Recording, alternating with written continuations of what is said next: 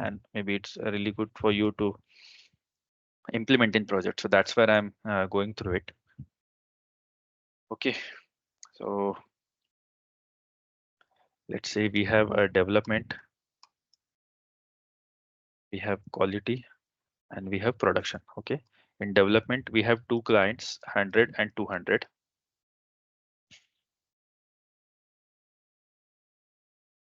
Okay, 100 is your config client. Okay,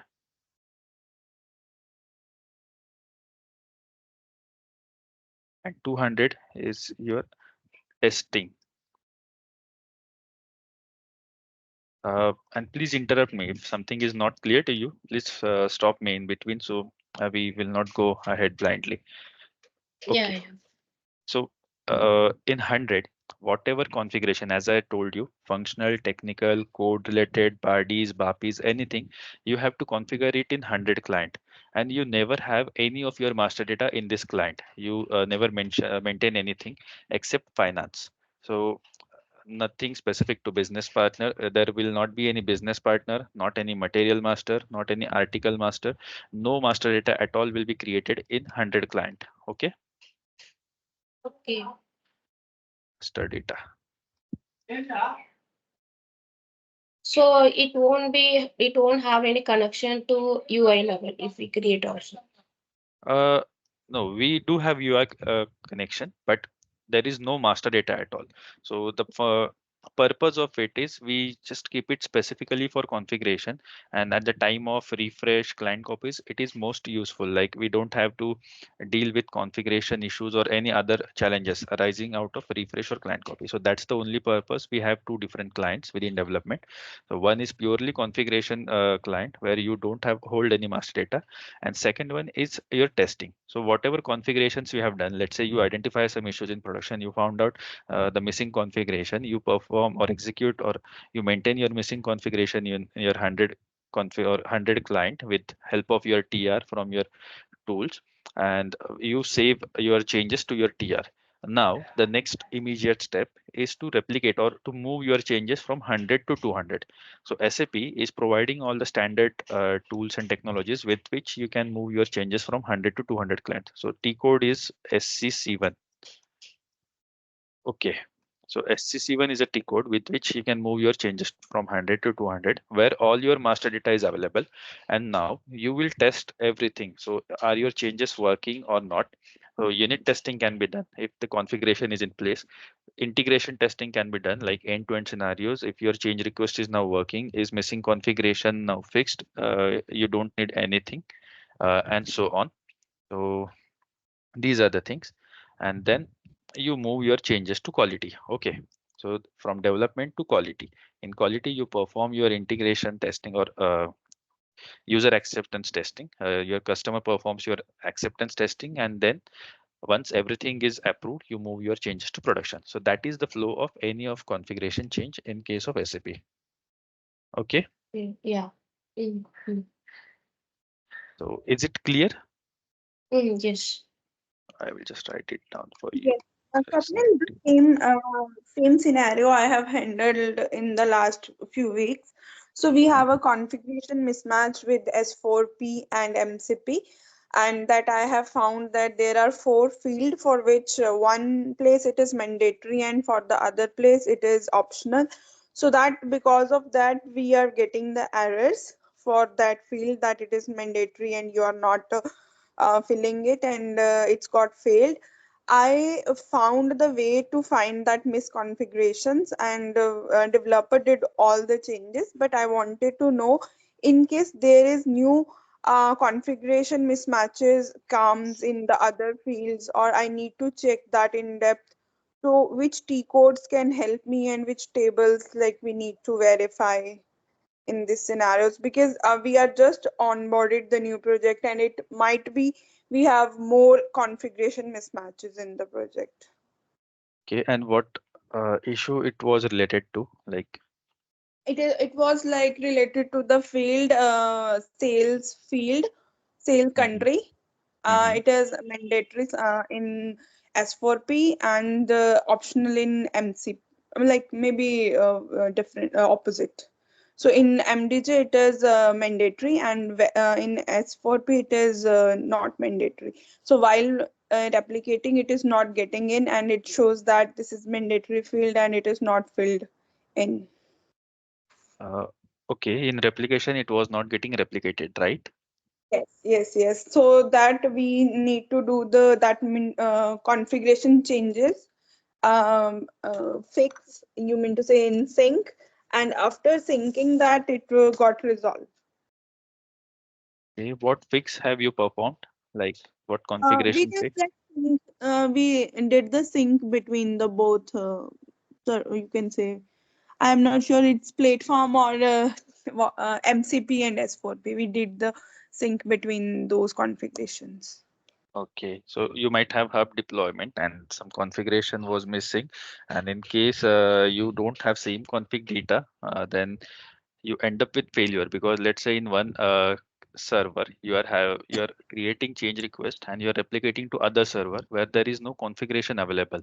So say, from outbound of server one, it will be successful. From MDG outbound, it will be successful. But for target system, which is the receiver system, if no configuration is present, it will fail in inbound. So if it's type, we need to see which type of replication it is. Is it IDOC? It is SOA, or whatever it is. Like SOA is in web services, or there are other means of replication as well. And based on replication, we review our replication log. Yeah, it is IDOC. Okay, then there are T codes PD87 wherein you can see if your IDOC is failed, with what reason, what status message, and you can all immediately get to know what is a missing configuration, what is missing field data, or whatever it is, the error. There are n number of errors, lakhs or thousands or many more than that. So there can be any issue, and based on IDOC you can see what issue is there. You can fix it in development again, with the configuration TR. You can take it to production, deploy it to production, and then you can test it again. Yeah. I used to face this kind of issue daily in data replication. Yes, in Mm, support project, mm, data mm, replication, change required specific issues like CR is stuck, workflow specific issues. We are not able to process the change request. CR is assigned to some wrong users, or we are not. CR is end up in process errors after activation. So these kind of issues are most frequent. So it is pretty mm, many, uh, much common in support projects. So mm. we will like work on the in depth for checking these tables and T codes, something like related to these. Is it in our scope? My question is basically. I think it will come under last checking because data replication MDG last. If you have any help, you can come to me because I mean, like I know how to handle this kind of things. Oh, Because no, in my project, mm, I'm like my lead was there, but she said how to handle this, and now single alone handling. So I come to know after deep driving into this, where it is going wrong, everything. Just like we have to think and Hello. research it. yeah. Sorry, I was somehow not able to speak. I was speaking, but maybe I was on mute also. Not sure what Yes. happened. Okay, I Yeah, was saying, okay. yeah, it's pretty Yeah. common, and as you were saying, Kirtana, we can Mm, discuss it in replication model mm, level. mm, So there we can discuss this in detail. But maybe mm, to mm. start with, we have started with our architecture, SAP architecture, SAP landscape, and now we have to move to actual SAP MDG. So till this, is it clear what SAP architecture is, what SAP landscape is to you? Yeah, Yes. yeah. Yes. How TR movement work? Okay, perfect. Then we are good to go ahead. Then I'm sharing this presentation, a very short one which I have prepared, but is it visible? Yeah, yeah. Yes. And and have you worked in both MNC as well as in product based? Product based, I have not worked with. So Kirtana, it's actually out of your interest. In MNC or in service-based companies, you can work on different clients, different industries across the globe, different regions, and so on, depending Mm, on your offerings or depending on your organizations. In okay. product-based companies, you have to work with the same client, with same Mm, landscape, with same implementation, and say everything is a similar one. It's not changing over the time. So let's say you have mm, MDG at, so you are in PepsiCo, right? It's a mm. product-based company. Yeah, yeah. No, So no, if it I mean, I client was PepsiCo. Okay, so Mm, okay, let mm, me just clear this difference for you. There are mm, two types of companies, service-based and product-based. In service-based, what you do usually like Accenture, Deloitte, EY, or mm, many more such mm. companies, what they do is they approach different customers. They do an RFP. They perform an RFP for their customers. Okay, these are the solutions we can implement for you. This is a request for proposal, What and is this is a RFP? request for proposal. Okay. Okay. So Mm, they go to customers and then they mm, help with their S4 mm, HANA migration or SAP MDG installation in short. Okay, so this mm, is what is service-based companies. Once they win the contract, they will mm. implement MDG with their existing teams, and that's it. The project is finished. So once implemented, Mm. support can be continued or support with will be with some other vendor as well. So that Okay. is one part, Mm, and mm, this is with service-based companies. And the second part is your product-based companies. So product-based means you have your actual manufacturing or product that your company is delivering. Let's say a PepsiCo or your Tata, like Tata Automobile mm. or any manufacturing company, you can say Carraro and many more. So what they do is they have their manufacturing facilities there, and they have their SAP or they want to have SAP. So either you implement SAP for them or you support their SAP migration. There is some service provider there. Let's say for Accenture and Deloitte and any other companies implementing your project, even though you are a part of that product based company, some other vendor will be implementing and you are only supporting or you are giving your requirements to their SAP consultants. So in product based team or product based company, you might not get all the opportunities as a consultant. You can only be a mediator. You can have coordinate with the SAP consultants. You will be a mediator covering all the requirement scenarios, require all the business requirements, driving your project, reviewing if everything is on time or not, and likewise. So this is what Mm, you actually do in product-based companies, and mm, it's up to your interest, like whether you want to mm. work for long term in the same landscape. But there are some restrictions as well. If you are working in the same landscape, you might not learn many other new things. So Yeah, yeah. but Okay, in okay. service-based Mm, companies, let's say your one project is finished, you end up with mm, first, and then you start with second project. It can be of different industry, different geographic location, different implementation. In first mm, project, you might be deploying MDG in different way. In second, you might be deploying it in other way. So there are n number of possibilities. So mm, that's the basic difference, and it's up to your interest where you are working, product based or service based companies. And MNC or medium scale company, that makes no difference. MNC is doing the same work which other companies are doing. It's only the mm. type of companies, service based or product based. Is it clear? Oh, okay, okay. Got it. Okay, then moving next, let's start with few topics today. So introduction we have already covered, our individual introductions, SAP specific introduction, SAP landscapes, architecture, and everything is now done. uh, Coming to MDG, we have three topics to cover today: SAP MDG architecture, SAP MDG deployment options, and SAP MDG master data domains. Okay, Okay. give me just a minute. Uh,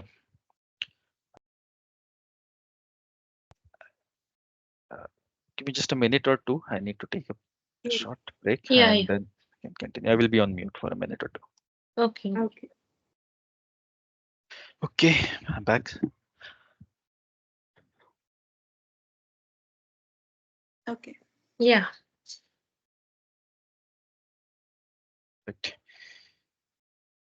So we were with architecture, right? We started with MDG part now, and we are starting with MDG architecture. Okay. Okay, just a second. also set this up. You will give this all the file in that our website, right? Which It's one? there. We have our institute website, no? So you will drop drop your file, right? Yes, yes. Aditi will coordinate with you on that. I will share with her. She will Mm. coordinate with you. Okay. Okay. Okay. Okay.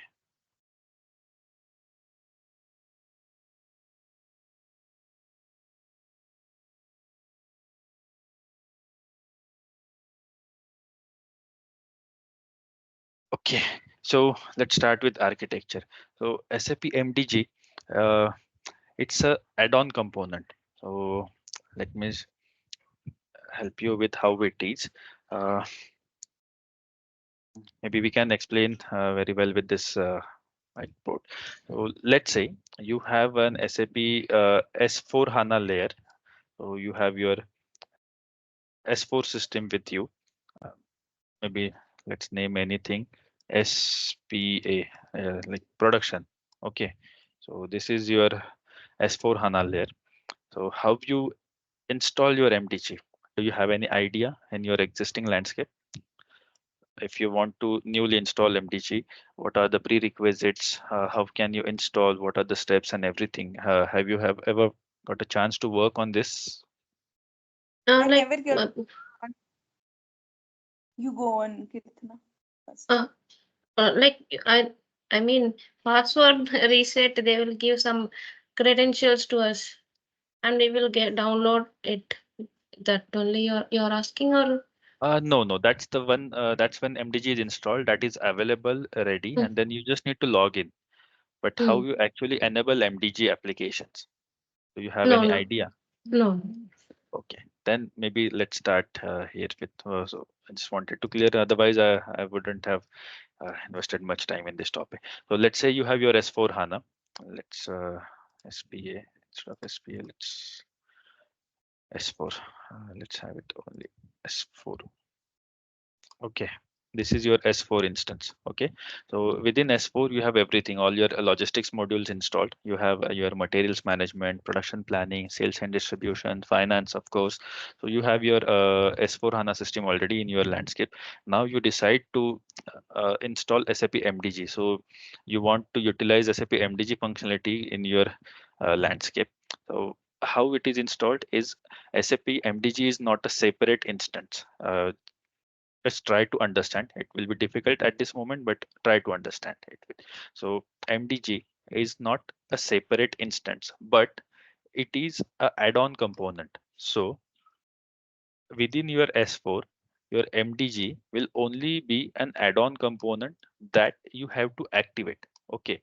So when any customer it pays the cost or license cost of SAP S4, you already subscribe to everything. You already have your logistics module, you have your transportation module, warehouse related modules, and everything in your S4. Same is with SAP MDG, EWM, TM, and you have to activate these add-on components. Okay, so MDG is your add-on component over S4. So S4 is your core, S4 is your server, maybe your S4 HANA is your system, and over and above S4, you activate your master data governance system. Okay, so it's just an add-on component. It's not a separate instance. It's not like there is an S4 layer and then you activate MDG separately. Okay, so it's Okay, never a case. It never happens or it's not possible. Just keep this in mind. MDG is always installed over your existing S4 HANA landscapes. So just make this clear in your mind. So next steps will be very clear for you. And what it means for installing MDG. So as we discussed earlier, there are different layers, architectures. So there is a front end, there is a database layer, there is an application layer. So same way, we have different layers of SAP MDG that we actually need to install as an add-on component.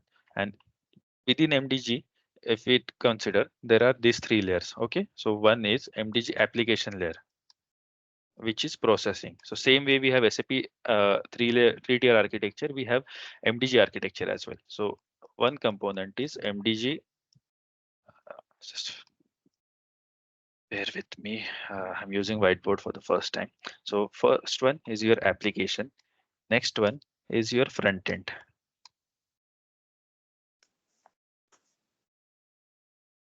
Not front end, sorry, foundation. MDG foundation. And last one is MDG UX.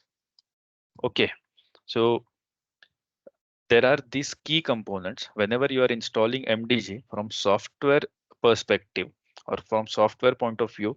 These are the key components. So SAP MDG application, SAP MDG foundation, and SAP MDG UX. So these are three components. They are a part of SAP S4 HANA installations, and there are different components which contains all these parts like application, foundation, and UX. So if you want to install MDG in your landscape, you have to install these three different instances: application, foundation, and UX, and then only all together, sorry, uh, all of this comprises of your MDG add-on. So this is your MDG, installing MDG over your S4. Okay, so once you install your MDG, then MDG screens or MDG navigations, MDG configurations will be visible and available for you in your existing landscape. If you don't have this MDG things installed, you never see any of your MDG transactions, MDG Fury tiles, or any of MDG configurations like MDG IMG, MDG IMC, MDC IMG, etc. Okay, so this is a prerequisite in any SAP MDG project. If you want to install MDG, you have to install all these three software components. So this is overall with MDG, like high level MDG components specific to software. Then coming to MDG functionalities. So within MDG, you are already working or you know MDG part. So I will be quick in this part. We have different data domains. Okay, we have MDG material master, we have MDG business partner. Within business partner, we have uh, MDG customer, MDG supplier, and we have MDG finance objects as well. Okay, so I will not list it down. Let's move to presentation again, and we can see. So within architecture, we have covered first point. So these are the key software components. If you want to install any of MDG in any of your S4 landscapes, so application, foundation, and UX, so these are main components to install. This is first part. Second one is to activate different functionalities. So by default, they are not activated. It's a part of your switch framework, and it provides you the function like uh, what to say, a convenience of activating different components. So you can activate your MDG customers, suppliers, financial, material master, and it's not at all mandatory. Like for MDG, you have to go with everything. You can install only MDG customer, business partner customer, only business partner supplier. You can go ahead with only business partner. You can go with business partner and material master, or you can also go with only finance. So we have complete flexibility. So based on business requirement, there are number of clients, they only go with finance. There are some clients which only go with business partner, and there are also some clients which go with material master as well as business partner. Mm. Is it clear? Yeah, clear. I have Oh, one doubt. Like you said, application foundation and UX layer, right? But at the starting of the starting, you said database. yes. So where it is comes, Database is with S4. So so it won't part of the, MDG. Just you are uh, fetching the yes, data from it's there. anyway a part of S4, right? So MDG is using the same database. MDG don't have different database. MDG is using underlying S4 system specific database. MDG don't have its own database layer, a separate layer as such. It's using existing S4 HANA database. That's why the database doesn't comes in MDG. Okay, And that's okay. where I was like trying to mention MDG is not a separate component. Let's say we have this scenario, the one which I'm showing. This is not practical. This is never happening. But just for example, I'm demonstrating. Then in this case, if MDG is a separate instance, then you might need a database layer separately. But it Hmm. never happens. MDG is only an add-on component over existing S4 system. So Okay. um, that's why there is no database layer. Okay. Hmm. I have a doubt here. Yes, Like please. for our systems, we have S4P and MCP. What I believe is MCP is the MDG system and S4 is the S4 HANA. So there is sometime replication issue in between, like whatever data in MDG is not present in S4P. Mhm. So if there is no different database, then how these differences we are seeing in our system? We are coming to that yet. We haven't like it's the next Oh, topic maybe. okay, okay, okay. Because I So am confused, because you said uh, na there is no yes, yes, database. yes. So that's why. We'll cover in deployment. So in next slide is the same part only. So that's where Oh, I'm going slow. The first part is very crucial. If you understand this foundation in a very good way, next part will be not at all complicated. So you will be very clear with MDG concepts and foundations, and you won't face any challenges in understanding the concepts of or how SAP MDG works, replication, modeling, everything works. So that's why I'm giving more and more time to this. Okay. Oh, MDG application for configuration, UX for Fury launchpad. What is MDG Foundation? Foundation is all your configurations and MDG relevant activities. So you have all the different configurations. The way you configure your let's say configuration data in SAP S4 HANA, it's through SPRO, right? In Mm, SPRO, you do all your configuration. The same way, you have a different T code MDG IMG, wherein you do all your MDG specific configurations. And foundation mm, is a component which implements or which activates all your MDG specific configurations. So basically okay. MDG IMG, MDC IMG, and so on. Okay, okay. Clear? Mm. Okay. Now, So as we application is for configuration and foundation is for activating. know, application is just connecting front end, like foundation with your database layer and front end. So application Okay, is okay. processing layer, actual processing layer, backend layer. It's a intermediate between information. Yes, yes, yes, intermediate layer, you can say. UX is your Mm, front end, UI, UX, mm, and mm, foundation is your core MDG functionalities to be activated. mm.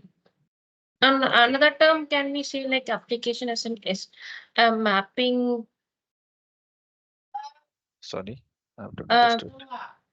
can we say like MDG application as an a mapping layer between No, no, no, no, no, no, that is not at all. separate? Not at all. Yeah. Mapping is totally different concept. So this is again a new concept or separate concept in MDG. And there are types Mm, of mapping again, key mapping, value mapping, and so on. mm, So mm. that's overall a separate concept. Just not we just should not mix it with this. SMT mapping I was That is also another topic. SMT mappings is also a different concept. These are very huge concepts. It's not like a small one. These are topics to say. So it's a different thing.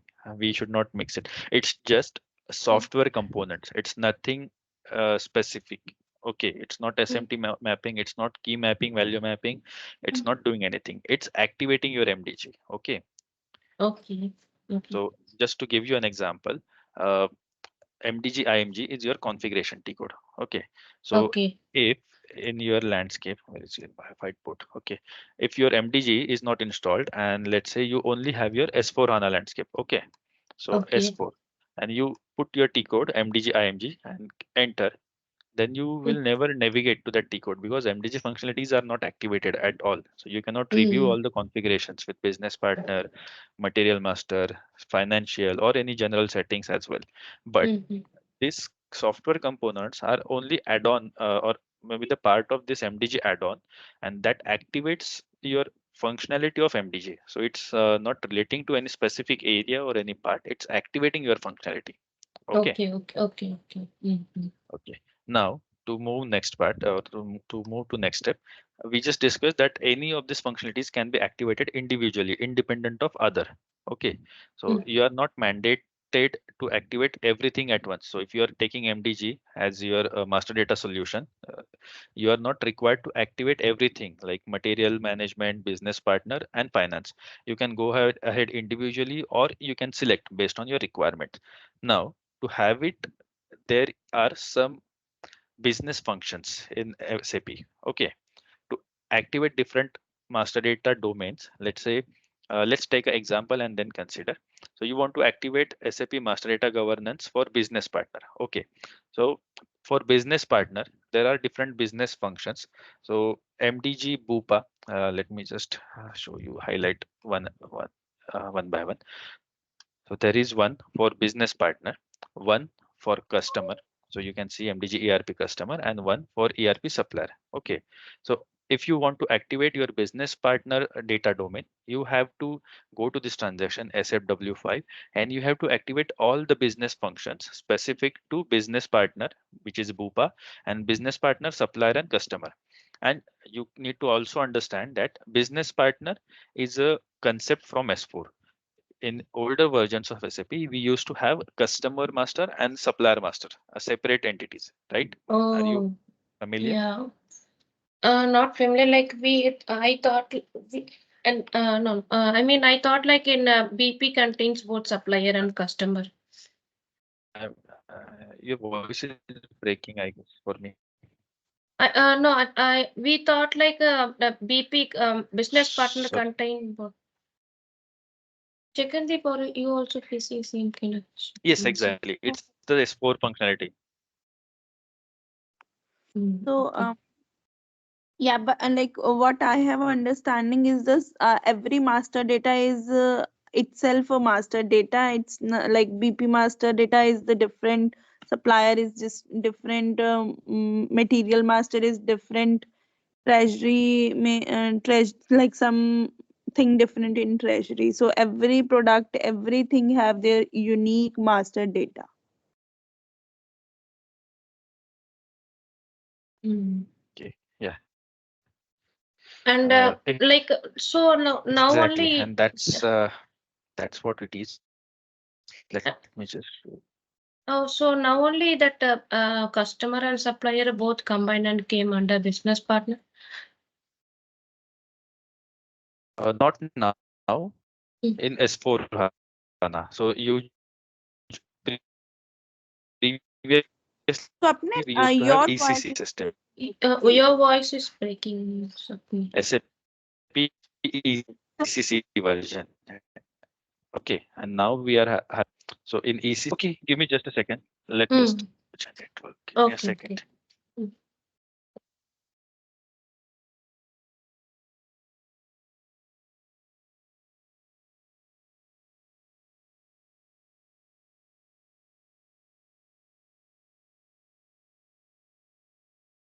Hello, am I audible now? Yeah, yeah. Okay, yes. Maybe some issue at my side. Okay, I was saying, no, it's not something which came recently. It's Mm. pretty old. Maybe you can take it as a homework for today. You need to learn about a business partner functionality and how what was the reason behind it and everything. So, and for now, to just give you an understanding, let me do it this way. So we have, okay, business partner at highest level. Okay, within business partner, we have different roles. So customer,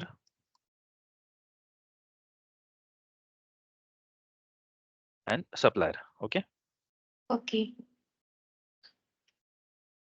and within customer and supplier, you have different datas. So let's say general data, company code data. Then you have sales org specific data. Same is with supplier master. So you have general data, you have your company code data, you have purchasing org. Okay, Mm. so just take it as a homework. Initially, we only have this concept, customer and supplier master, and that too they were separate. In S4 HANA, what we have made or what SAP has proposed is a business partner concept.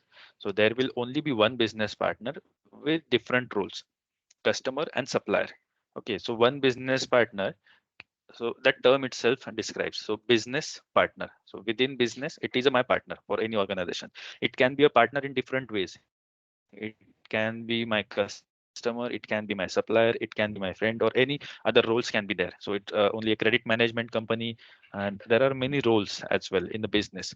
So all these are roles within business partner, and that will be your homework for today. So you just learn or maybe read through. It's pretty simple and straightforward. It's your activity or maybe a task for today, and we can then revise it tomorrow. If you have any doubts or questions, we can discuss it further. Okay. Okay. Oh, What is a Oh, BUPA?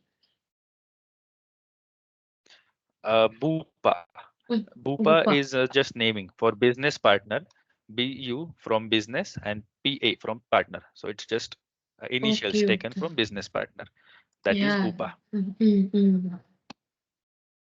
It's just naming convention. That's all. So we should not name it so long. Business partner. So instead, only BU from business, PA from partners. That's it. It's not a. we are It's checking just that name. in CRM4, right? And that Bupa thing is incoming inbound in CRM4, is it? I don't understood your question. Can you please repeat, Jagandeep? Yeah, I'm saying that That this BUPA thing. Bupa is in the CRM4, like ECC topic, or is it in S4 HANA also? E- Uh, Yes, for Anna. Like no, Jagan. It's which just a ECC short top? name. Bupa, like, uh, is it like same in ECC and now in S4 HANA also? It's in the Uh, both system. No. no. It's in S4 HANA. It was not same in ECC. In ECC, it was customer and supplier. That's what I'm saying. It's customer and supplier in ECC and business partner in S4. So you can just read through some articles. I will also try to share some articles to Aditi, and she will share it with you. You can read through it, or you can also Google it directly. What is business partner concept in S4? And you will get all the blogs from SAP. So if you read maybe one or two blogs, it will be very clear to you what business partner concept is. Okay. Okay. Okay. Okay. And then And coming and back to my in point. okay. Mhm. Okay, Uh let's cover this first, and then maybe we can cover questions. Otherwise, it will be difficult to learn this functionality. yeah, Okay. yeah. Uh, Okay, so we came till this system administrator will activate the switches. So I was explaining you, if you want to activate these functionalities individually, you have to go to this T code SFW5, and there are different business functions that you actually need to activate. So if you want to enable your business partner in MDG, you have to activate all these three business functions. So MDG BUPA underscore 5, MDG ERP underscore supplier 8, MDG ERP customer 7. The naming conventions are SAP standard. It's just like it's the name of this. It's not, there is no any logic or anything as such. Last digit is the version, and others are detail like the names of this business functions. So if you want to use business partner functionality in MDG, you have to activate these three functionalities: BUPA, supplier, and customer. If you want to use business partner governance in MDG, you have to activate MDG material. If you want to use financials, you have to activate SAP MDG financials. That's it. So these are the key functions, and based on your requirement, you have to activate these business functions in this T code. So you just need to navigate to this T code SFW5. You have to select it. These are all the multiple line items, and you have to select these line items. And there is one check button where you can activate these business functions. Usually, this is a task of a basis person. So the same person in your support project who is moving your TRs from quality to production, that same person from basis department, he will be activating all these business functions with this T code SFW5. Okay. And then this is also with SAP MDG architecture. Once you activate business function, then you are done with installation of SAP MDG. Now you have out of the box MDG, and then next step is to decide like your implementation approach, your source and target systems, your master data, your configuration data, uh, and so on. So this is what covers all your MDG architecture. Is it very clear to you? Yeah, clear. Yes, yes. Okay. Moving next. This is also very important, deployment options. And there was one question, Jagandeep, from you, so maybe we can clarify it over here. Let's say, again, I need to move over here. Okay. There are two scenarios when you are implementing MDG. There are always two scenarios. One is your co-deployed implementation or co-deployed mode implementation approach, and one is your hub approach. Okay, this is really important. Please listen to this carefully, and if any questions, stop me immediately over here. We won't take questions at last. Feel free to interrupt over here. Okay. What co-deployed means? Okay, in SAP, let's have this SAP S4 HANA box. Okay, so this is your S4. You have implemented MDG as your add-on. Okay, and basically there are two types of data. One is all your master data. Master data comprises of your material master, your customer and supplier master, business partner master, finance master. Within finance, you have all your GL masters, cost center, profit center, cost element hierarchies, and many more. Okay, so this is all your master data. Then second part is your configuration data. Okay, which is your config data. So all your customizations. The data which you are actually reusing. So account types, account groups, industry sectors, everything. So that is your configuration data. And the third is your transactional data. Transactional data is your purchase orders, sales orders, production orders, and many more. Is it clear? Yes. Mhm. Okay. In MDG co-deployed or in co-deployed approach, your configuration data, okay, so config data and your transaction data, okay, it lies into the same ERP system. Okay, so all your configurations as well as your transactions are underlying in same S4 HANA system. Okay, so there is no separate system for transaction data. And this is what co-deployed means. So you have your S4 layer. Over your S4, you have implemented MDG as add-on layer, and in the same layer, you have everything. So it's a one setup. Within one client, you have everything: your S4, your MDG, and your master data as well as your transactional data. So what happens is when you create any master data within MDG, so it is first created in MDG with the in the form of change request. So any master data will be created in MDG in the form of change request, will first be created in MDG and in the form of change request. So once you create a change request, there is specific approval flow or approval process. And once you activate your change request, that data, master data, goes into your underlying ERP system, which is S4 system. So ERP is our S4 system. Okay.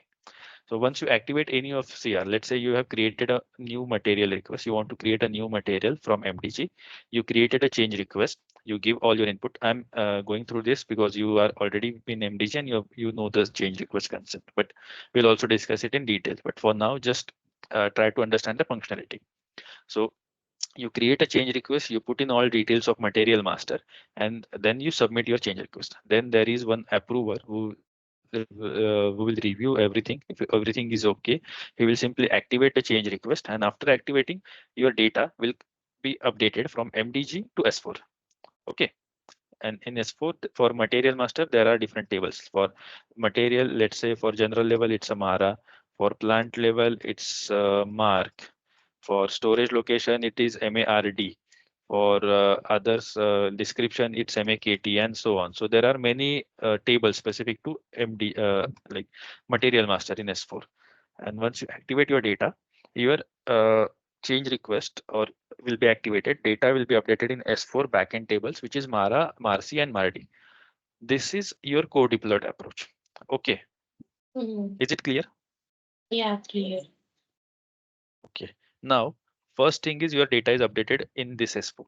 You might have some possibility that you are using two different systems. So let's say you consider a Tata as a group. and you have two different S4 systems, one for automobile, let's say one for our regular vehicles, fuel based, consumption based, petrol and diesel, and one for electronics. Okay, so let's say this complete S4 system is for your fuel, petrol and diesel based vehicles. And then you have one more S4 layer, which is only for electric vehicles. Okay, then MDG is only installed on one instance, which is your central governance, which is this one, S4. Okay, and another S4 is only for electric vehicles. Let me just put it electric, not to confuse.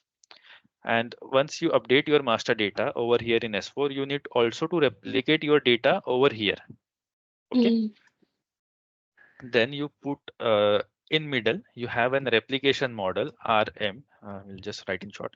And with the help of replication model, you replicate your data from this system to this system. Okay, and let's put this as instance A and instance B. So you replicate your data from A to B with the help of a replication model.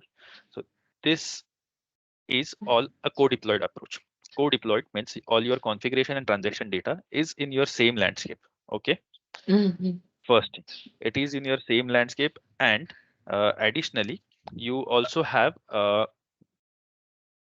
some target systems wherein you are replicating your data. So that's co-deployed approach. Till this, is it clear? Okay.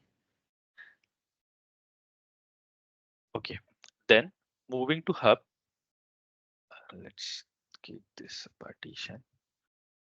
For hub, again you have MDG installed over here.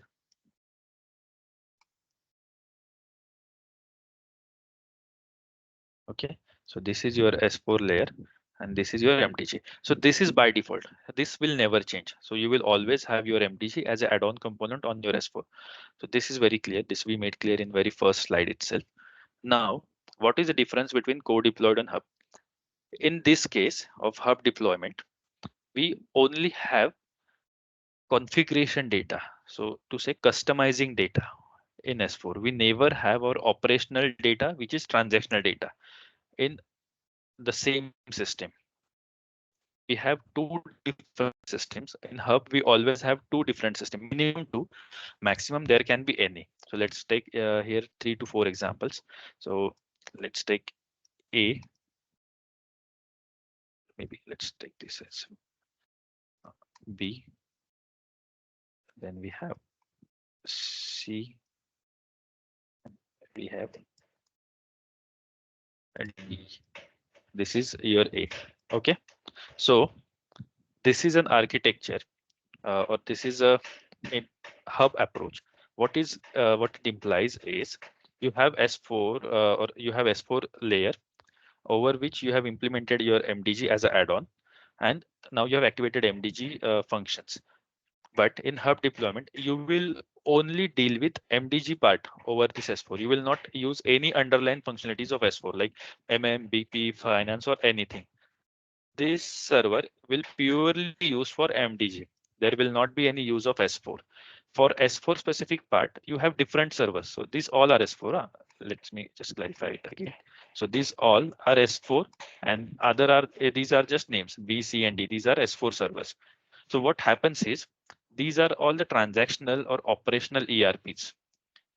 B, C, and D, and MDG, which is A, it is your configuration or it is your centrally governed ERP only for MDG.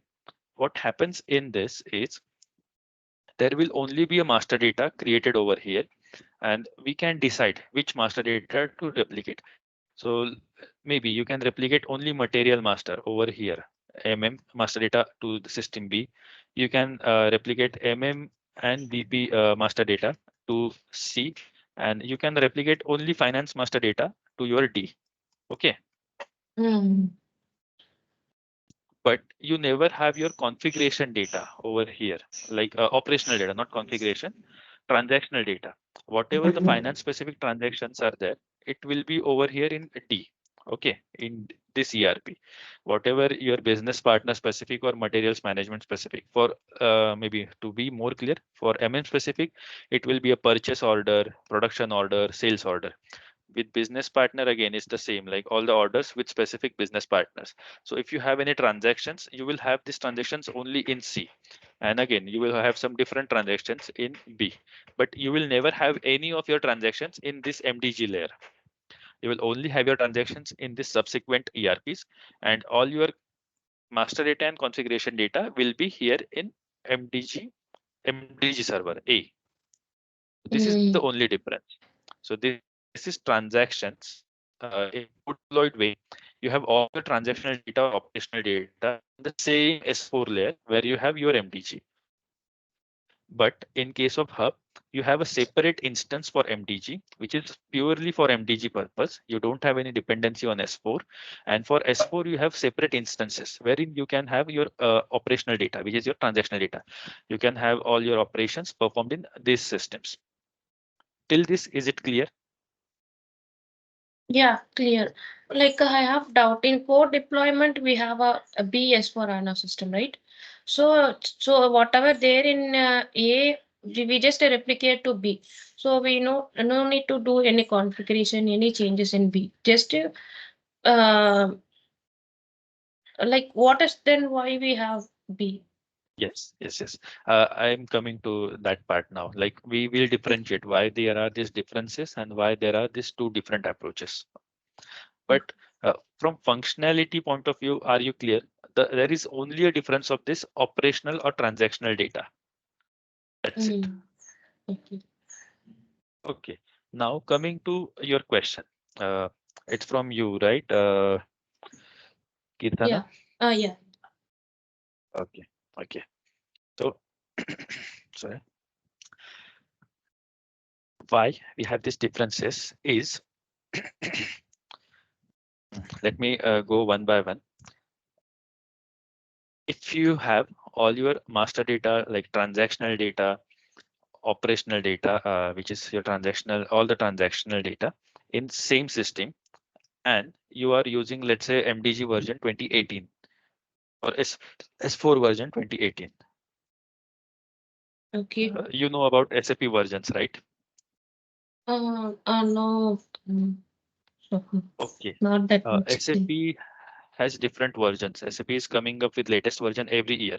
So we have 2018, 2019, 2101, 20, like we have there are many versions of SAP. Maybe this is like generic SAP functionality. Maybe you can read about it. That can also be a part of your homework. But let's say it's like you are using Android. You have used Android phone, right? Both Mm, of you. yeah. So Yes. there are Android versions to it. So Mm. previously it was Android 10, 11, 13, 14. So recently we have Android 14, I guess. It's 14 or something like that. Let's say same way you have these versions 18, 19, 20. You are on SAP version 18 and you are using co-deployed way. So everything in the same instance, all your configuration data, master data, transactional data, everything. And then you have to migrate to your new version, which is 20. Mm, Okay, from 18 to 20. If you want to migrate or upgrade your existing, it's not a migrate, sorry, let's use exact words. If you want to upgrade from 18 to 20, it will be a big challenge. It will be a big mess. Okay, because you are not only concerned with MDG, you have everything in your S4 as well. So if you only want to update MDG, you cannot do it. You have to consider the underlying S4 system. There is a dependency. So let's say if you want to use latest functionalities from version 20, and that's why you want to upgrade to MDG, you cannot go ahead with upgrade directly. You have to review all the dependencies. There can be a dependencies with materials management, can be dependencies with production planning, there can be dependencies with finance, can be dependencies with CRM, and many other technologies within SAP. Okay, mm, so that is a big challenge in co-deployed way. So you cannot simply decide when you want to upgrade over here, even if you know, okay, in latest MDG functionalities or in version, there are many new functionalities which are useful or beneficial to you, and you still have to analyze and investigate all the efforts or all the dependencies. So it's not an independent approach of upgrade. So that is the most important reason. And Mm. if you want to upgrade MDG, you have to see all the S4 systems. And maybe I will not go in detail, but the efforts in required to analyze this are huge. It's not like maybe a few days or few weeks and so on. It's months. It's not very easy. You have to reach out to each and every team, basis, MM, PP, finance, SRM, logistics, EWM, TM, everything, every team. And then there might be some dependencies. Few functionalities will work, few functionalities will not, some functionalities will differ. Let's say some guy will say, okay, I don't want to upgrade, I want to stay with the same version, we don't have any benefits. EWM guy can say there are some challenges for us if we are upgrading. Then there comes some dependencies and it's a bit challenging. Okay, it's not Mm. easy to upgrade. So even if you want to upgrade, there are benefits, you cannot go ahead. Okay, Okay. so this Yeah. is a major challenge. That's but there is one benefit as well. So there is one challenge and one benefit. So can you guess what is the benefit out of it? Maybe if we upgrade means like Android, we have a fast, we have a speed. Maybe in S4 and also it will be we have a speed that time consuming. We have some functionalities. We had on functionalities. Maybe Yes, we do we have. have. Anything else that you can think of? I believe new functionality will be add on in there. Yes, that will be also a case, but maybe I will come to it directly. Cost. So cost is most important.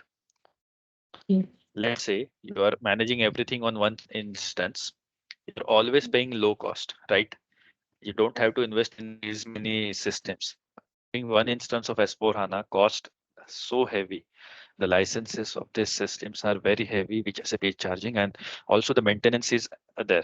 So it's not like you just take it, you have to maintain it as well. So cost incurred is very high if you are having multiple scenarios or multiple instances. In case of co-deployed, your cost is very low. Cost associated. You have to maintain only one server. You have to pay for only one instance. Getting my point? Mm. Yes. So it's a Yeah. cost benefit, but with certain limitations. And this is the upgrade is only one limitation which I have informed. There is one other limitation as well. Like you cannot install or you cannot go with co-deployed way in case you are using SRM. So if you are using SRM, SRM is supplier relationship management. It is also one of a tool like SAP MDG. So if SRM is there in your underlying S4 layer, you cannot go with co-deployed. These two functionalities are not working together. So you can Okay. only have SRM in hub deployment. So you can have SRM in your B, C, or D, and then you can use MDG over A. But if you have MDG in your A, you cannot use SRM over here in A, or vice versa. If you have your SRM, you cannot use MDG. Why? What? Why? It's standard SAP logic. So these logics are built differently. These cannot be integrated together. Okay. So there is no such a reason as such. It's SAP standard. It is what it Mhm. is. Like there are no such reasons or so. Mm.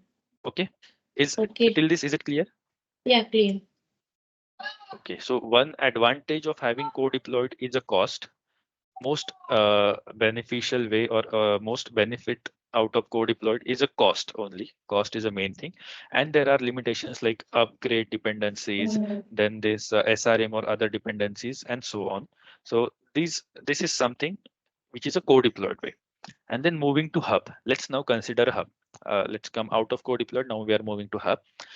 Let's say here again you have a same requirement. You have hub deployment, and you see you are on a version 8 or maybe 18, you want to upgrade to 20, and you see there are benefits, you go ahead directly. You don't need to consider any dependencies. So it's an independent approach. You have MDG in your specific landscape, or you have a single instance of MDG. There is no dependency on EWM, TM, SRM, CRM, or any other tool of SAP. So if you want, you can upgrade MDG directly, or it's not only MDG, maybe the whole S4 layer. So you cannot only upgrade MDG. You never update MDG alone. You upgrade with underlying S4 layer. So S4 layer will be upgraded to some version, and then MDG foundation and application layers will be upgraded to some versions. Okay. In next sections, we'll be reviewing our system directly. You can see also the versions what are there, but try to understand it here. So you can directly upgrade it, irrespective of B, C, and D. These three systems can remain on the 18 version. There will Mm, not be any impact. Getting my Okay. point? okay. Yeah, yeah. Yes. This is most important benefit of this. Now, I think like moving it to is next giving benefit. them. I think it Sorry. is like giving them freedom to choose their version and they wanted to upgrade or not, but they can Mhm. also get the benefit of MDG with the different support. Exactly. Exactly. Now you are getting my point. So this is the most basic difference why people need to define which approach they want to go ahead with, either co-deployed or hub. So that is the major difference. And in this case, you can simply go ahead with upgrade without any dependencies on any other systems. It's an independent approach, and you can best utilize MDG for your landscape for your customer. Mm, SAP always suggests to go ahead with hub in case you are okay with the cost. But the challenge here is with cost. So even if you don't have, let's say, these three different systems and you go ahead with hub, even though you have to maintain two different systems, one for MDG and one for your transactional data or operational data. So you have to maintain two different systems. You have to keep both of the systems active. You have to pay the double licenses cost. You have to have system refresh configurations and everything. And this was the most important part. Now there is one more aspect to this. But is it clear with the first part? Then I can move to the second. Yes, this is clear. yeah. Okay. Okay. Then Yeah, now coming back to like code deployed, there is okay, upgrade is okay, fine, but what about this core deployment B? So whatever data in A, we are just moving into B. That's it. that now I'm coming to this. That's why I highlighted this config part. Okay, You're okay, getting really good questions. Like that's why I'm going with sequence. Okay. okay, okay. Coming to configuration. So let's say you are creating materials, you are creating business partners, you are creating finance objects, but you have your configurations, SPRO configurations in place, and then only you can create your materials, right? So let's say you go to create Mm, change request, you can see the F4 options for everything, for material type, for material groups, for external material groups, and everything, and so on, industry sector, right? So these configurations of your master data, all these configurations are defined in your underlying S4 systems, which MDG is reusing. Okay. okay, In co-deployed way, you don't have to perform configurations in multiple clients. Let's keep this B at the moment. Let's consider you have only A. Then you have all your configuration data in your underlying S4 system and you can utilize it directly. You can reuse it over here in MDG directly. You don't have to perform your or configure everything in multiple places. That is the second aspect of this difference or second most important difference in hub and co-deployed. So the configurations are already there in underlying S4 system. You just need to utilize it. And in case there is an additional system, the configurations needs to be maintained over here as well as over here. So let's let's assume there is a material type created in B. Okay, XYZ material type, and that material type you have not configured over here in as this one A, where your MDG is implemented as add-on. And if you go on with MDG to create a material with that material type XYZ, you will never be able to create it. You won't get that material type because it is that material type is in the configuration of this B system, but not in A. Correct. Got mm, it. Yes. Getting? okay, So this is also an important aspect. If you are having co-deployed approach, you have to maintain your configuration data. Whatever the target systems are there, you have to maintain your uh, configuration data in both of the systems. Then only you can use it. If it's available in either system, or it's a vice versa. Just make it clear. It's not only if it's not available in B, not available in A or B. Let's take the other case. Let's say you have your configuration data in A, but not in B. Then A, you have MDG. On A, you have MDG system. So you will be able to create your change request. Your material will be created with XYZ. Everything will be successful. These tables will be upgraded. But when you go with replication, with this replication model, it will fail. The IDOC will fail. It will never be able to create that material in this B system because configuration data is missing over here. Mm. It's a vice versa. So you have to maintain your configuration data in both of the systems. Getting? Okay. I'm Okay. getting like Swapnil, I am confused like which setup my company is using. Sometime I believe it is hub and sometime I believe it is co-deployed. So how For can I you, identify? Yeah, you can even uh, from my side, same question. okay. Just a minute. Let me come to it. Uh, Before that, maybe just clarify this, or maybe go with hub, and then I can answer your question. So you can yourself answer me. What is your system? Okay. Mm. Uh, this part is clear, right? Configuration data part. And Yes. one question, Sapnil, like SPRO is fully S4HANA, no? Like it is Yes. not with the SPRO MDG. is No, you can still. MDG is also there in S/4HANA in other Mm, components, but mm, there is a direct T code as well for MDG. So SPRO is a whole. It's not specific to S4. You have everything. You have Ariba, you have mm, success factors, you have S4, you are all the logistics of S4, EWM, TM, CRM, SRM, whatever it is. So mm. SPRO is a whole dictionary. So it's everything. It's not any specific thing. So it Like has any everything, but MDG is a sub part. So you don't need to go every time via S4 to SPRO to MDG. You can directly go to MDG with MDG IMG. You don't have to Mm. navigate with SPRO and then with other cross components and then MDG and so on. So you can directly go to MDG. So SPRO is a parent and MDG is a Mm. child. So Mm. SPRO is high level, and then it there same way we have business partner as a header, and then customer and supplier as a roles to business partner. Same way we have SPRO as a main config guide, and then where there are different configurations: EWM, TM, MDG, Mm. SRM, CRM, and so on. Okay. Okay, so whatever that the entity attributes will be there, no, some attribute will be there in S4 and some will be in MDG. So you Yes. mean is that? Uh, Attributes meaning what? What attributes are you saying? No, like suppose if you take a purchasing group, okay, purchasing group Mhm. for under material it will come, right? So we Yes. will go to SPRO path and we will navigate via path and we will make changes. So it will Yes. reflect in a SC60N table. Yes. So is there so if we want to use that value also we can use in UI. So like in between how this connections and all that. Yes.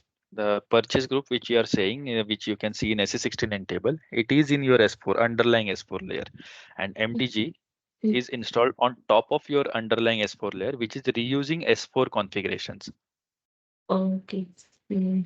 So always configuration data is in your S4, which MDG is reusing. Mm. Okay. Clear? Yeah, yeah.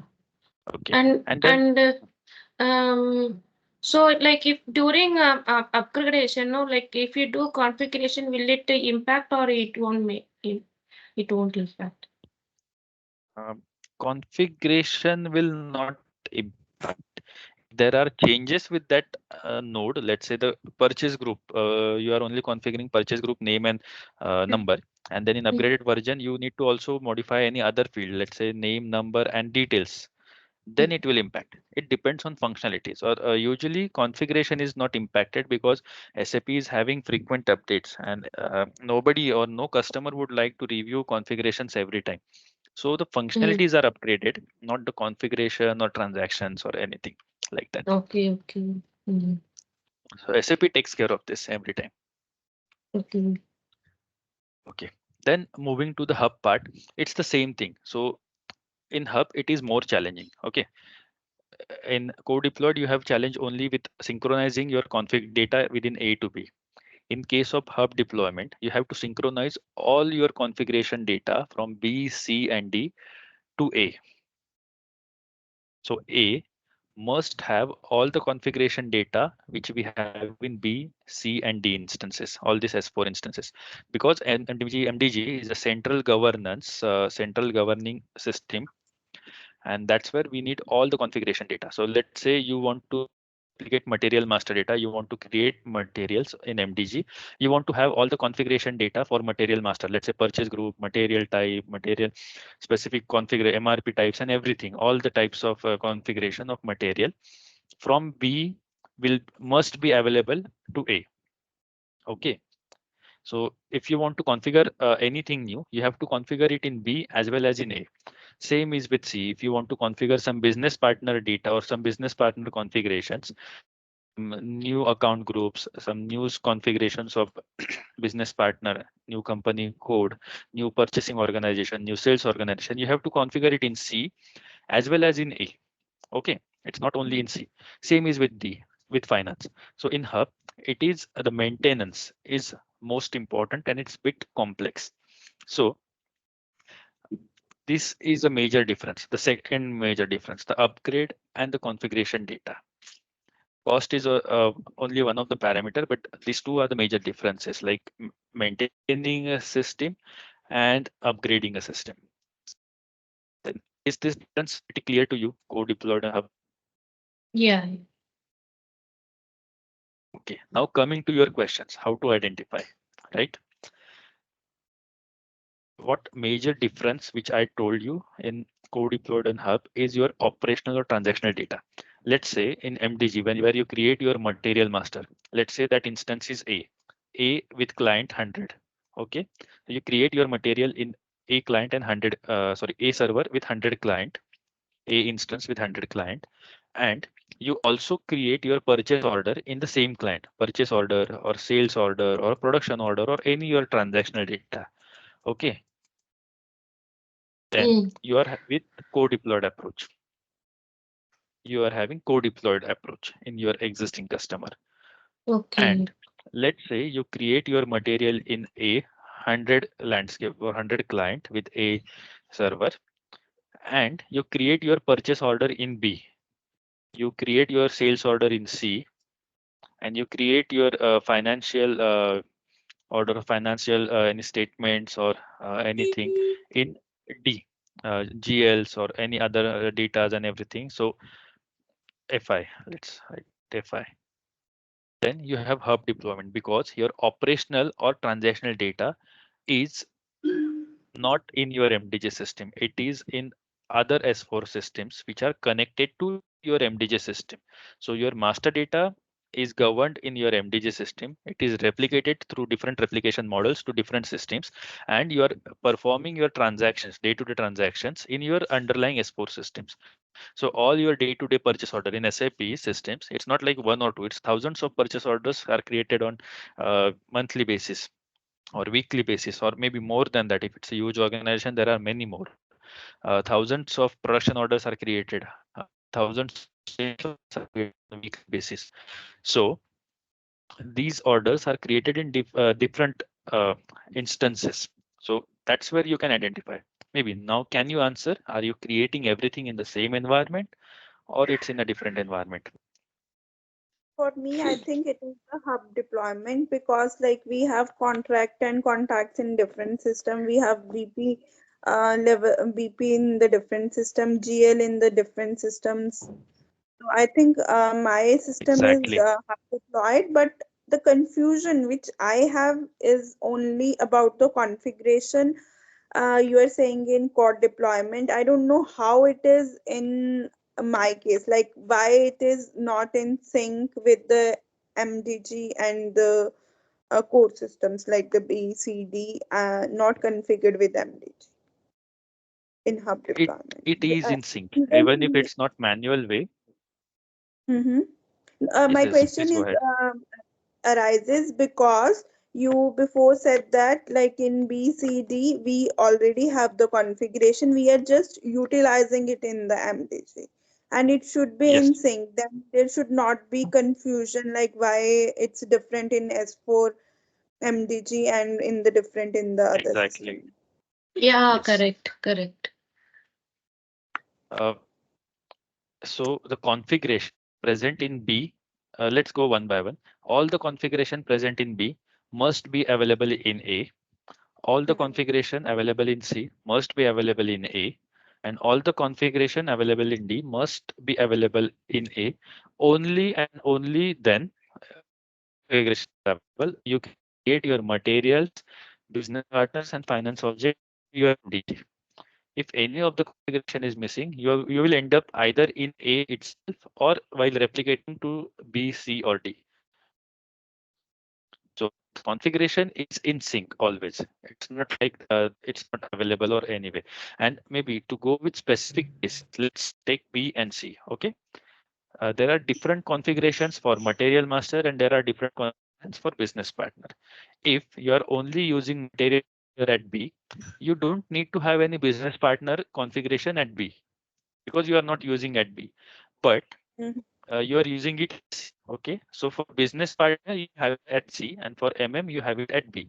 Let's keep this MM. You don't have MM at C. Now B is for your materials management, material master, and C is for your business partner. Now B can only have materials master configuration. That is fine. C can only have your business partner configuration. That is totally fine because it's not using business partner. C is not using material master. But if you come to A is connected to all, right? A, B, and C, or B, C, and D. So Swapnil, can I A, you interrupt here must for one? yes, yes, why Yeah, not? actually, can you use the highlighter or something? Because while you are talking, I am not able to see your mouse cursor or something. There is something a highlighter function we can use. Uh, Pen. okay, maybe in the presentation I have it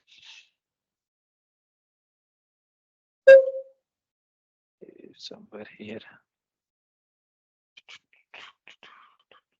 Because I can see the this whiteboard screen, and it is here in white screen board also. Um, there This is one, the third option, but I cannot see your cursor. Which one is okay. you This one selected? is it fine? Red. Let me I just make it. cannot see anything. Which one you are selecting? The red I am selecting. Is it clear now? Can I see? Can you see my cursor? No. No, Or maybe give me just a second. Give me just a second. because when you are saying something, na, I am trying to find it where you are talking and not able to find it sometimes.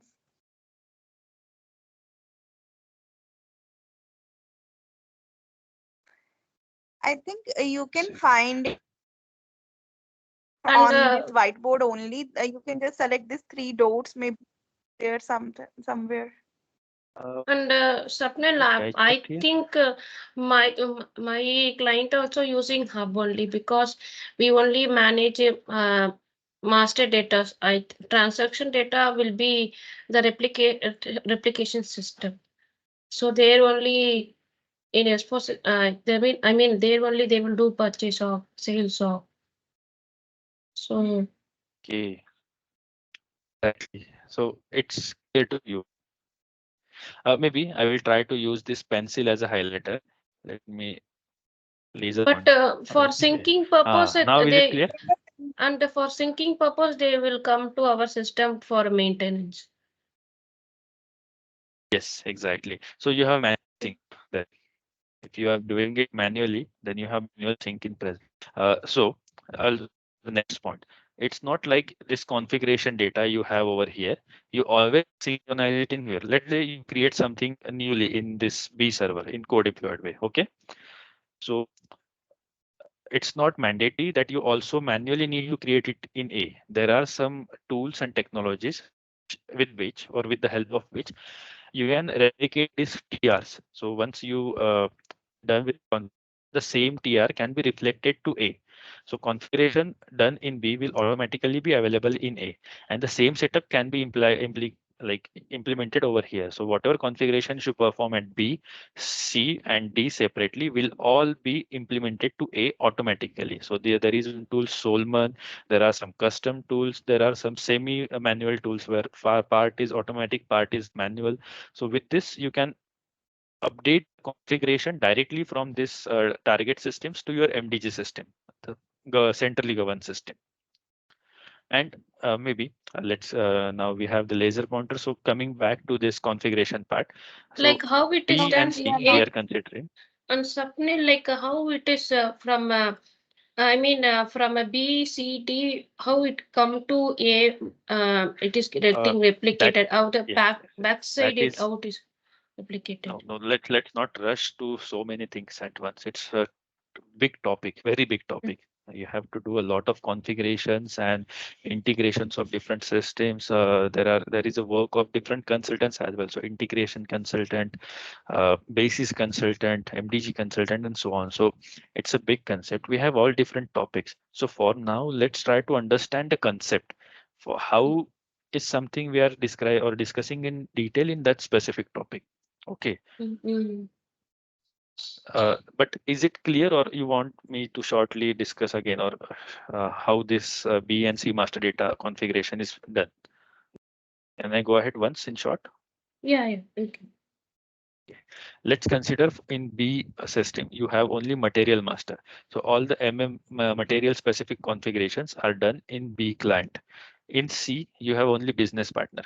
Then all the business partner specific configurations will be performed in C. Okay. Now, if you want to create a business partner, you will create it through MDG. If you want to create the material master, you will anyway create it through MDG. So if you want to create any of this object, you must have this configuration data in A. Okay. If you want to create a material master, whatever configuration data is there in B, it must be available in A. Then only you will be able to create that material master from A. If you want to create a business partner for C, you must have all the configuration data from C in A. Then only you will be able to create and successfully replicate that master data. Okay. And now let's consider a strange case. Let's say you have all this configuration, material master configuration data in A, but not in B. And then you created a change request. As all your configuration data is available in A, you will be successfully creating your material master in your MDG system. But it will only be created in MDG system. When you try to replicate that material master through IDOC to your B, as there is no configuration data available in B, your IDOC will fail with error saying there is no entries maintained for configuration of missing part. Let's say material group is not maintained, industry sector is not maintained, or whatever it is, unit of measure is not maintained, etc. Clear?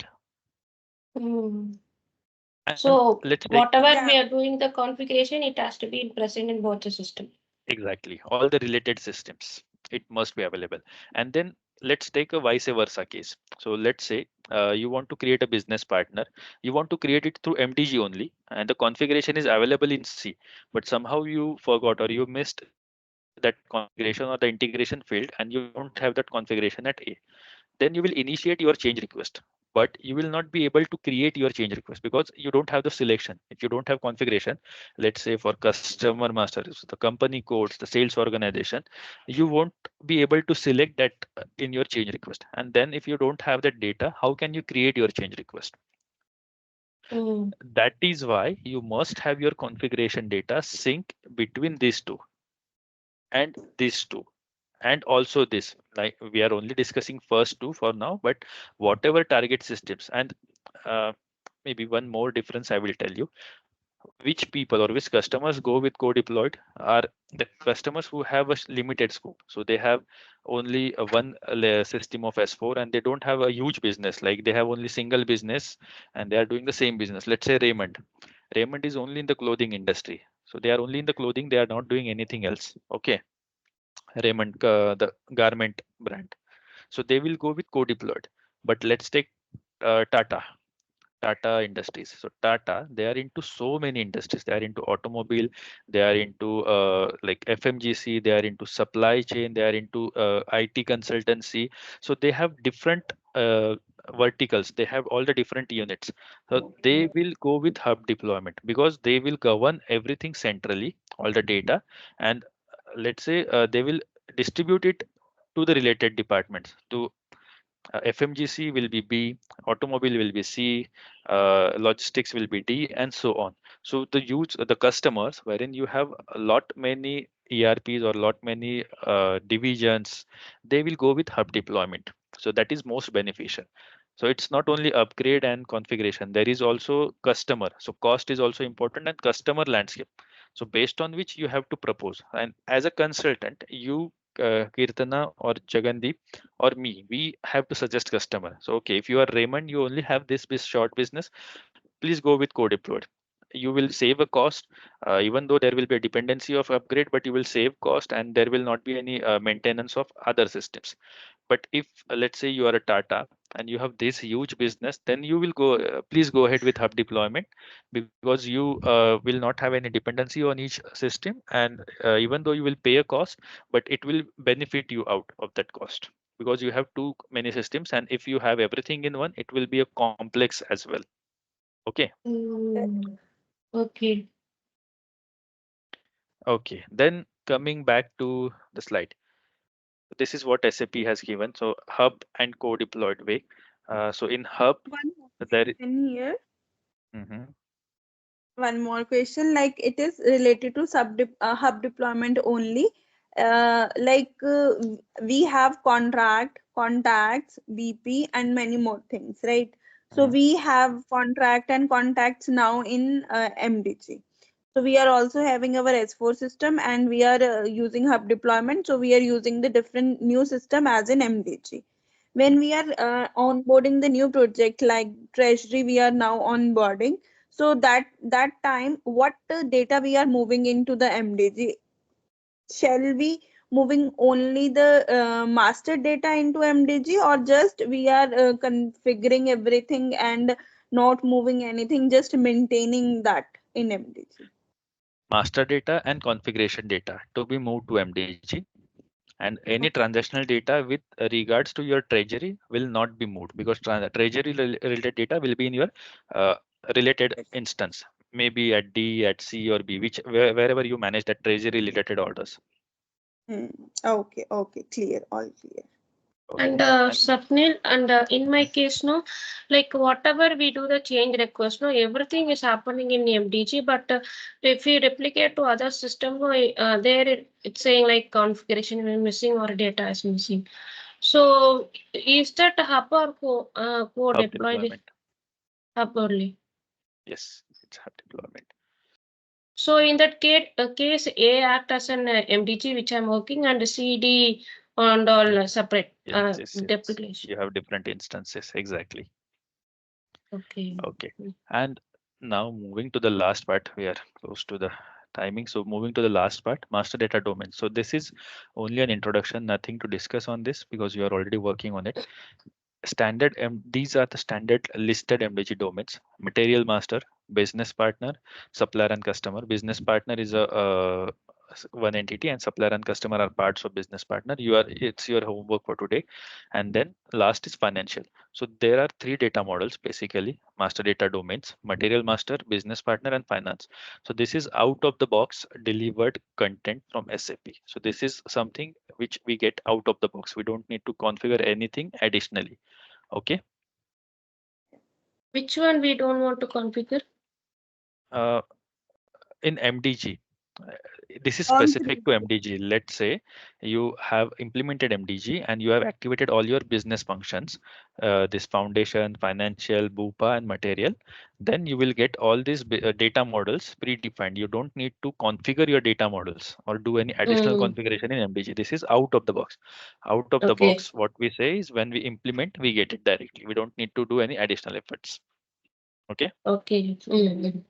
And this is the last slide for today. So this is just describing out of the box delivery of our data models. So these three we discussed: financials, materials, and business partner. Business partner is only supplier and customer. Okay. Mm. And these three are out of the box. These two, enterprise asset management and RFM, retail and fashion management. So these two are lately out of the box, but these are custom built. This is not something which SAP has built, but these are the extensions by Utopia. So Utopia is one of the organizations which is specialized in SAP MDG, and they are only working on MDG projects or MDG technology.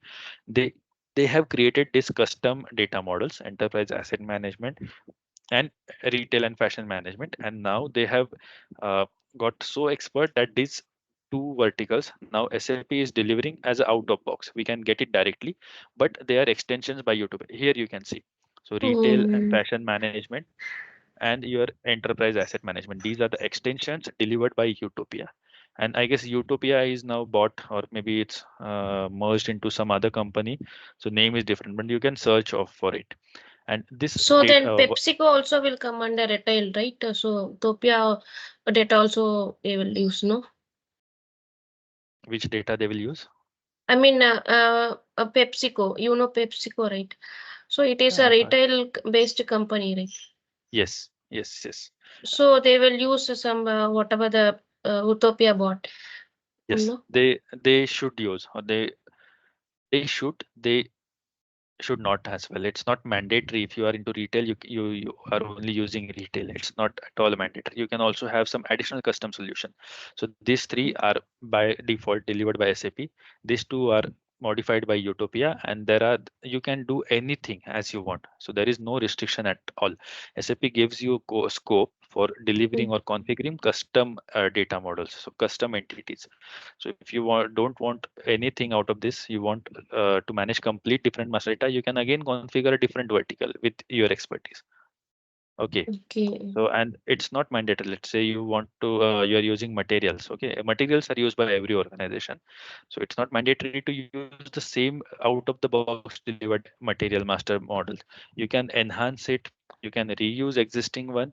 You can modify it, or you can completely extend or customize it, even if it's a material only. So it's up to you, and you have to make a decisions. Okay, but maybe we can discuss it further in detail in each topic. But for now, these are standard delivered models. In finance, as I said, GL, structures, hierarchies, cost elements, and cost center, profit centers, companies, these parts come. In material, these are all the different types of data: general data, company code data, sales data, plant data, valuation data, quality and EN or GT in specific data. So these datas are there. In supplier and business customer, like business partner, we have the business partner data at first, then where we have different roles. And in the roles, we have supplier role and customer role. Within again supplier, we have all the different roles. So for business partner, it will be general data, bank data, tax data, and address data, so on. Again, with the business partner, customer, and supplier, we have general data, purchasing or sales organization data, and company code data, and so on. So these are all the different datas that we can actually manage through MDG, and this is only to demonstrate what SAP is delivering you out of the box. Okay. Okay. You can read through it. I will share it with you, and we Mm. have maybe two things to work on today. Uh, First one is business partner concept. Second one is this Utopia delivered models. And was there anything else we discussed, like you wanted to read about, or is it only this much? I have one doubt. Yes, So please. I like SAP version. yeah, Jigal. No, no, I'm saying that one another topic Swapnil asked to read is SAP version. Mhm. Okay, just the most important thing, Jagandeep. If you are in SAP, never ever call it SAP. SAP. Yes, just pronounce it SAP. uh, People might get it in interviews only because of this. If you are SAP consultant, you don't pronounce it SAP. Never. Just keep it Okay. in mind, both of you. So Mhm. it should be SAP. Yeah. Uh, Okay. with SAP versions, you were saying. Yeah, so we have three tasks to work around. So third task is SAP version, SAP Ah, version. yes, yes, yes. Perfect. Thanks for reminding. So versions as well. Yeah. Maybe I can add just a new slide. So SAP versions, SAP business concept, and Utopia or SAP MDG box and delivered solutions. Okay, so these three are the tasks for So today. we have to perform too. Yes, you have to Mm, perform, you have to mm, look for it, and tomorrow maybe we can discuss. So tomorrow again we can have a short recap and then mm. discussion of this, and then we can start with next steps. Is it okay?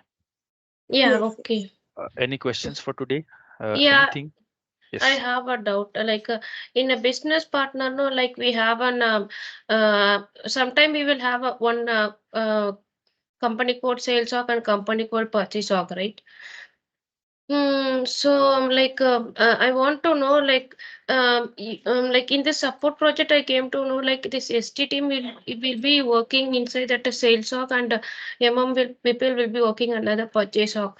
So but we won't get all the details, like only the master data will be present in a purchase business partner, but the transaction data is different, no? Yes. Transactional data is different, and this maybe we can discuss further in the next session on detail, but Mm, there can be a way like some MDG guys, they can only maintain general level data. So maybe coming back over here. So, okay. In business partner, you can only maintain central data. The bank details can be maintained by S4 people like in C, D, or BC or DNA system. Tax number can be maintained in any of the system and so on. So in mm. your case, general data is what you are saying you are maintaining, and this company code, purchasing data or sales area data that other people are maintaining, you are saying, right? No, no, no. I'm saying like in if we create a normal CR in our Hmm. Fury Launchpad, so we are Okay. filling both company code sales org in ERP customers. No, no, in ERP, Mhm. yeah, in the ERP supplier we will Yes, go for ERP customers. ERP Purchasing supplier will go for purchasing organization. purchasing under and company code. So Yes. we will have the section no like why it's linked each other, why this fields comes.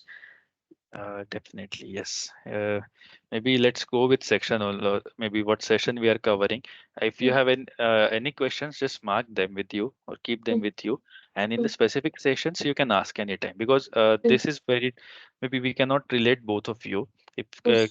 like Kirtana, you have done few things already. You are into MDG for 2 years, so you know all this change request and all this details and everything. But for Jagandeep, it might be new. So better not to mix everything at once. Let's go Yeah, slow, and your questions can be asked in relevant sessions. This is a good one. I will explain you everything why you maintain it in mm, ERP customer and vendor, but you are used to it. For Jagandeep, it might be something new, and she may get confused. So let's not have it at the moment, and we'll see when what is the best time for it. But just keep it mm. noted somewhere, So for so the we cannot, vendor, we Okay. should we not have forget. Okay. Okay. different Yeah. field like organization data about that vendor, and for sales we have different data like orders and everything. And for the second topic, SAP versions also I have read. Currently we are using SAP NetWare 7 point something, which is the latest version we are using. And I have seen that there are a list of other versions also below that. And next, I didn't read about this SAP MDG out of box Utopia. Like I didn't find that on well, I can say. And SAP landscape, as we discussed, I can see that there are that dev, then the quality, and then the production system, how like our architecture is designed. Okay. Yeah. Good to know that you have already gone through all of this. Just most important thing, it's SAP once again. SAP, sorry. Yeah, actually, it's take time to just remind my mind to say SAP, SAP. It will take some time, but just get used to it. Yeah. So you would say in any interviews or any other platform, this app. So it will help you out definitely. Okay. Yes, And yes.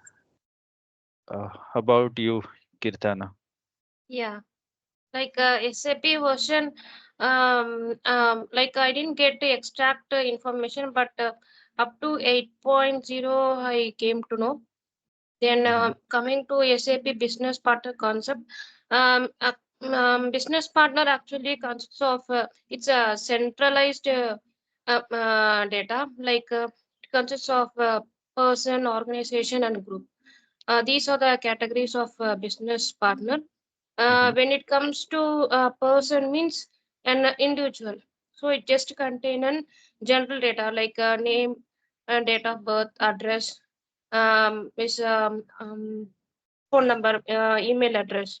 And when it comes to organization means it will organization means like it consists of yeah, a company and as well as an employee.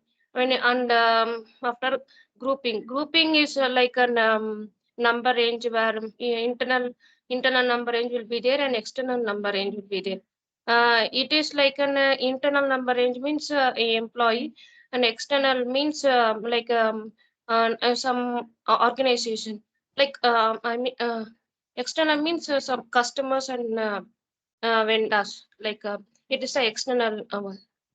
So and it has an BP roles.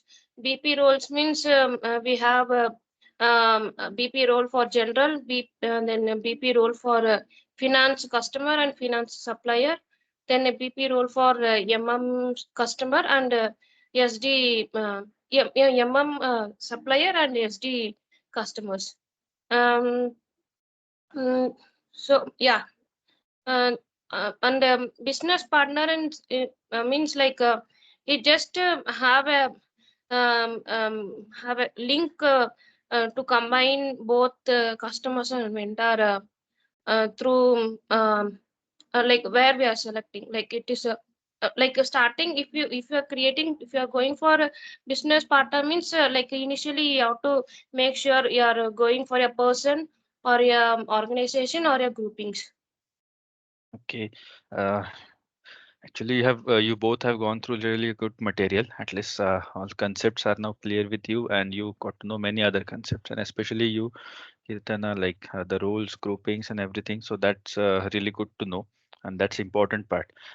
One suggestion from my side, why I gave you some task for yesterday, and maybe will continue to do so, is being MDG consultant or restricting yourself with only MDG consultant will restrict you or constrain you from multiple roles. And if you want to pursue your career in SAP MDG, or it's not, even if you are working as a SAP MDG consultant, it's never that you only work on master data governance.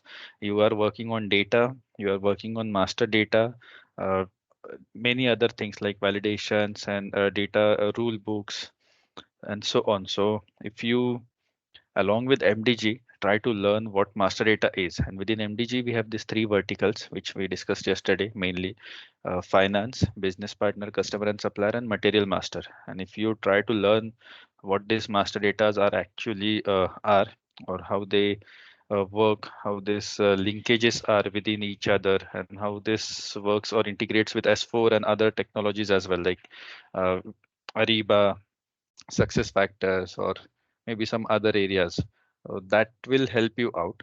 Only like constraining yourself with MDG, uh, it will work. It's not like it will not work, but maybe you will have a restrictive opportunity. So just expand your scope while learning or going through this course. Also try to go through all of these things, and especially master data. And just to be more precise, master data from sales and distribution, which is business partner customer, master data from material master, and supplier master from materials management, and uh, finance master data. Finance you can maybe skip because finance is a separate part. Some may get it, some may not, so that is fine. But at least material master and business partner is something you have to have sound knowledge of. So in case you are working on MDG, you want to put some derivations and validations, you want to restrict the scope, you want to configure your change request types and like data modeling, process modeling. First you should know how this master data works and how it's configured. Then only you will be able to confidently configure everything in MDG. So it will help you out a lot. Okay. Yes. Okay. Then uh, Today we will have just quick review what we discussed yesterday. Yesterday was we started with our SAP architecture and landscape. So SAP three-tier architecture, uh, database layer, application layer, and front end UI. Then SAP landscape, dev, quality, production, how it works. We discussed about uh, MDG specific architecture, how MDG works. If you want to install MDG, what key components you want to install, MDG application, foundation, and UX, what functionalities you can activate individually or all together or in groups. Then how to activate business functions in with this transaction SFW5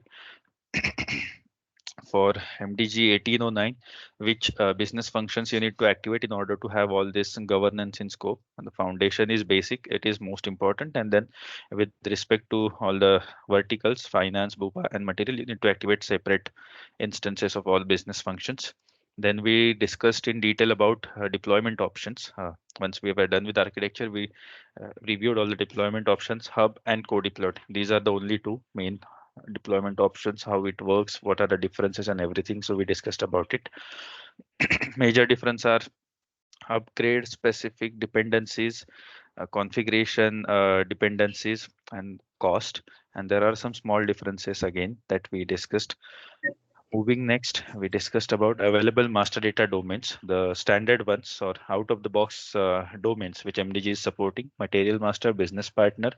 Within business partner, it's supplier and customer, and then finance master data. Within finance, we have a lot: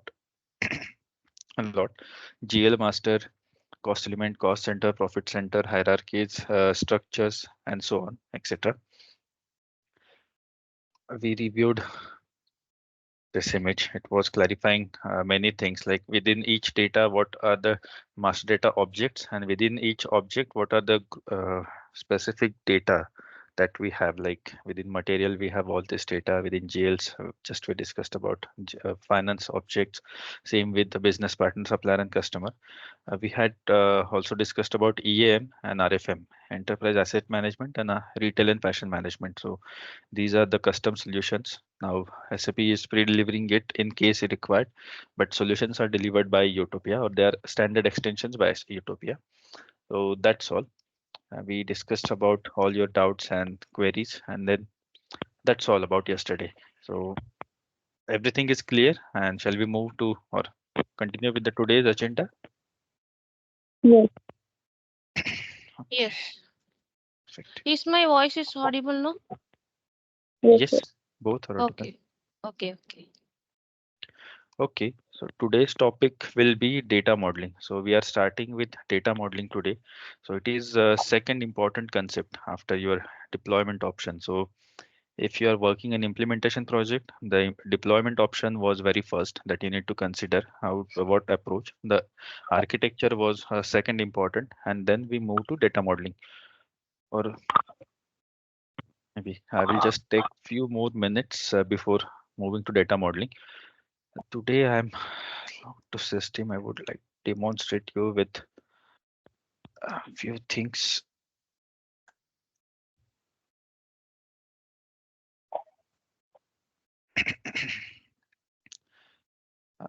Couldn't. Yes, I've not shown you yesterday, but with specific to architecture, there was this T code SFW5. So you both are familiar with GUI screen, so I'm not explaining much about GUI or Fury or how it works and everything. So I will just navigate through this T code. While implementing MDG, we have to implement or activate number of business functions, BC sets, and many other things. So this is one of it, SFW5, and then we have to activate all the MDG specific components. Here I've logged into MDG system at the moment. I'm going to the stick code.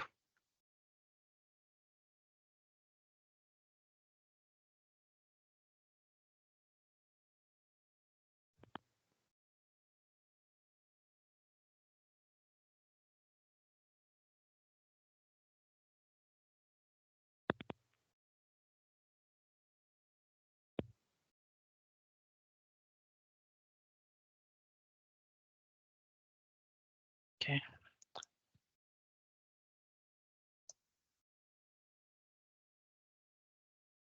Okay. Here you can see MDG specific business functions. And as this is already an MDG system, all these functions are already available. They are activated. We don't need to perform separate activation. The components you can see here, these are MDG consolidation. Uh, we will be discussing it in maybe today's meeting, consolidation. So these are specific to consolidations. We have other components as well. Let me see if I can find them.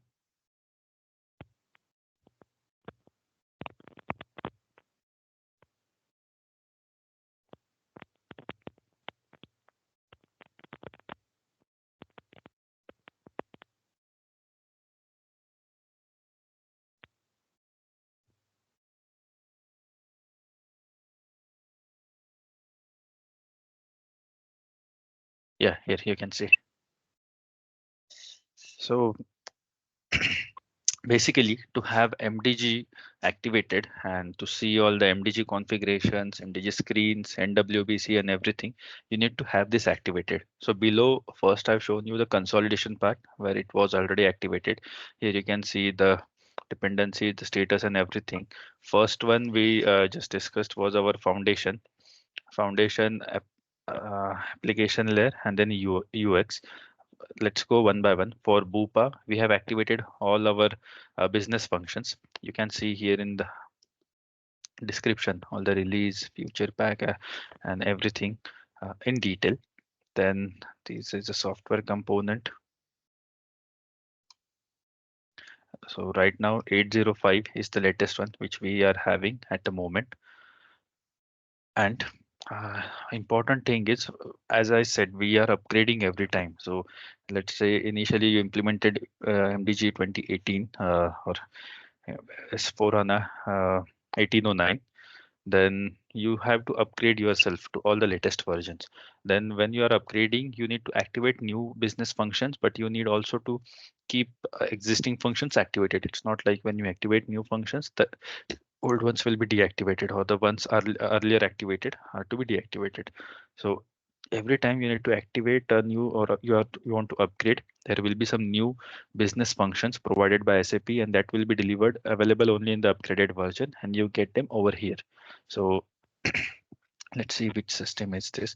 If you want to see the system details, the version details, you need to navigate to this tab system. So this option on top, there you Okay. have this status. You need to navigate to status. Here you can see SAP system data and product version. So basically all the details can be found here: user specific, database, host data, SAP system, SAP data, everything. We are mainly concerned only with product version at the moment. And on top you can see the client ID and language which I'm using. So this is my user ID S20 MDG1. If you click on this details, Mm. here you can see everything, which version you are on at the moment, what are the software components, and what are the product versions. So let me first go to product version. Here you can see it's 2020 SAP S4 HANA Foundation 2020. So this is a on okay S4 HANA on premise. This is on premise system, and this is a product version. So 2020 is our version for SAP. And then as we discussed yesterday, MDG is just an add-on component. So we are installing the software components of MDG. So maybe just navigate back to here, first part of this architecture. So key software components in SAP Master Data Governance, that are this three, and we are activating this software components, and then we are also activating business functions specific to this software components. Okay. So S4 HANA is our underlying system. Maybe I go to whiteboard as well. Okay, I have to have it, but you recall yesterday. So we discussed S4 HANA is a underlying system on over and above which we are already implementing SAP MDG system. So this 4 HANA is our underlying system. 2020 is the release of this. And over and above this, we have this MDG component installed. So MDG Foundation 805, MDG Application Mm. 805, and so on. Okay. Okay. UX, I guess we uh, don't have. So we are not using Fury maybe over here. but I won't get much time. But it's clear to you, right? Now you have maybe one more task. Explore your own systems. Uh, Go to your system, see what versions you are maybe afterwards, and you will get to know what version we are on at the moment. And here you also can see the support package. This is also important. This is support package level. So usually this is 000 when you have a basic version, and then there are two options. You can either upgrade a whole version of your SAP S4 HANA along with your MDG foundation, or you can also upgrade with only support pack. So support pack can also be upgraded, let's say from 00 to 11, from 11 again to, let's say, whatever the next version. And based on your application component, there are different support packs available or support packages available, and you can also see everything in your help.sap.com. Okay. Hmm. So this is what was architecture about. We as MDG consultants are not at all responsible to install it, but we should know what are the prerequisites and to have MDG installed, what components to be installed and so on. So basis guy will activate all these business functions, but you can inform him, okay, I need Bupa, so I want all the business functions with Bupa, customer and supplier. If you want to go with only finance, you need to tell your basis administrator that you want all the financials, MDG financials, to be installed. And foundation is must. Whatever you go with, like supplier, customer, or Bupa, or whatever it is, foundation is most important. Foundation is all the MDG specific foundations. And here you can also see the version.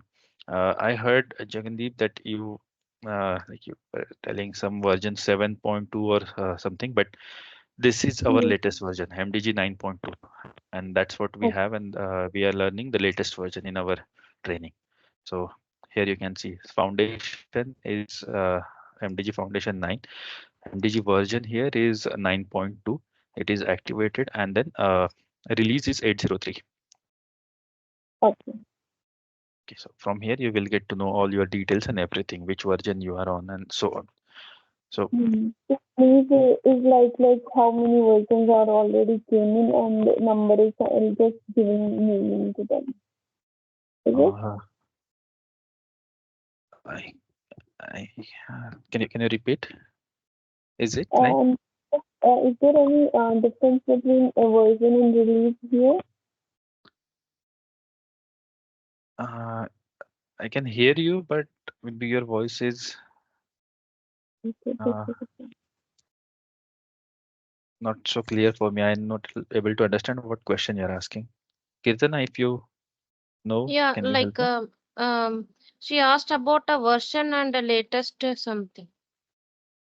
Okay, then this is the latest version. Like out of this, which you are using, this is the latest one, 9.2, and you can also see here MDG Foundation 10 and 11. So now it is 2020. 805 release. So 803 was MDG 9.2, release 803. Then now we have 804 and 805. Okay, okay, here 805 is for 1909 and 4 is for 1909 and 805 is for 2020. But from here you will get to know what is the latest version and which one is you are having. So you are having this one. I can see like MDG, ERP, supplier, customers. They are coming Mhm. under applications, no? Yes. Software Yes, components. it is because Bupa is your foundation component, and then these are the underlying components of Bupa. So they're application components, and they are anyway connected with business partner. It's a CVI concept, and with which customer vendor integration. And this is integrated with business partner. So that is why this falls into application component, and then your business partner Bupa is falling under foundation. Mm, Okay. But okay. then that's it. That's what I wanted to show.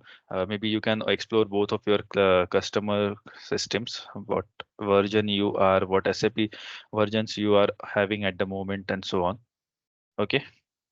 So okay, then foundation means like a business partner, no? Yes. Only restricted to business partner, not material finance. separately No, customer or us. Foundation is MDG foundation. This foundation you're asking, right? Yeah, yeah. Oh, okay, I told it already. Foundation is your MDG specific to activate all your MDG functionalities, whether irrespective of material, financial, or BUPA. You must have this foundation activated. If you want to only Okay. activate material, foundation is must. If you want to activate financials only, even though foundation and financial is must. So whatever it is, foundation is a base, and over and above, then you have to select materials, financials, or business partner. And if it's Mm. business partner, then you also need to have this ERP suppliers and customers. Okay. Okay, okay. Mm-mm. Okay. Then this is enough. I don't think anything else we need to discuss about version. That's it. And this part we have covered. Then domains we will discuss further. Now again, moving to data model. So within your experience, I would like to ask, like, have you already worked on data modeling? You know how data model works and everything, or we should start from the basic. What is it? Yeah, you can start from the basics. Okay. So as discussed yesterday, there are three standard data models or pre-delivered out-of-the-box data models which MDG is helping us with. When we activate our business functions and implement like activate BC sets and so on, we will get this data models pre-delivered. To navigate your data model, you have to log into your MDG system. There is a T code MDG IMG. So MDG IMG, same way you have your SPRO. So this is our MDG specific configurations, IMG configurations. So here you get all your MDG specific configurations. Okay. And within general settings, there are different options. The general settings is there, then central governance for each master data object like financial, business partner, material, and supplier customer, and finance contract amount account. So this, I guess, we use very uh, less or maybe not too often, but general settings is most important at the moment for us. Within general settings, we have all our major components of MDG, like general settings for finance, materials, and business partner, all the documentation of same. Then we have all our data modeling, UI modeling, process modeling, replications, key and value mapping. This is a big topic, as I told yesterday, or maybe the concept, not a big topic, but a concept to understand within business partner, and also data transfer. So all of these important aspects of MDG are lying under general settings, and there you have your data modeling. Okay, so this is very first node within data modeling, edit data model. So if you just go to edit data model, here you can see all the available data models. If you, this is a demo version, so there are this many, like all the ones with Y, Z, X, and so on. But usually, if you activate your standard MDG, or it's a new implementation, and you activate all your BC sets and so on, you will get only these uh, three pre-delivered data models. OG is a naming convention of finance data model. BP is for business partner, and MM is for material. So these are three standard data models which we will be discussing mainly. So these are three verticals or three main data models: MM, BP, and finance. Okay. Then next you can see first one is your data model. Next to it you can see the description. Description we have already uh, gone through. You can change it as well. This is not a challenge. You can modify it as per your requirement. Then here is something you can see as an active area. Okay. So this is now an important concept. So within MDG, there are usually two different areas to store your data. Okay. One is a staging area and one is your active area. Have you heard of this concept prior? Yes. Yeah. Okay. Can you help me with the difference, or if you know, can you help me with what it is?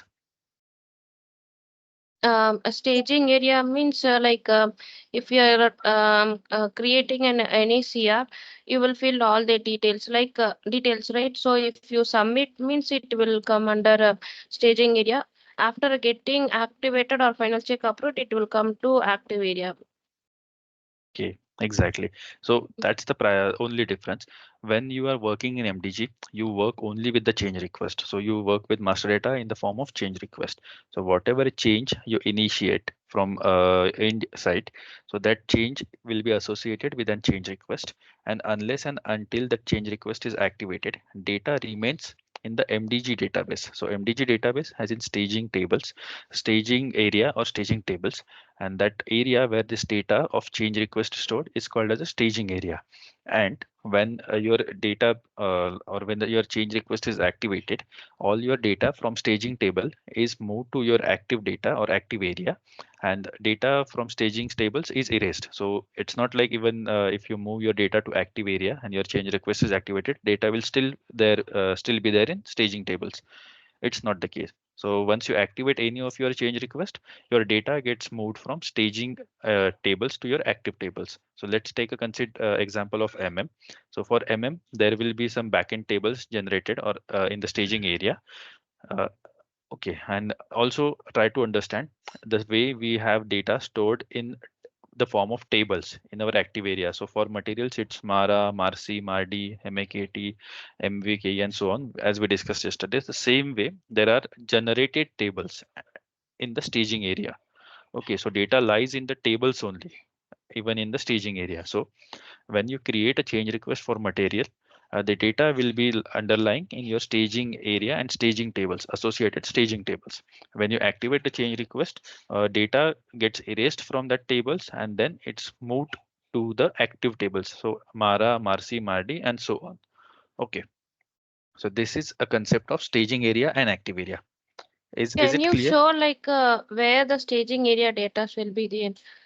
Uh, when we go to that topic, we will discuss like we are going to explore data models, and when we are Okay. exploring data models, we will see the data like Mm. staging data models and so on. Okay. Okay. Okay. Mm. Okay. We will be looking also on how this data model like staging tables are, how they are generated, how they look, and so on, everything. Okay. Okay. But this concept is clear, right? As you both know already, so I will not invest much time in staging an active area. Okay. Okay. Okay. Okay. Then next is master data operations. Okay, there are multiple operations in master data. There is like create, change, extend, mark for delete, and so on. So these are some standard operations that we perform in MDG, and all of which uh, like for all of which we need to have active data model and all the associated at like entity types and attributes activated, uh, relations maintained with each other, and so on. So only when you have all your data model active, then you can perform your master data operations. So that was my second point. Then moving next, here you can see a prefix or namespace is there. Package is there. Package is not available in our case. A username is nothing. It's like whoever is activating or the data model. So here you can see when it's changed. So somebody has already worked recently in and BP data model, but finance data model was worked pretty late, like in 2020. So this is when this data model is changed. If you scroll further, you can see time when it was changed and then active version. So active version is an important field. Here you can see for all our standard data models, finance, BP and the active version is same. Okay. And let me go to drop down. There are only these three options: none, same, and different. Okay. So here you can see somewhere like in some of the data models it's none, in some data models it's different. Okay. So what it defines. So active version is like which version of data model is active. Let's say if there is a same value in all these data models. So this is the latest or activated data models. If there is a none in this field in active version, then this data model is newly created, but nobody activated it. Okay. So why if somebody for testing purpose created this data model, but they never activated it. So that's where it came none. Then same is with similar, not same. Similar is different. So what different justifies is if you are modifying your data model. Let's say I go to any of my standard data model, I enhanced it in one or other way. So like I add a custom field, custom entity or anything, or even I modified some attributes and parameters, or maybe some properties of any entity and attributes. Then every time I do even a smallest change in data model, I have to activate it. Okay. So in that case, if I do a change, even the smallest one, the status or the active version of this data model will be changed to different. Getting my point?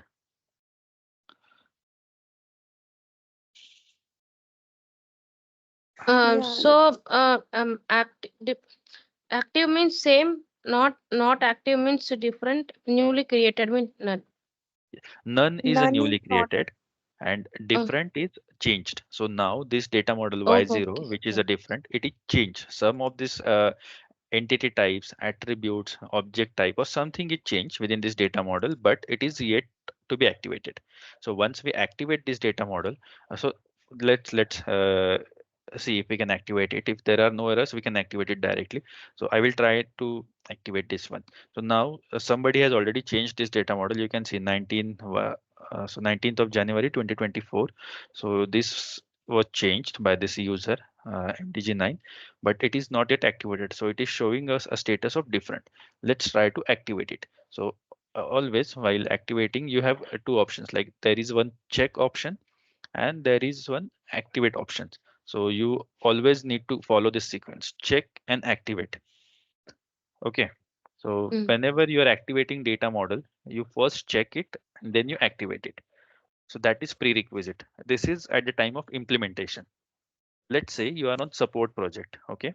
So in Mm. support project, you already have your live system. So you simply cannot activate your data model. You have to perform one additional step, then check and activate. So that is this adjust staging area of link change request. So what it does is it's adjust our staging area with all the open change request. In live system, you always have some change request open, right? It never happens that you don't have any change request and you are live or you are running a customer environment. So that's where even if you are working in support project and then you are activating a data model, then this is an additional step. So first step is you have to adjust your staging table or staging area with link change request. Once you perform this, then you have to check it and then activate it. But usually it's check and activate. If you are creating, changing, or modifying your data models, it's just check and activate in case of implementation. So in our case, it's Mm. demo, so we'll just go with check and activate. So these are some warnings. We won't go through it as we don't know which data model and who has configured it. So it's just check. So no errors as such, and I will try to activate it now. It takes a couple of minutes, not much, but very few. So like this data model, no, someone already existing data Yes. model, they are Uh, just a please, please, changed please, something. please allow me a minute. Here you can see check generate database tables. Okay. Mm. Uh, check generate database structures. And now finally a data model is activated. So finally, uh, okay, there is some error. Let's see what it is. Aha, package values are missing. Okay, let's skip this error as it's not our database. But you saw this messages, right? The one I was trying to say. Sorry to interrupt in between, but this messages was something I wanted to highlight. It's important. So when you activate your data model, then your staging tables, staging structures, and everything are generated. So this is where you can see when while activating that your staging tables are generated and so on. And if it's successful, this okay. Here you can see the status is now updated.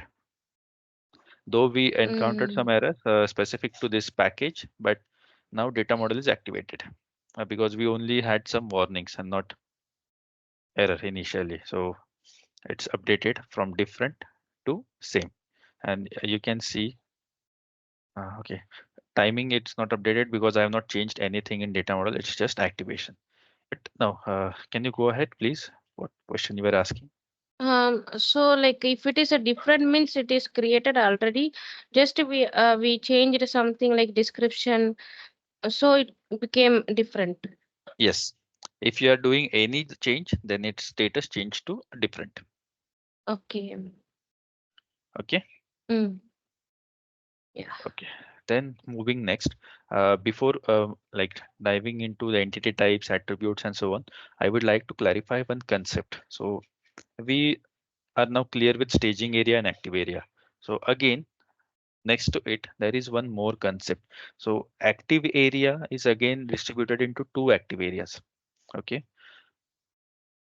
Uh, I will go through it. I won't review anything at the moment, but if you have any understanding other than this, feel free to interrupt in between.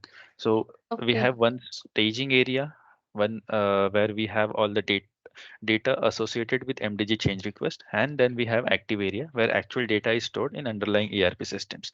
Then that active area is again distributed into two different modes. So this active area can be differentiated into two modes, which is one is a flex mode and other is reuse mode or reuse active area, a flex area or reuse active area. Okay, now let's go to this one.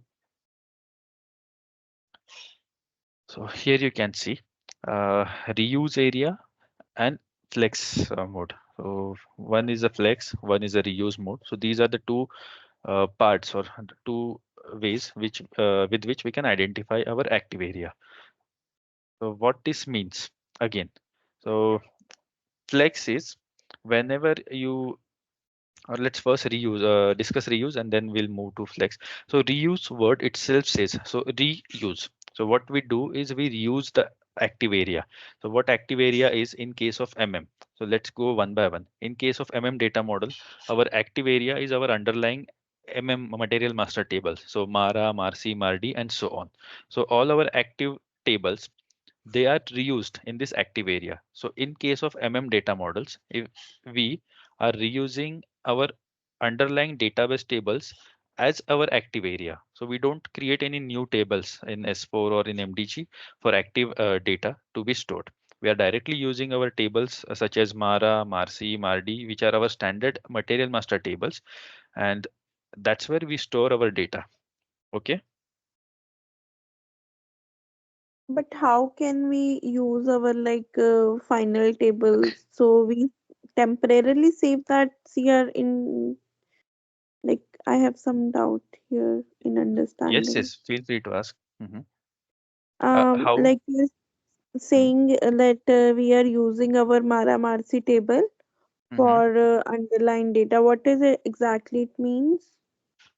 Okay, so what exactly it means is, let's not go to this word. What happens is when you activate any of your change request for material master, your Mhm. data directly goes to SAP material master tables, which are Mara, Marci, Mardi, and so on. It won't go Okay. somewhere else. So let me go to whiteboard. It will be clear with this. Okay, so this is your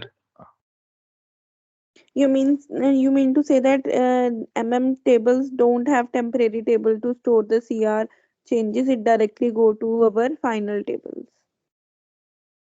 yes. No, maybe let's not confuse. Uh, let's start with this one. So in MDG, you are creating any CR. Okay, so you are creating a new change request. Whenever you are creating a change request, you submit that change request. You store your data into staging tables. Okay, Yeah. Hmm. staging area or staging tables. So that's what we discussed. One was a staging area and one was activated area. Okay. So now data is only within MDG. So if you are creating a new material, that will be available in CR, but not in underlying S4. So if you are looking in any of the table, Mara, Marci, Mara is a standard table for material, general data of material master. So if you look into Mara, you will not find this change material which you have created in the CR because it is currently in the staging tables. It's not in the uh, active area. Okay. So Hmm. staging area is something at the back end. So your details are at back end. It's not in the database layer yet. Okay. There is one temporary database at backend where this data of change request is stored. And unless you activate that change request, it is in the backend only. It never comes to your database in S4. So if you look for Mara table, you will not find this material. Okay, till this is Okay. it Yeah, clear? yeah. Okay. Yeah, Yes, yes. yeah. Now let's consider that you are activating your change request. So this change request is now activated. Okay. Now when you activate change request, what happens is this details of material master which you created in the change request. So you put all your details in change request, right? So material name, Mm, material, if it's an internal or external number range, then number, then all other details like industry sector, material groups, external material groups, description, conversions, unit of measure, and many other mm. details. So all these details will then flow from staging area to your active area. And what this active area is your Mara table. Okay. For general data, it is Mara. For plant data, it is MARC. Mars City. Yes, MARC. MARD is for storage location. So, so on. Description data will be in MAKT. Like you can maintain descriptions in multiple languages, right? So you can Mm, maintain material description in English, in German, in Finnish, in maybe any other Russian, Chinese, any language, whatever you want. Okay. So this is a basic difference. When you create a change request, the data is associated only with the staging tables. When you activate that change request, that data gets removed from the staging tables and then is updated into your active tables or active area. And this tables altogether is nothing but your active area. Okay. okay. And now, what is reuse? So we were discussing reuse active area. Okay. So there are two modes basically, flex mode and reuse active area. So flex we will discuss later, but we were discussing reuse. So what we are doing is instead the way we have this temporary database, right? So where we store our staging table data or where we store our CR data in our staging table. So it is a temporary database that we have newly created. It is generated database. Okay, generated tables. It is not standard or it is not available by default. We have generated it by data model. Okay, and this active area is something we are not generating same way. We are not generating any new active area for MDG. There is no active area specific to MDG over here for material master. We are reusing S4's active area because this Mara, Marci, Mardi or all the material specific tables which is active area we are reusing from S4. Okay, so these Mm. tables are available in SAP S4 HANA and we are just reusing it in MDG. Now, is it bit more clear? So after coming to active area, if you want to make changes means only it will make use of this table, right? Which changes? No, initially we are creating everything is a new data, right? In if for Yes, create everything is new. Yes, yes, uh, yes, everything is new. So it will come to staging area, then it will go to active area. Then it will settle in all these four tables. So yes. if we want to use this data again, only it will go for reuse, no? Yes, exactly. So that data will be reused. Okay, system will not prepare any additional table. Okay, there will not be an additional database where this staging data will go. It will not go through here, and then if you want to do any changes on the material or if you want to see this material, it will be fetched from here. There is no concept like this. System will not have any additional database layer. System will reuse the existing data from S4. Mm. So, okay, if you want to, you have created this material. Okay, now that data is moved to your Mara, Marci, Mardi tables. Now you again want to change your material. Okay, you want to extend it to new plant. Okay, then again you create a change request, and then this time system is reusing your data directly from active area. System takes data from active area. System takes all the data with this material master and gives you in the change request. Now you want to extend it again, and whatever data you extend, that will only again be in the staging tables. So all your data associated with change request and all the changes you are performing. So extension to the plant, and within extension you can add n number of parameters. So all your MRP data, so forecasting data, storage relevant data, and so on. So everything will be in the staging tables, and till the time you activate, these tables will not have that additional plant, the MARC table which holds plant data. It will not have that new plant. It will be in staging area only. And once you activate that change request, that data will be updated again to this MARC table because you are extending to plant. Hmm. Okay. Clear? Yeah. I have one doubt. Hmm. So, like while we are creating a CR, no, some of the field we will go for F4 values, right? Yes. So that values and all is related to configuration, which we are doing in Yes. SPRO, no? Yes. Exactly. And So that's that what we only it will take from S4. yes, configuration will also be taken from underlying S4 system. So that's where yesterday we discussed a lot that Mm, if you are using co-deployed or if you are using hub, if you have multiple target systems, you must synchronize your configuration data with MDG system or wherever you have your mm, MDG. So in order to create a change request and to see your parameters in F4. So let's take a plant, for example. So if you want to extend this new material to plant 1, 2, 3, 4, and that 1, 2, 3, 4 plant is available in one of the target system, but it's not available in this S4 system where MDG is add-on or is installed, then you will never see it in F4 because it is not available in customization. mm. Clear? Yeah, so we need to create it. Exactly. That's why Mm, that yesterday's session we discussed about configuration data as a most important aspect in mm, the differentiation of hub versus core deployed. So we must have that configuration data from multiple target systems. But in case of co-deployed, it is bit easy because you have only single instance. So you mm, anyway have everything in S4. So same is being used. In case of hub deployment, you have that B, C, and D system. So you have to synchronize all your configuration data from B, C, and D to your MDG A system. mm. Okay. Okay, okay, So now this was the first part of active area, which is reuse active area. So what we are doing is we are reusing this active area. Okay. okay. Now let's take a other part, which is a flex mode. So what happens is, let's say this one is your MDG. Okay. And this is MDG underlying S4 systems.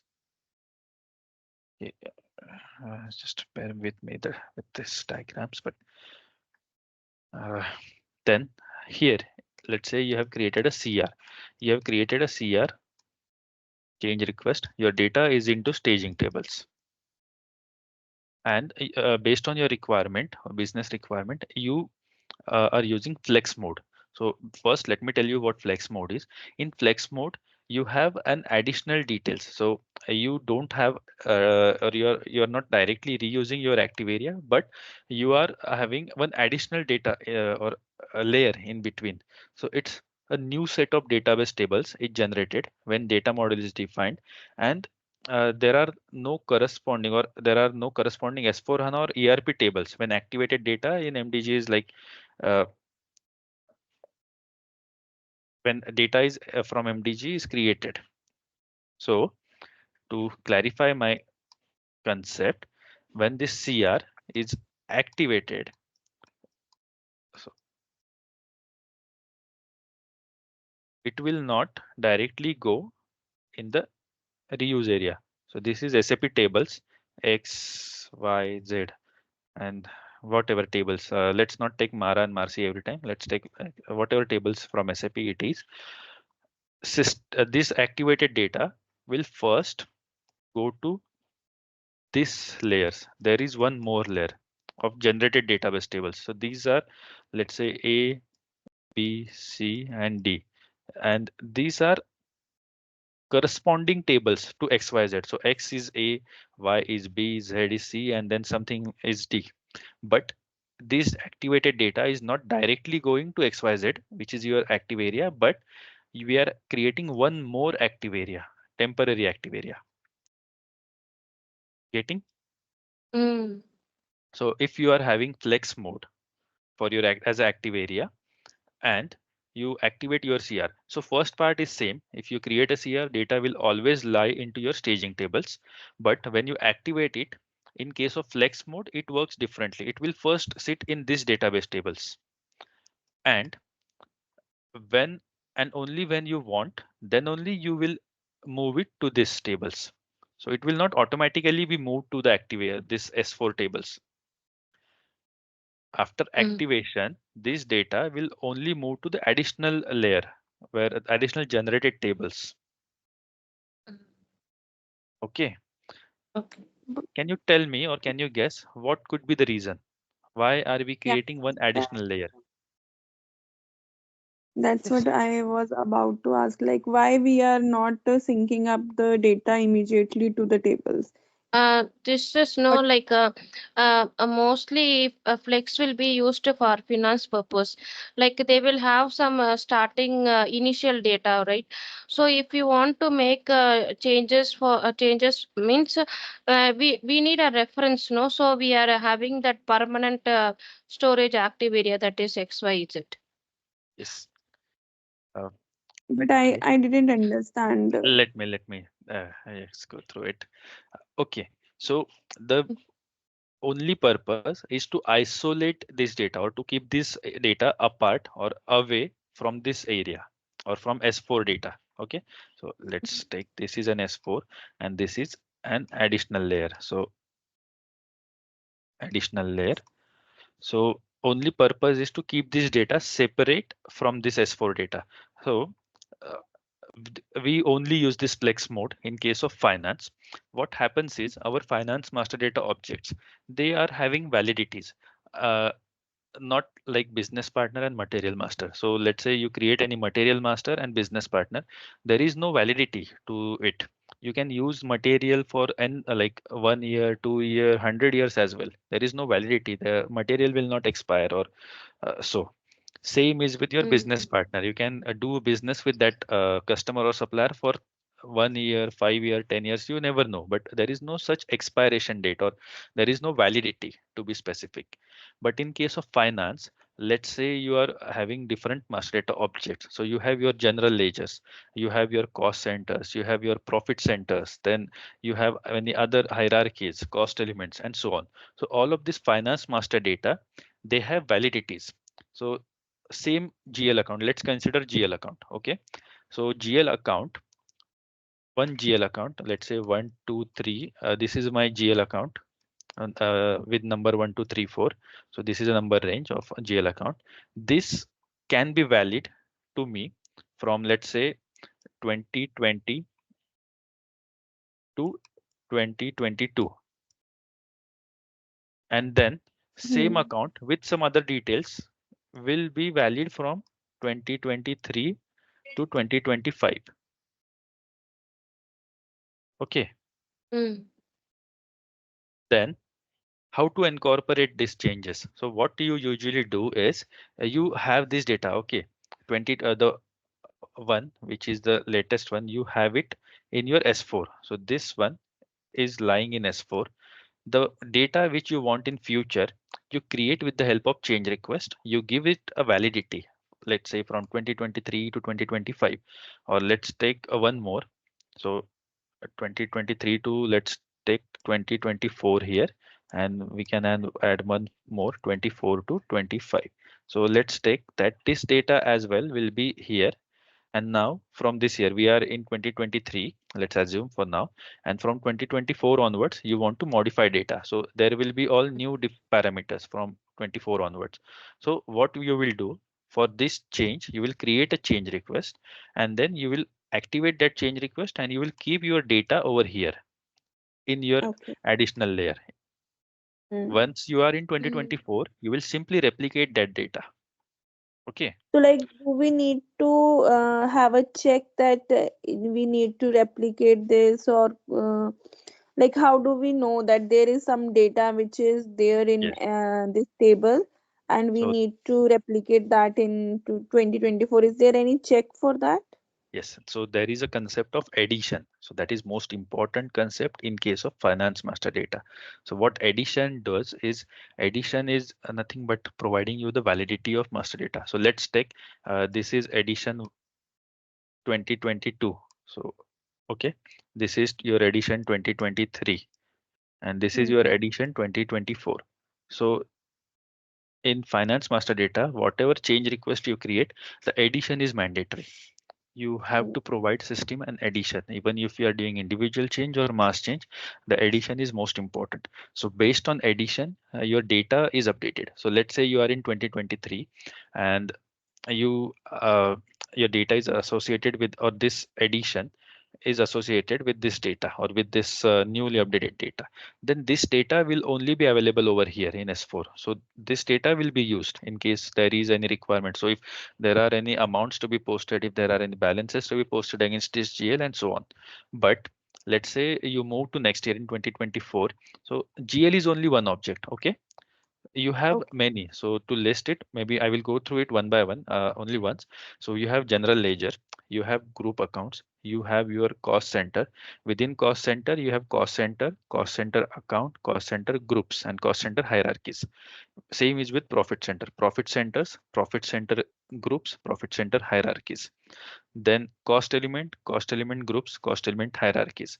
Then there are few others like structures as well. Financial reporting hierarchies are also there, and all of them are associated with addition. It's not only single GL account. There can be hundreds of GL account associated with this 2024 edition. Then with one edition, there can be some GLs, some cost elements, cost centers, profit centers, and many other objects. So what we usually do is when we are going to this 2024, we simply activate addition. So addition is to be activated separately. So there are also different statuses. So addition is initially created and to be released. So what we have to do when we go to 2024 is we just release the addition. So release addition 2024 is to be released. And once we release, all the master data associated with this 2024 edition, it will move to your active data or actual S4 data tables, database tables. So for GL, it is SKA1, SKB1, and so on. Like general SKA1 is for general data of group like general ledger. Then SKB1 is company code data of this. For profit center and cost center, there are different tables. For groups, again, it's different tables. Hierarchies, it's different tables. So that's where this flex mode comes in. And flex is only used in case of finance because of these validities. Now, is it clear to both of you? Yes. Yeah. Mm. And this is standard. You cannot change it. Fine. For finance, there are three data models, BP, and finance. For and BP, there is always a reuse active area. And for OG, it is always flex. So here you can see active area is material and partner, but there is no Mm. active area defined because we have flex mode. It is Mm. a standard functionality and it's pre-delivered. We cannot change it even if we want. If you say like I will use flex mode in material, it won't work for you. You can do it Okay. anyway, like custom things you can do, but it won't work. It will end up with lot of challenges to you. So it will be really complicated and practically it won't work. It will never work because SAP is something like if you want to do something custom, you can do it. There are n number of ways you can do anything, but not everything is doable and or maybe not everything is suggested. So SAP also suggests not to do some uh, strange enhancements or customization. So in that sense, finance will always be using flex mode for active area. And BP will always be using reuse active area. Okay. I have one doubt. Like, suppose if we are creating a CR for finance, so Mhm. it will use the existing active table, right? So if you want to make change alone, it will come to the point like addition. You said. Yes. And again, Mm. let me just move to this one. It may not be the concept with everyone. Even though Mm. you use the flex mode, you can Mm. simply replicate it here data, and you may have only one addition. So Mm. let's say even as Mm. an addition. So you don't have any validities. So whatever you replicate here, it again gets replicated over here. And to replicate. So also try to understand it this difference. In case of this one reuse, data is directly coming from staging tables to your active area. There is no additional database layer or data box. So there is no replication required. But in Yeah, case yeah. of finance, your data is first going to this additional database layer, additional generated tables. So Mm. now you have to replicate your data to your active area or S4. It is not going automatically from change request staging tables to the here in flex mode. It is coming automatically. There is no additional data setup to be done. But from here, let me use pointer. I was using yesterday. Okay, from here to here, there is an replication model that you have to define. Data will not automatically be replicated in S4. Okay. Okay, okay. Is this concept Um, clear? yeah, So this like, is clear. Hmm. yeah, But yeah, I it's clear. also want to ask one thing. Like, Feel free. I am using the data model only in my office. So, Hmm. when we are storing this data, this you are saying that database layer, extra Hmm. database layer. So, is that present in MDG system, right? Not in S4, or is it present in S4 system for this Uh, temporarily? this data you are saying, this one, Yes. Yeah. it is not available in S4 unless it is replicated. So how can Ah, you check it? okay. So in a replication model, you might have some self-replication data model. If you have a co-deployed system, then you might have a self-replication. If you have multiple target systems, you may have multiple replication models. Or within replication models, you might have multiple business systems defined on the finance master data. Yeah. So you are replicating your data. So always data gets settled over here only. And then with help of replication model, you can replicate it to one system. So this is in case of co-deployed. Okay. So underlying S4 system, Mm. we are replicating your data. In case of hub, with the replication model, you can replicate it to just a second. You can replicate it to number of systems, B, C, and D, whatever systems it is, but always your data gets settled in this system only, or sorry, not system, Mm. this additional generated layer. Okay, This okay. I have a additional doubt. Like, generated layer in S4 and this MDG system, and like we are also using the multiple instances to replicate. So we are replicating that from the MDG Fiori page. Okay, So that means that data whichever is for finance is stored in MDG as of until like it is not replicated to the multiple models. Like, I exactly. don't know what I can say, multiple models or No, model multiple. is always one. Okay, to maybe also clarify that concept. We are not yet to replication model. It is next after data model, but just make it clear there are no multiple replications models. Your replication model will only be one. You never have multiple replications model. There will be one model with different business systems. So A, B, C, D, E. So business systems will be defined into the replication model, and for one data model, let's say finance, there can only be one replication model activated. You cannot activate other replication model at a time. So if you can configure, let's say, 10 different replication models, but only one can be activated at a time. So if you want to activate another, the first one will be deactivated automatically. Okay. And this business systems can be anything. It can be ECC, it can be CRM, it can be Whatever, even HANA. non-SAP, it's not at all a concern. Like it can be S4 itself. That's what I said. This one is a co-deployed system. That's where data comes into underlying ERP system. If it's a hub system, then it can be SAP, like ECC, S4 HANA, CRM, SRM, non-SAP systems, legacy systems, some other ECC, ERP systems, anything. Hmm. Okay. mm, But make concepts clear. Like if you get this clear, then you know how to how this flows are and where can be the issues. So maybe I can also tell you some issues. uh, you both are working in support project, so this change request might get stuck. Sometimes what happen when data is flowing from this active area of MDG to the active area of log or to the underlying S4 tables, IDOCs get failed because Hmm. what happens is someone has already modified something over here directly in S4. Mm. That may happen if you are not restricting your authorization properly. Then it may happen that you are working with the change request, you have updated your change request, you have some updated data over here, and in the same time, let's say you took 1 or 2 days, like first day create, second day activate, and in this first day only when you created change request, somebody already made some changes in S4 directly, underlying S4 system. Then your IDOC will never be activated or never be successful. It will end up with error that these parameters are updated and IDOC is failed.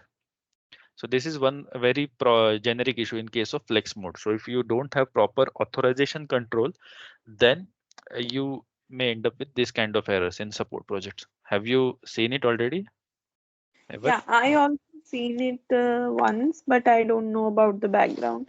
And there are like three type of issues I have seen related to CR. One is CR failed due to some errors. That can be this one which you are saying. And Mhm. another one is like CR is not updated properly. Like sometime what happen, it is stuck in between some other status, and we need to activate from the backend. When we are activating it from the backend, then the by whom it is updated, like the last check approved field is blank. So that is one concern. And third, one another issue I have seen that I don't remember exactly right now. So one is clear with your example, but second one, when we are activating it from the backend, then why that field can be blank? Can you just, I was lost in between somewhere, but can you just explain me the second case once again, please? Yeah, so it's like and there are multiple status for CR, right? So it is Right. not active approved, the last status, which is it is Mhm. before that it is stuck there, and user is not able to activate that CR. So we are doing it activated from the backend. When we are Okay. activated it from the backend, but the activated field, which like by whom it is activated, is Mm-hmm. blank. Yes. So why it can be blank? It is standard functionality of BRF. Are you having standard workflows or BRF plus? You know That anything? exactly, I no, I didn't Okay, know then exactly. maybe let's note this question. It's a good one. I will tell you how it happened or why it happens. Because when you activate it backend, there are some T codes SWIA and SWI1 SW, SWO1. specific to work. Yes, multiple like codes from where you can either process your workflow items and so on. But that's a different story or that's a different topic. So when we are going through workflows in process modeling, maybe this doubt will be cleared automatically. I will tell you why it's not updated. I got your question totally. It's not changed by is not updated or authorized by the person who has activated the change request. That field remains blank. Right, right. Yes, getting. We have raised this question to SAP also, but like we are waiting for their reply. Okay, let me just tell you then. It's because when you are activating your change request manually, it is with your user ID. So it is as per your rule, like BRF plus framework, that workflow how you have configured. So based on if you are activating, it's based on your user. When you are doing it through some T codes, backend is you are either activating through T codes like Yeah, SWI1, yeah, SWO1. SWIA, SWO1 or so on, then you are doing it with some backend users or you are doing it forcefully. There is no user. FFID. FF, yeah, you have to Yes. request that firefighter ID. Mm. uh, Firefighter is like only to get additional authorization, but that's not the case. It you are forcing or you are bypassing the flow. Okay, you are not actually completing it. Uh, you are completing it manually. So that's where system don't know which user has activated, and you have done it from background. So it is a standard logic. So system don't know, and there are some batch users, workflow users, and so on with which it get activated. So it is not updated. But again, it can be tackled. If you do some modifications in your code, then it is doable. So even if you activate it from backend, you can define in your body. You can modify your body with such a way. If you are activating from backend, then maybe there should come a name like activated from backend and so on, etc. Mm. Okay. So this is And a modification. Like standard will never let you have any name over there, but if you modify it, you can have it. And SAP might suggest you the same thing, maybe. mm, okay.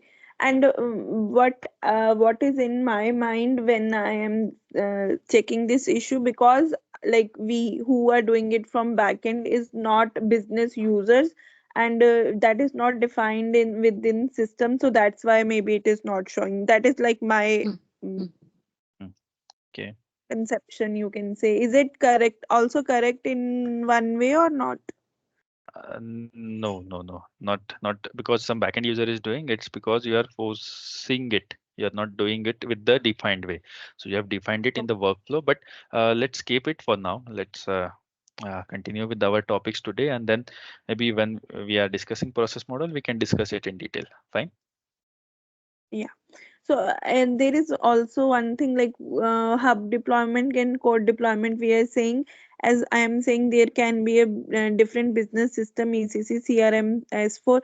You are saying it can be anything out of the system, like Glassfield is one of the system I have heard. So that is also in the code deployment, right? Uh, Glass system I've never heard of. What is it? Can you? Glassfield is also like something different. It is, I think, Salesforce product, and it is Okay. configured Uh, as a third party with us. it is not actually in co-deployed or hub. It is with an additional system. There is integration set up already, and within replication you can configure it. So if there are some non-SAP, let me clarify it in short.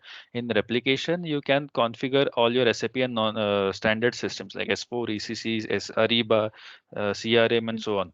But it's a non-SAP system. You have to define system how you want to send your data in iDocs, in with web services, with RFC, or whatever the channel you want to send your data with, in what frequency, in what volumes, and there are many other details. But yeah, there are non-SAP systems also which can be connected, and you can send your data. And there is one more possibility. Let's say if there is no direct integration possible, you can first replicate your data to your standard underlying S4 system, and from S4 we can again replicate it further, but not with the help of replication model, with some customization. Like there are different ways to integrate. There is cloud platform integration. There is PIPO, like process integration and process orchestration, and many others. So there are different ways, a number of ways. Okay, okay, Okay, got but it. for now, are these concepts Mm. clear? Because this is really important. Reuse area and Yeah. active area. Oh, Within active, Sapnil, flex I and have reuse a mode. doubt.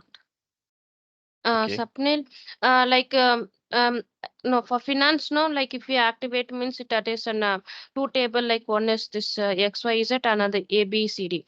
Mhm. Okay, suppose if you are creating a new CR for a finance means it will come to add-on, right? Add-on table will contain whatever new data is coming. No, it Yes. won't contain any old data, right? No. Okay, It okay. it Mm, will, but mm. not old data, because you have Mm. already activated your CR, and that old Mm. data is like updated with this CR. But this Okay, table will okay. hold everything. Whatever Mm. data is here, all this Mm. data will also be there in Okay. additional layer. Mm. It's Mm. not only holding CR specific data. So let's maybe I will be more clear. In case Mm. of staging area, when you activate change request, your details goes to this additional layer, but this data is deleted from staging tables. So this is Okay. when staging to additional layer. But when from additional to S4, like underlying S4 system, this data is Mm. going, or to some Mm. other replication systems, this Mm. data is kept over here and then Mm. also sent to other system. It's not deleted ever over from here. Okay, okay, So we have okay. this database defined, or Mm. it's retained over here. That's why we generate additional set of data, database Mm. layer. So then XYZ is like a target system, not an permanent system for this. Yes. Okay, so then in case of finance, like if we keep on adding and already existing data also exists. So in case of when compared to BP, BP and material, finance will contain more amount of data in that case. Yes, yes, yes, yes. And Okay, finance okay. will also will Mm, have many challenges, like in mm, you will end up with many errors, like idocs are failing, you are mm, not able to replicate data because of some changes. And that's why I said the authorization should be governed very well. If mm, you are also allowing your users to change data from MDG mm, as well as mm, from S4, then mm, you are in challenge, because it may happen like you are changing something with CR and then some other user is doing directly a change in S4. So this S4 mm, and S4, these are same. Its underlying systems are same. But mm, if you are changing something directly, then data will only go to here. Here it will successfully go. There will not mm, be any error mm, because the data is not updated here. Data is only updated here. But data is mm, when replicated from this additional layer to S4, it will end up mm, with failure. yeah, yeah, So got it. So MDG change because request will be successful. MDG mm, will be updated. So this mm, total whole part, maybe I will just draw it. Let's clarify this concept very in a good way. So all this is your MDG only. So MDG will be updated successfully. Your CR will never fail with any error. But when you replicate your data from MDG to S4, MDG to S4, MDG to S4, it will fail if there are okay. any changes. Mm. Okay. Okay, okay. Okay. Then Like let's in say our system also, we are allowing them to change in S4 directly. So but we are doing sync also between S4 and MDG, so that if somebody doing directly changes in S4, that will also come in the system MDG, where data is stored as temporary tables. I believe, like, which we yes. have made this additional database layer. But then also we are facing this issue, like data is not sync between the both, even though they said that they have made all the configuration to do the vice versa replication. Uh, it might be because of your replication model. Is it auto replication or is it manual replication? Because in many of the cases, it's a manual replication. Many customers prefer it in manual way. So when your data comes here in additional layer, in additional generated tables, in your active area, you have to manually replicate it. Whereas in some customers, they prefer to replicate it immediately. As soon as your database is active or change request is activated, data gets updated in this additional layer. Same data is immediately replicated to S4. That is also a case. If you have that manual way, then you may Mhm. end up with this synchronization error. So it may not happen like every time you activate a CR, you replicate it, right? Mm. There can be some, Automatically, it will get replicated, yes. no? Actually, it is automatically, but when Mm, data is not interfaced with the both systems, then they raise a ticket to us, and then we do the manual task to Hmm. replicate it. And sometime it is even not replicating. Then we need to check the error, like why it is not. So sometime it is the genuine errors, and we are facing this S4 replication error, which we raised with SAP also, that and it happened from last year with this organization. Whenever they are replicating to the S4 system, many BPs are not replicating. Even some are replicated after 4 times. Like, we are replicating one time, it is not happening. Second time, it is not happening. But third time, it got replicated. So we are also facing this intermittent issue, which is raised with SAP, and they provide us different tables to just track and replicate, reproduce in quality system. Still, we are not able to do that. But I don't know, like, why is it a fault within data model, or why it is happening? Uh, no, there can be multiple things. You said BP. With BP, it is happening, right? Yes, yes. Then with Like, BP, we. there must be nothing with data model. You are replicate. Let's say you are having your data already in S4. In BP, it's Mhm. active area. So let's move here. So you don't have. Just erase this one. We don't have this anyway. So okay, now this is your reuse in case of BP. So you have the same way material master, you already have your business partner data in underlying S4 system when CR is activated. In your hub deployment from here again, from S4 layer, you are replicating to number of systems, and that's where you are Mm. facing issues, right? Yes, You are not yes. facing issues in this flow. So this MDG flow is Yeah. totally fine. You are facing Mm. issues in this systems. And in that case, again, if your users are changing, let's say there is a target system A, target system B, target system C, and users are changing something in A and you are replicating that customer to A. So here the data is different, but when it's replicated to A, the data which system is trying to update is again different. So system will not update it. If the source data is not matching, system will fail, like the IDOC or whatever the SOA message or whatever you are replicating, how in whatever medium, it will fail. So that's where you are ending up with errors. You are not ending up in errors in existing MDG flow. Within MDG, you are not having any issue. So this specific MDG workflow is working totally fine. So no issues in your Mm. data model, no issues in your replication, and nothing. So in next steps, you are facing your issues. Yes, yes, I believe, Yeah, yeah. So what can be because the reason that A reason is what I said, like there are some changes, some updates directly on the business partner. The data is mismatching. As you already told me, the database tables you are validating. So if, what you usually do is you check your data over here. You might be checking KN event table, KN VV, or some related to customer. If a supplier, it's LFA1, and then related tables. You try to validate. And if there are some changes, you revert it. Either you match it with this data or the earlier one or whatever is the data changed over here, and if not, if it's IDOC based replication, you usually go to IDOC, you check the error, what is the error, and then you try to fix that error, and once the error is fixed, your data is replicated. I guess that is correct? what you are doing. Yes, yes. And that's the job, like in most of the support projects. So you have to maintain your systems and the ideal replication. So your data must be harmonized to all your target systems and it must be available to all the target systems.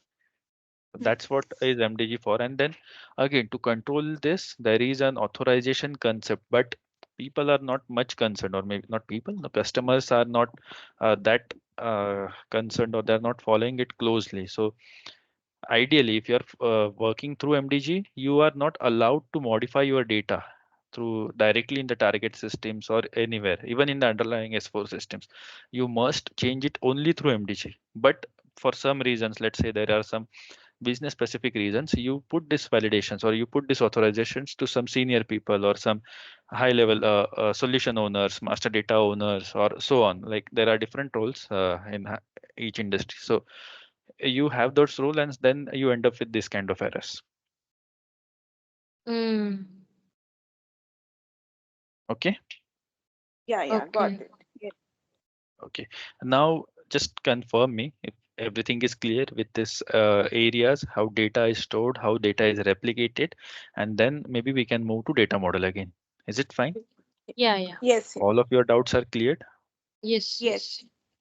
Okay, we are short with time. We cannot conclude data modeling today. Anyway, we need 2 sessions, but let's start with data model today. Let's see what how it is in short, and in system we can explore maybe next week or so on. But let's see how much we can cover. We have Like, 30 do you minutes still. have leave on May 1? Because we are available on May. Uh, I I do have, but maybe I will confirm you on 30. Is it fine? Yeah, If it's Yes. possible for me. night 9 p.m. also it's fine. Uh, I will confirm you on 30th by evening, maybe. Okay, okay. Yeah. I have some plans, not yet final, but if it's possible, we can continue on first. If not, we can Mm, uh, meet on fourth. okay. Okay. Okay. So, okay. Friday The- also fine for us. Friday, Thursday, like evening 9 p.m. Okay. Uh, Evening would be a bit challenging. Maybe this same time works for me. 11 is fine, or maybe early, but Mm, we know Chagandeep, for her, it's 11th is only work. So 11 will be a good time for me. mm. Okay, then we will continue on Saturday, Sundays then. No Okay. problem. And for first, I will confirm you by 30th. Okay. Okay, Okay. okay. Okay, then let's move again to data model. So in data model, there are different what to say parameters in data modeling. Let me show you one by one. Here you can see we are into edit data model at the moment. Went to MDG IMG. Within MDG IMG, we go to general settings. General settings, we have data modeling, and within data modeling, we go to edit data model. Okay. Mm. So this is your data model. Within data model, let's say in each data model, MMBP finance, each data model, all these hierarchy items, you can see they are available. So in each data model, you have n number of entity types. Within each entity type, you have n number of attributes. These entity types are assigned with business object type, and there are also entity types for hierarchies. Then again, there are some hierarchy specific attributes and hierarchy attributes for reference. Hierarchies we are not using in all the master data, but with finance we are using it mostly. And recently for business partner, there are hierarchies available, but I see very few customers, for hardly out of 100, one customer is using business partner hierarchies. Otherwise, hierarchies are only specific to finance. So, but just keep it in Mm. mind, hierarchies are now also available in business partner. Then we have some relations to be maintained. Relation within relationships, we have these fields for foreign key relationships. Then we have reuse active area, prefixes, and data model specific structures. Okay. While activating data model, we saw this messages like database tables are generating, data model specific structures are generating, and so on. So out of that, this is a data model specific structure. Now let's start with one by one. So let's go to data model. I selected our data model, and then I'm going to entity types. Here you can see all the entity types. There can be hundreds of it. You can see 157 altogether. And all for all these entity types, there are some storage or use types defined. So how to store and how to use this entity. So and based on this, all these entity types are classified into four different ways. Okay, so these are the four you can see. First one is changeable via change request and generated database tables. This is type 1 entity, or it is also called as SU type, like storage or use type 1 or entity type 1. Changeable via change request, generated database tables. Second one, or entity type 2, is changeable without change request or generated and check or text tables. Third one is we are going through details afterwards. Right now, I'm just telling you what are the types and so on. So if you have any questions, let's discuss at last. Okay. Mm. Third one, or entity type 3, or storage and use type 3, is not changeable via MDG, no generated tables. And last type is changeable via other entity type, generated database tables. Initially, we will only discuss type 1 and type 4 because these are the only ones we are mostly dealing with. Type 3 we will discuss further, and type 2 at last because it's least used or maybe never used in many of the Mm. cases. So let's start with type 1 entity here. Let's see where we have type 1 entities. Material we have with type 1. Just loading. Give me a second. Guess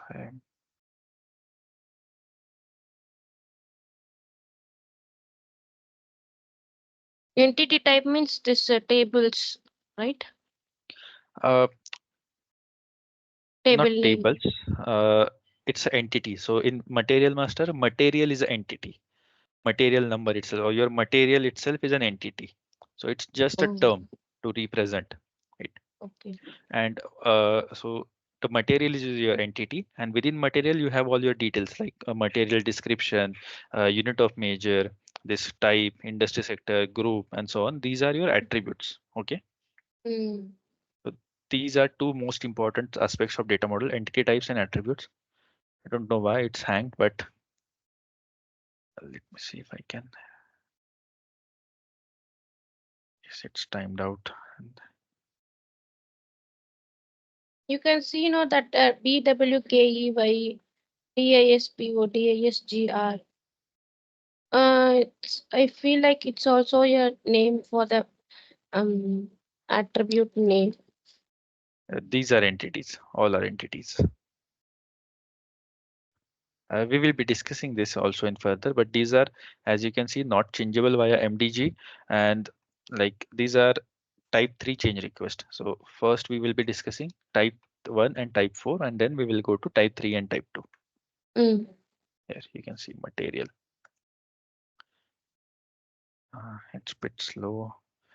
Am I clearly audible? Just Yeah, wanted yeah. to check Yes. if there is no network issue. Okay, perfect. So here you can see material type 1 entity, material, changeable via change request and generated database tables. Okay, so let's go one by one. This is an entity material itself. Then storage or use type is changeable via change request and generated database tables. Just a second. The addition concept we have already discussed, and it is only applicable to finance. So there is no addition here. If it's a finance object, there will be an addition you can see. So there is no addition for material master. The data element is matnar. So data Addition. element is most important. Material number, matnar. So this data element is used on this type 1 entity.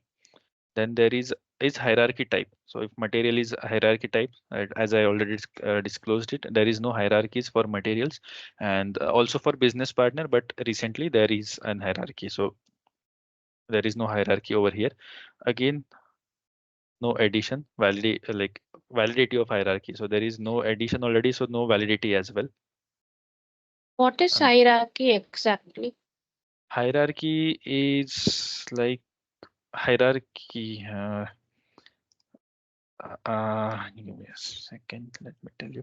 Hierarchy is just a structure, or to say, One parent and many child one kind of. parent, many child. So let's say there is one Okay, okay. parent. So we have one country, India, Yeah, yeah, I and understood. we have all the Hierarchy. states under India, 40, whatever, Yeah, Maharashtra, Gujarat, and so on. So this okay, this is okay. called as hierarchy. Yeah, okay, okay. Right, okay. Okay, that hierarchy is same, similar parent-child relationship. Yes.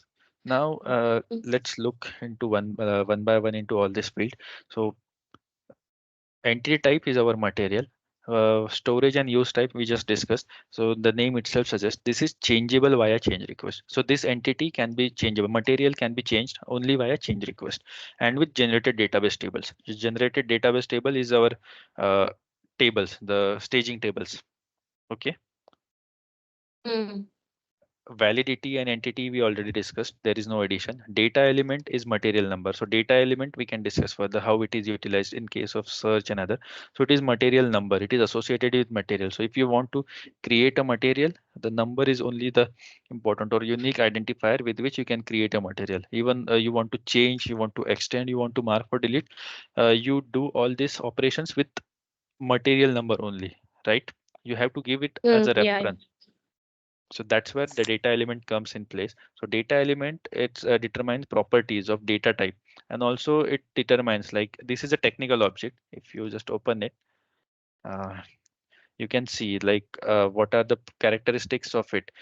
Is it numeric? Is it character, like, is it, are there any characters, or what type of data this field is, and where it is assigned, and so on.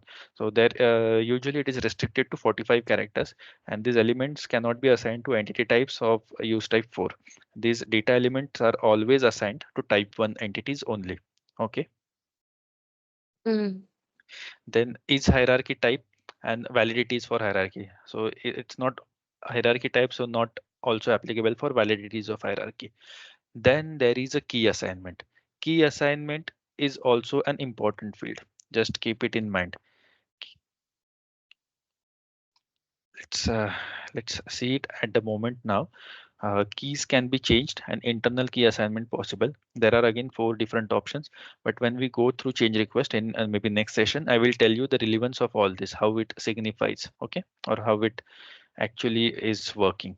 So just for example, if you want to check in upcoming week, when you create any change request, if you are creating a new material, okay, you see in front of material number, you see a dollar and then some number.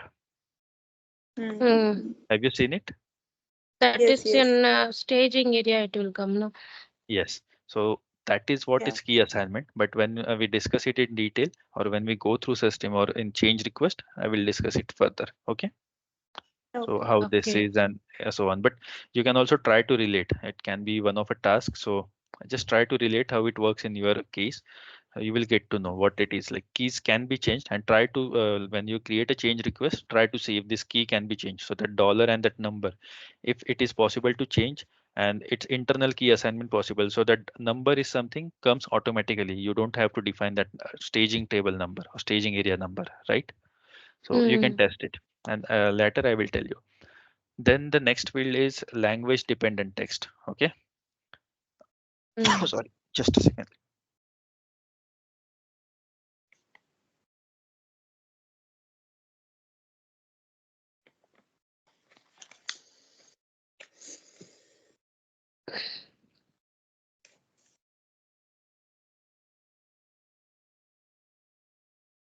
Yeah. So language dependent text. So it itself can define uh, material, as I told you, material description and so on. You are maintaining it in multiple languages, right? So it cannot be the case like you're only maintaining it in English. You there can be a requirement you have to maintain your description in number of languages: English, Chinese, Russian, Yeah, French, Korean. Japanese, Korean, any. There are hundreds of languages. The standard language are already available. It's predefined. So there can be multiple languages available, and material is an entity where you have to maintain it in different languages. So that's where we there is a tick box that it is a language dependent text possible. Okay. And then it's when it's possible, then there are these three options: long, medium and short text. And it is a length defined, like me for medium it is 40, for short it is I guess 60, and for long, oh sorry, short it is 20, medium 40, and then for long 60, I guess. But maybe I will confirm in next session. I don't recall exactly, but it is I guess 20, 40 and 60 or so on. Or 45 is the maximum length that we usually use. 15 is the short text, I guess, length, but we can confirm these figures. But this is only a length. So how many characters you can put in the description? So that is what this field justifies. Then there is a attachment. So if you have created your change request, you might have seen that in change request details, there are some attachments possible. So if you create a CR, you can attach some document, attach some reference documents and so on. Okay, you Okay. recall it.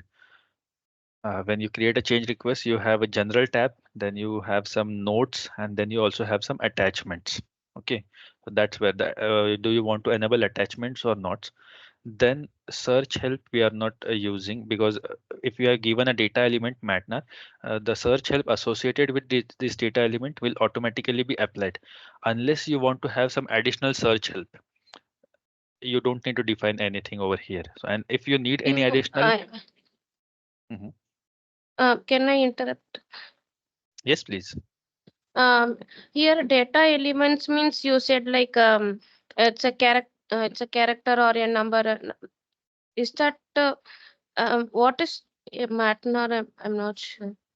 Matnar is a data element basically. So material number. So it is a property of material, and it defines how material number is created, how many like what are the parameters in material number or material, and what are the lengths for each. Like let's say it's a language dependent text, right? So in that Mm. case, what is a long text length, medium text length, short text length, etc. And also it defines the search help. So if you want to search material, okay, let me just illustrate it over here. Okay, uh, you want to search your material over here, F4. Okay, Mm. there are many options available. So you can search it with material number and description, with old material number, by bill of BOM, bill of material, by transferred from CAD. I don't know this one. This is bit specific to this demo system, but any other. So from here you can see all many search helps are available. So Okay.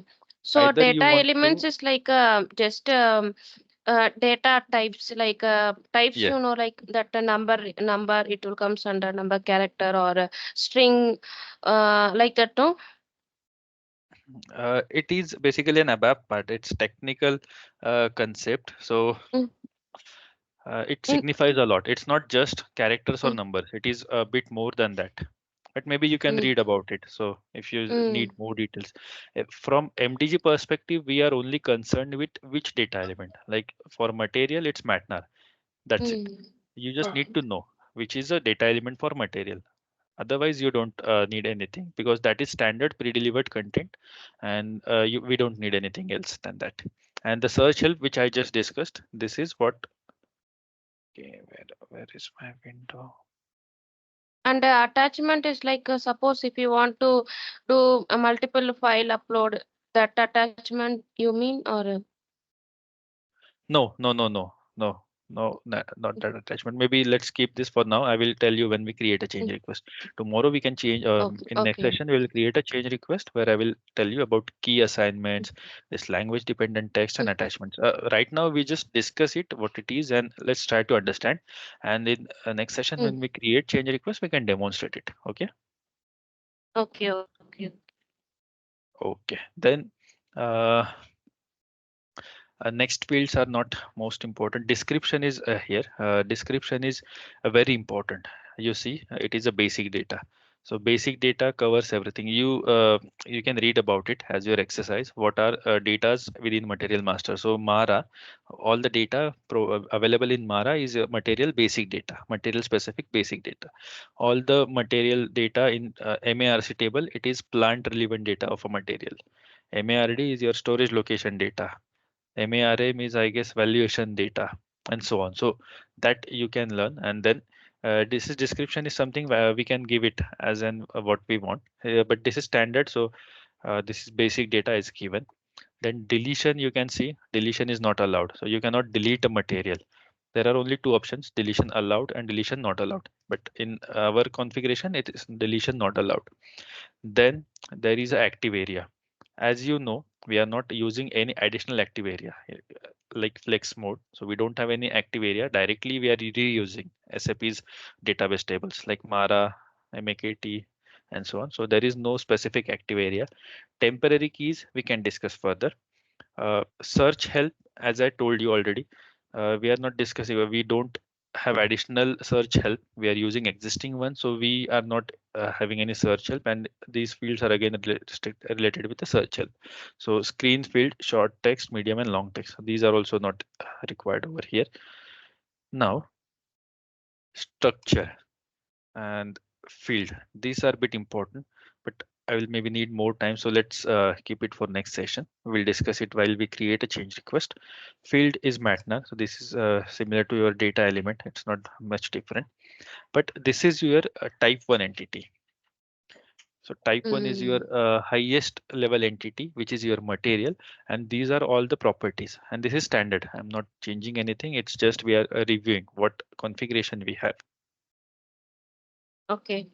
Is it bit clear like what are the multiple properties, what is entity, and what are the types or things that we can configure within entity types?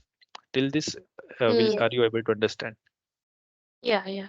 Okay. Yeah, yeah. Now let's move to attributes assigned to this entity type. So material general data, material is our entity type. Within material, there is all the general data. So I'm going to entity types, sorry, attributes of this entity type. So now I'm into data model within material entity type, and here I can see all the attributes. From description you can see. So authorization group, old material number, width, gross weight, indicator, external material group.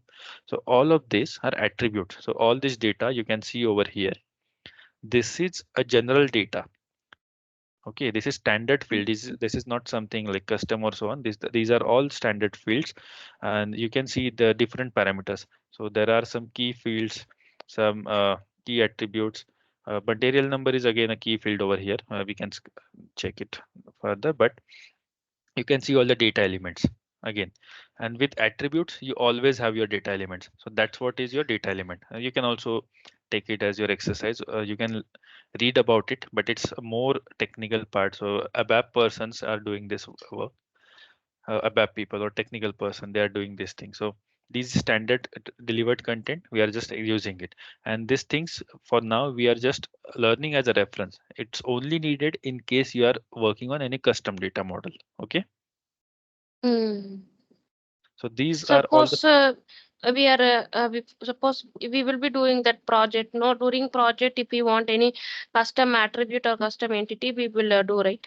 yes, that time you need to know which attribute it Mm, is. And then if you are creating attribute, you must mm, assign, or the data element is not something you assigned, it automatically be assigned. When you put in your attribute details, all these other details will automatically be popped in.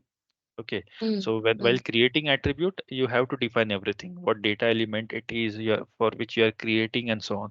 But usually attributes are standard. Let's say you, these are all fields. So mm, just a second. Let me show it to you. So all these fields you can see here. So mm, three, let's put any number. I'm not sure. Okay, basic data one and basic data two. So whatever you see here, all these fields of material master. So you are into material number FG 326, and these are all the fields: base unit of measure, material group, external material group, production product hierarchy, valid from, plant specific material status, gross weight, net weight, volume, size, EN, GTIN, and then there are many other details also on this basic data to view. So all of these are attributes. So just try to relate it in SAP S4, it is material number with all the fields. In MDG it is entity as a material number, and then mm. attributes as a field. So all of this here: Okay. external material group, inspection memo, weight, size, dimensions, all of these are again this, these are just fields. So EAN, just we discussed, product hierarchy. So these are all the Mm, fields. Okay. So material is your material number or material entity, and belonging to which all of these are your entity attributes belonging to your entity type. So these many attributes are there, and below you can see there are some custom attributes as well. So let's say there are some fields in some customer like landscapes. There are some custom fields required. It's not we are always satisfied with the existing ones. So in that case, you may create custom fields, but it is uh, only as and when required. Hardly very few customers go with customization, and recently or maybe in last 5 or 10 years, SAP is always promoting to stick with standard. They are trying to avoid custom solutions as much as possible. So that's where all the Z specific ones, these are custom, might be people are testing enhancing the existing data model with some custom attributes. Okay, so we can discuss it further, but these are the custom attributes, and all the above ones, these are standard attributes. So that is with attributes.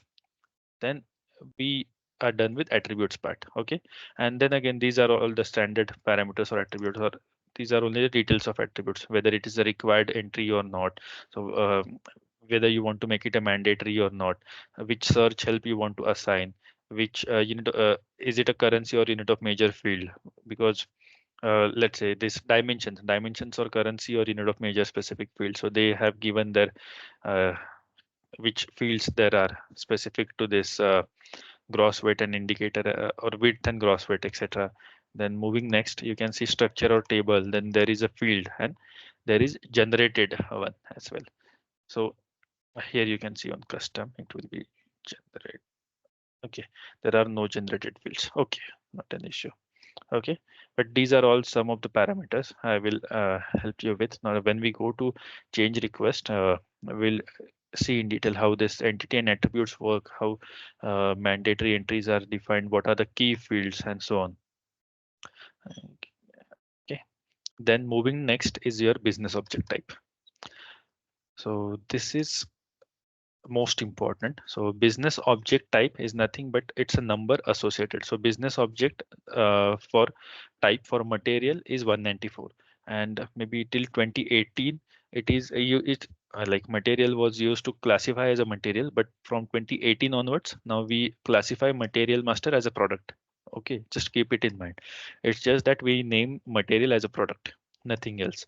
And this is the standard business object type. We have it we have one unique number associated with each master data object. For material it is 194, for customer like business partner it is different, for Finance object, it is different. I will tell you what other business types are. Then these hierarchies, we are not concerned with. You can see these are all the blanks. We don't have hierarchies, so no attributes and no references from hierarchies. Relationships are a bit important, but let's keep that topic for next session. It's a whole big topic. There are different types of relationships available: referencing, leading, qualifying, and foreign key relationship. Foreign key we are not using anyway, but first three are important. So we will discuss relationships in next section. Then reuse active area. So we there are main four active areas, but we are only concerned with this one. So material master, and this is what we are using, material entity. So this is our main entity within which we are having all our data. Other three are there, but we hardly use, or no customer I have seen which I have who is using. So it is specific for document management system and so on, but we don't have it in our scope. So this is just MDG, SAP is providing in case any customer needs it, but we don't need it. And then there is access class assigned to this active area and so on. But right now I'm just discussing it on high level, or just showing you what it is, and we can discuss it further. Then you can also see for each of your entity type, there is a data model specific structure generated. There are some prefixes, and then there is a structure generated. Here you can see the structure, and these all structures are available. You can this like again explore it further. For each object, there are two structures. One is your SMT mapping, and one is for your DRF. Okay, you can see here for each entity there are two structures generated. And then again SMT mapping and what is DRF we will discuss further. But on high level, uh, did you get it? What entity like what is data model? What are the entity types and what are attributes? Till this, is it clear? Yes. Yeah. Okay.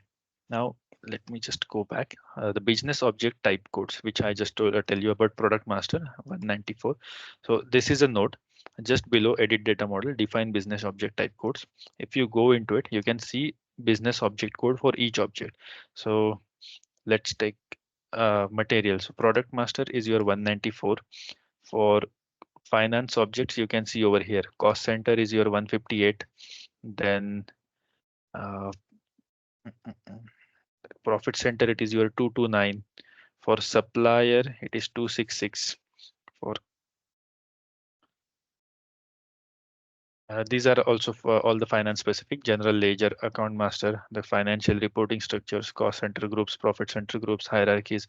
If you recall, I just told you all the finance master data objects, and these are uh, all of this finance master data objects. Then we have few others as well. So we are still having customer and then others. Okay, there are many actually, but this is just a standard one. So you have your product and then you have one code for your product. You have cost center, then you have one business object code. So this is standard. There is nothing custom. These are standard pre-delivered SAP content, and this is like again this is a content as it is. So this is what it is. There is no logic behind it. These numbers are defined by SAP. That is business object type codes. And then this entity type. Like why what is business object? Why we have that profit center here? Why there is, that's what I said. It is there is no logic or anything behind, but uh, as we are managing these objects through MDG, these objects are defined. So which business objects we are managing, and these are all the standard available business objects, but we are not using all.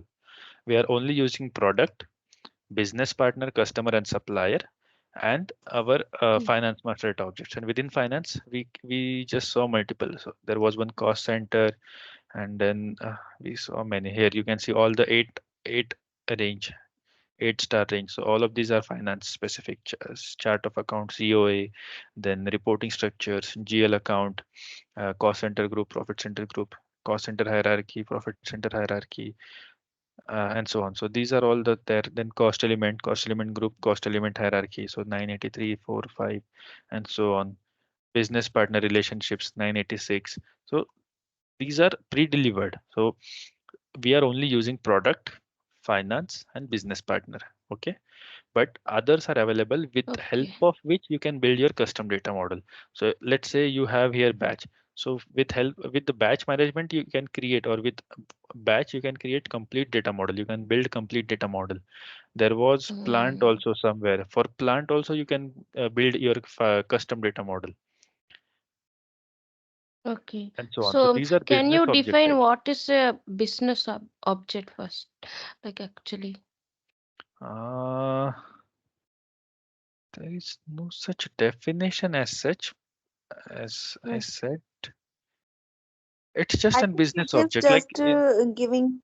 master data object within business, which object you are managing. So it's just an object, The nothing else. I think in okay, okay, okay. It contains an object, that's it. Yes, yes, yes. So there is no configuration here. You can see only the Mm, type and description. So type mm, is your number, unique number assigned to that object, and then description is what object it is. So 194 is your product, which is your material master, mm, and then there is a description. mm. There is no any more configuration than this. You cannot see anything else. This is the only thing. So if you Okay. want to manage data, you have to define to system, right? Which data you want to Mm, manage, and then you mm, also need mm. to give it the number, like uh, that is SAP's way. So 194 is a code given to this business object. Okay, okay, understood. So there is no such logic. It's just that we are managing this Mm, data, so it is available, and out of which we mm, are only selecting 194. So if you see data mm. models, 194 is used for material. Let's explore for others as well. For BP, you can see entity types. I have not selected BP header.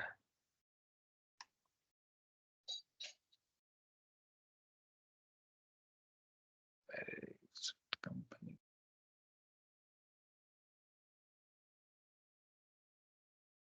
Yeah, BP header. So here it is 147. 147 is your business partner. So maybe let's navigate Mm. back to this.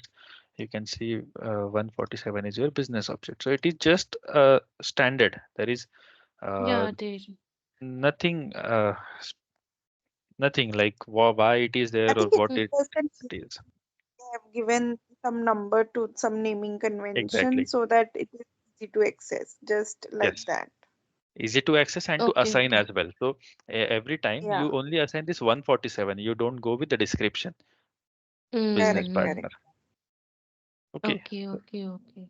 Okay, but maybe for today it is enough. We have reviewed major concepts like what is data model, what are the entities and attributes. Within entity types, we couldn't cover type 4 yet, but maybe in short, I will tell you maybe in 1 or 2 more minutes. But type 1 we have covered. You can see all the properties. For data model, material is a type 1 entity which we reviewed. Type 4 is all the data. So let's say maybe I go to whiteboard again. So as I was telling you the hierarchies, the same way there is one type 1 entity. So type 1 is there, which is your material. Uh, and then all of your other hierarchies. So let's take your plant data. So MARC is your type 4 entity. So then MARD also. So the storage location, then other valuation data, then batch management data. So there are other data as well within material master. So to be specific, type 1 entity is always material. Okay. Type 1 Mm, entity is changeable via change request. So if you want to change a material, you can only do it with a change request. You cannot do it without change request. And then there are type 4 entities. Type 4 is nothing but they are related to, or they are a child of type 1 entities. Okay. And then you have your plant data, storage location data, valuation data, batch management data. So these are type 4 entities. If you want to change a plant data, let's say type 4 entity, can you change it directly without giving a material reference? no. You first need to define system, right? Which Mm, material you want to change a plant data of. yeah, yeah. So in that sense, type 4 entities are uh, almost similar with in all the other parameters. The only difference is they are changeable via other entity. So here you can see this one. Okay, changeable via other entity, and that's the only difference. So this is basic data text. So if you want to change the basic data text of a material, first you have to give which material. Mm, Other things are fine. And all other fields, let's say this language dependent text, BC sets attachment, these are only for type 1 entities. Same with search help, this is only for type 1 entities. Temporary keys, active area, this is also only for type 1. uh, Description is mandatory for all type of entities, and then structure field and structure specific fields, this is again only for type 1 entities. So all the majority of fields which we discussed are only applicable for type 1. For type 4 you have only this storage and use type, validity, hierarchy, Mm. but hierarchy we are not using. Key assignment is again not important here, but it is by default. And description is mandatory, description is most important. And deletion is allowed. Here you can see deletion is allowed. Basic text you can change, delete, you can modify every time, so deletion is allowed. Okay, okay. Other So parameters are not. suppose if we are extending a plan for the material means like material comes into other entity type. So Yes. so that is Material called as. is type 1, plant is Mm, type 4, and mm, if you want to change type 4 entity, you mm, always have to change it with type 1, because you mm, have to select material type 1, and that's where type 1 entity is mm, changeable via change request, which is your material. And type mm, 4 entity, which is your plant or basic data text, mm. it is changeable via other entity type, which is your type 1 entity. And Okay, okay, generated database table is same in type 1 and type 4, which is your staging tables. So for okay. type 1 or type 4 entities, staging table data will always be generated. So Understood, that's the only understood. difference. Otherwise, type 1 and type 4 are all the same. And again, type 4 entities can also have number of attributes. So here it is only Mm. one, but within plant, there can be multiple attributes. Okay. Yeah, yeah, yeah. Okay. So that's the basic difference, but that's the Mm, most important. That's where I wanted to cover type 1 and 4. 3 and 2 we can cover later because they need some more discussion in detail. But maybe for today we are enough. We have covered most of the part. We covered all our basics of data model, how we store our data, what is like uh, staging area, what is active area, what is data level, or what is data model, what are entry types, what are attributes, what are business object types, what is reuse active area, what is flex mode, and so on. So try to summarize everything for today. I've also given you a few tasks like read about some data elements, explore this key assignments within your change request, and so on. So try to perform it. You will yourself get to know, and then we can clear it. So if you have a hands-on and then we discuss about it, it will be more solid. So you can remember it for very long.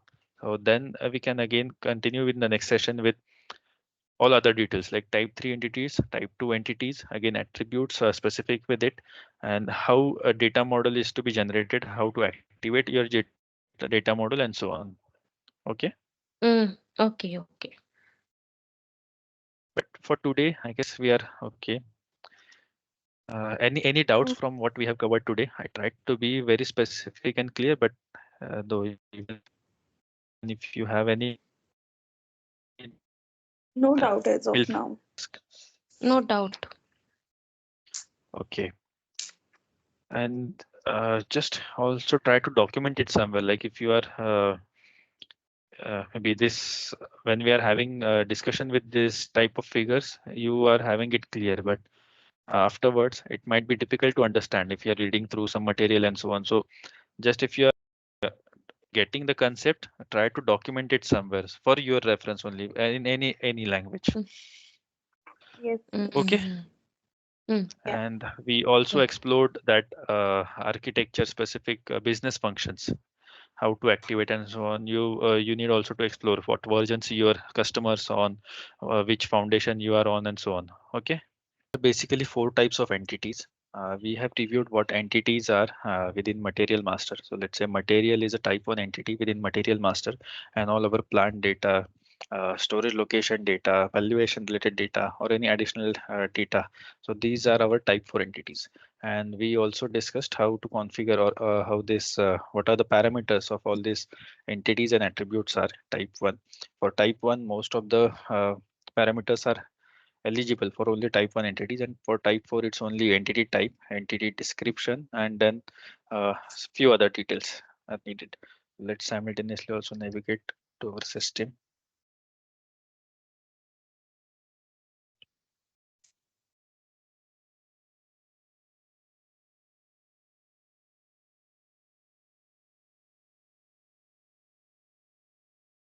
So MDG IMG is our T code to navigate to our configurations. Within general settings, we reviewed our data modeling, edit data model. Within data modeling, okay, so these are our data models. We reviewed our standard data models, MM, BP, and finance. Within MM, we reviewed our entity types, type 1 and type 4 entities. And again, within each entity types, there are number of attribute, and a business object type is also defined within entities, multiple entities. We reviewed what this business object type is. Then hierarchies we discussed last time. Hierarchies are more specific to finance data model, and they are uh, not mostly applicable. Recently in latest versions for business partner, the hierarchies are available. Like there is a concept introduced for business partner of hierarchy, but very few people, very few customers are actually using at the moment. And then we also discussed, like in this session we will start with the relationships and other dependent things as well. So now maybe let's go to theoretical part first, and then we can review our uh, system. So here you can see first node is our data model. So within data model, there are multiple entity types. First is your type 1 entity. Let's consider MM data model at the moment. Uh, Within MM, material. So material is your type 1 entity. Address, or maybe plant data. Let's consider plant data as your type 4 entity, storage or use type 4. So these are type 1 and type 4 most important type of entities which we mostly use. Even if we are using any custom data model, these are the more entities we are using on majority of projects or customers, and these are mostly required. Then it comes with type 3 entities. So we have type 3 entities as well over here, and type 3 is nothing but these are used for check tables that have no persistence in MDG. Like we are using it, but they are not changeable via MDG, or there are no generated tables. We are just reusing it from either configuration or from some tables. So let's say within plant data you are providing your profit center. So the profit center is a field which is something you are not defining in MDG, or you are not changing it directly. You are just fetching it from table. So within when you define any material, what you usually do is you just go to F4, you select the profit center belonging to that controlling area or chart of accounts, and then once you select the profit center on material, you can proceed with the material creation. And profit center is a mandatory field when you create. If you have created any of a material within your existing project, you might have known like profit center is a mandatory parameter if you are creating any of the material. Okay. Okay. Uh, And Hi, Sapne, like I have doubt. Like suppose we are doing configuration in one system means can we do replication for that configuration to next system like a flow which configuration? instead of if it is a standard configuration as you said MDG or S4? proficient S4. Then maybe that is a separate topic, Kirtana, and maybe in last Mm, session we also discussed there are mm. multiple options to synchronize your configuration data. So it's either with Solman, either with some semi-automatic solution, or with some custom solution. So there are these three ways. Solman is a SAP standard provided tool with the help of which, so basically you have also to set up all these parameters within Solman. Aditi might share some documents wherein you can go through it. It's not a part of MDG at all, so we are not discussing it here in detail, but maybe for educational purpose, we'll just discuss like it is a tool with which you can configure some things, based on which if you configure your TR in one system, you can replicate your changes from the same TR to other target systems wherever you require that configuration, or let's say from target to source system, vice versa. So it is the flow which Okay. you have to set up. Your basis or Solman consultant will do that needed configuration, and then your all configuration data at the time of creation it will be triggered, and then you can also set at what time you have to trigger your data. So let's say in your target system you are configuring something. Let's say let's discuss hub deployment. At the moment within hub you have A as your MDG system where you manage all your master data through MDG. So it's hub deployment, and your actual uh, user or operational data is in your target systems B, C, and D. You want to configure new profits or maybe any new configurations in your B system. So we'll do your configurations in development environment. You will test it over there. Then you will move your changes to quality. Your customer will test whether the configuration is fine or not, and then you will move it to production. So you can also define at what point of time you want your configuration in your uh, source system. So whether at the time of testing, at the time of UAT, user acceptance testing confirmation, or whether at the time of production deployment. Okay. Okay, So there are like many these things, parameters. okay, like from moving from development to production is fine. But in case, suppose if we want to replicate the configuration from one S4 HANA to another S4 HANA, means like a TR moment is required, right? Yes. Like only option is this, or any other option is available? No, within standard, Solman is the only suitable option, most suitable option within SAP landscapes. So if you have any Okay, non-SAP okay. system, you must have to Mm, go to custom. Like mm, standard will not work for you, or it will not be suitable. Let's say you want to replicate your configurations from SAP to non-SAP system, it is not working for you. So this is mm. a criteria, and then Okay, okay. like it's working so on. And there are some semi-automatic solutions as well, so you can replicate your changes, or you can export your TRs automatically as soon as you configure them in your target systems. But in source system you have to upload it manually, like you have to import them manually. So these are some semi-automatic solutions as well that Okay, you can okay, okay. configure. And there are Mm, like new things coming as well, like it's not the only mm, thing. There are many mm, other solutions coming in. Recently, I worked on SAP Cloud ALM. So it is a mm. latest technology. It's upgrade to Solman. So now Solman will vanish. Same way we have MDM previously, and now we have MDG.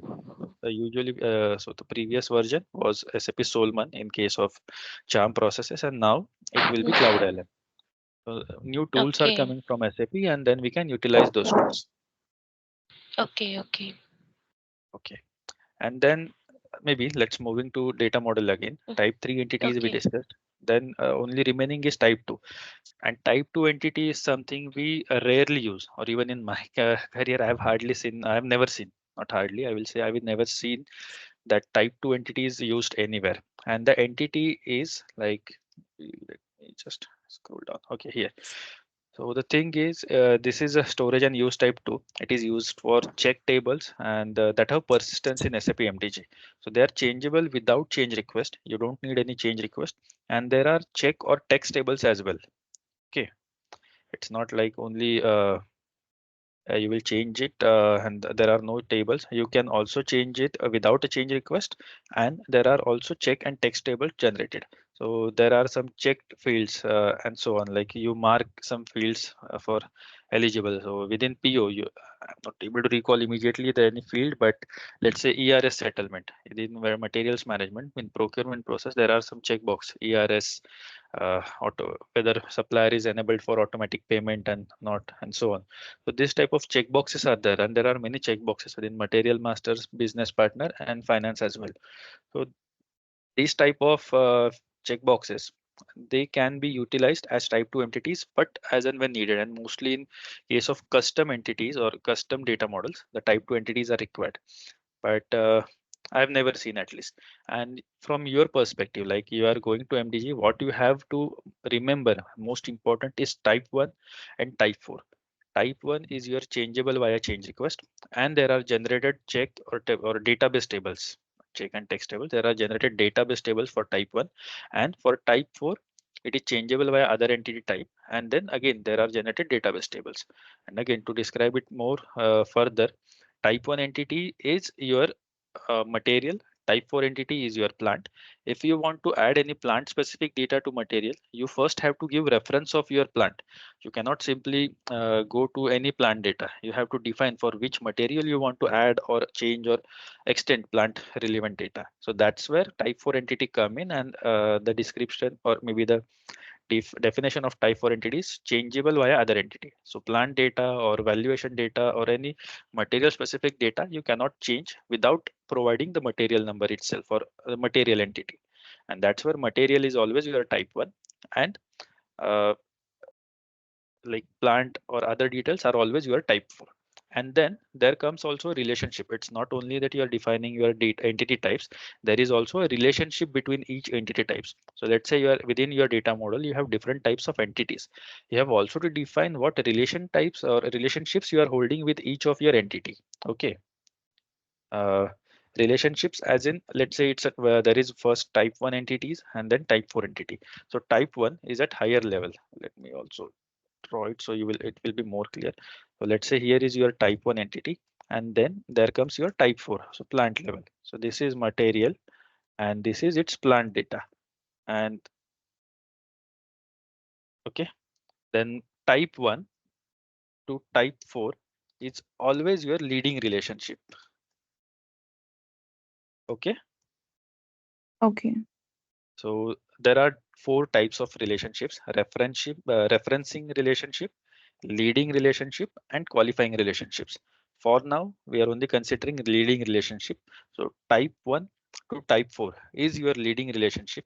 Same is something you can configure at your data model level. That is also required in configuration. And there are again different factors. So let's just move to data model. We will So go like through. the yeah, Yeah, like please. you can we can see in that coordinate, that 1:4. So which means this entity 1 and 4 only defines. Exactly. Okay, okay. And cardinality, it also means like, let's say 1 is to n, it's mostly 1 is to n only for 1 to 4. I've not seen any other cardinalities, but let's say what cardinality defines is here cardinality is 1 is to n. So for one material, there can be 5 plants, 10 plants, 20 plants, or whatever. It's not only 1 is to 1. Okay. It will always be 1 to n. You can define n number of plants. You don't have any restrictions. Like you can define only one plant per material. You can define only 5 plants. There is no such a thing. You can define n number of plants for single material. Same material can be reused to your multiple plants. It can be produced to multiple plants. It can be sold through multiple plants, and it can also be procured to multiple plants. So that's where you have your same material. Let's say material number 1, 2, 3 defined on multiple plants, and that's what is your cardinality. Cardinality is nothing but your relationship 1 is to n, not a relationship but proportion 1 is to n. So for one material you can have Okay. n number of plants.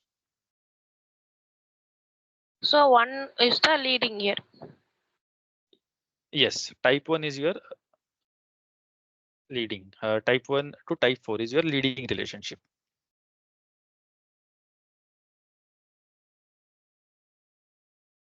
Okay. Okay.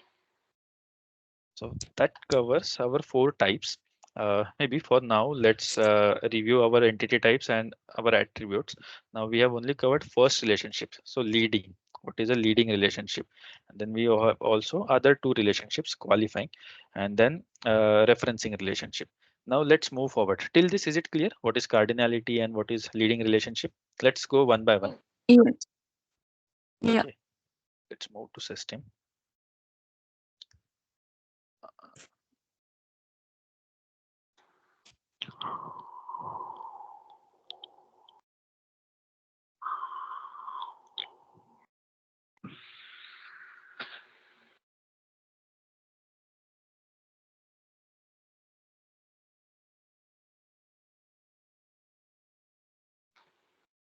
Here, material is your type 1 entity. Let's see.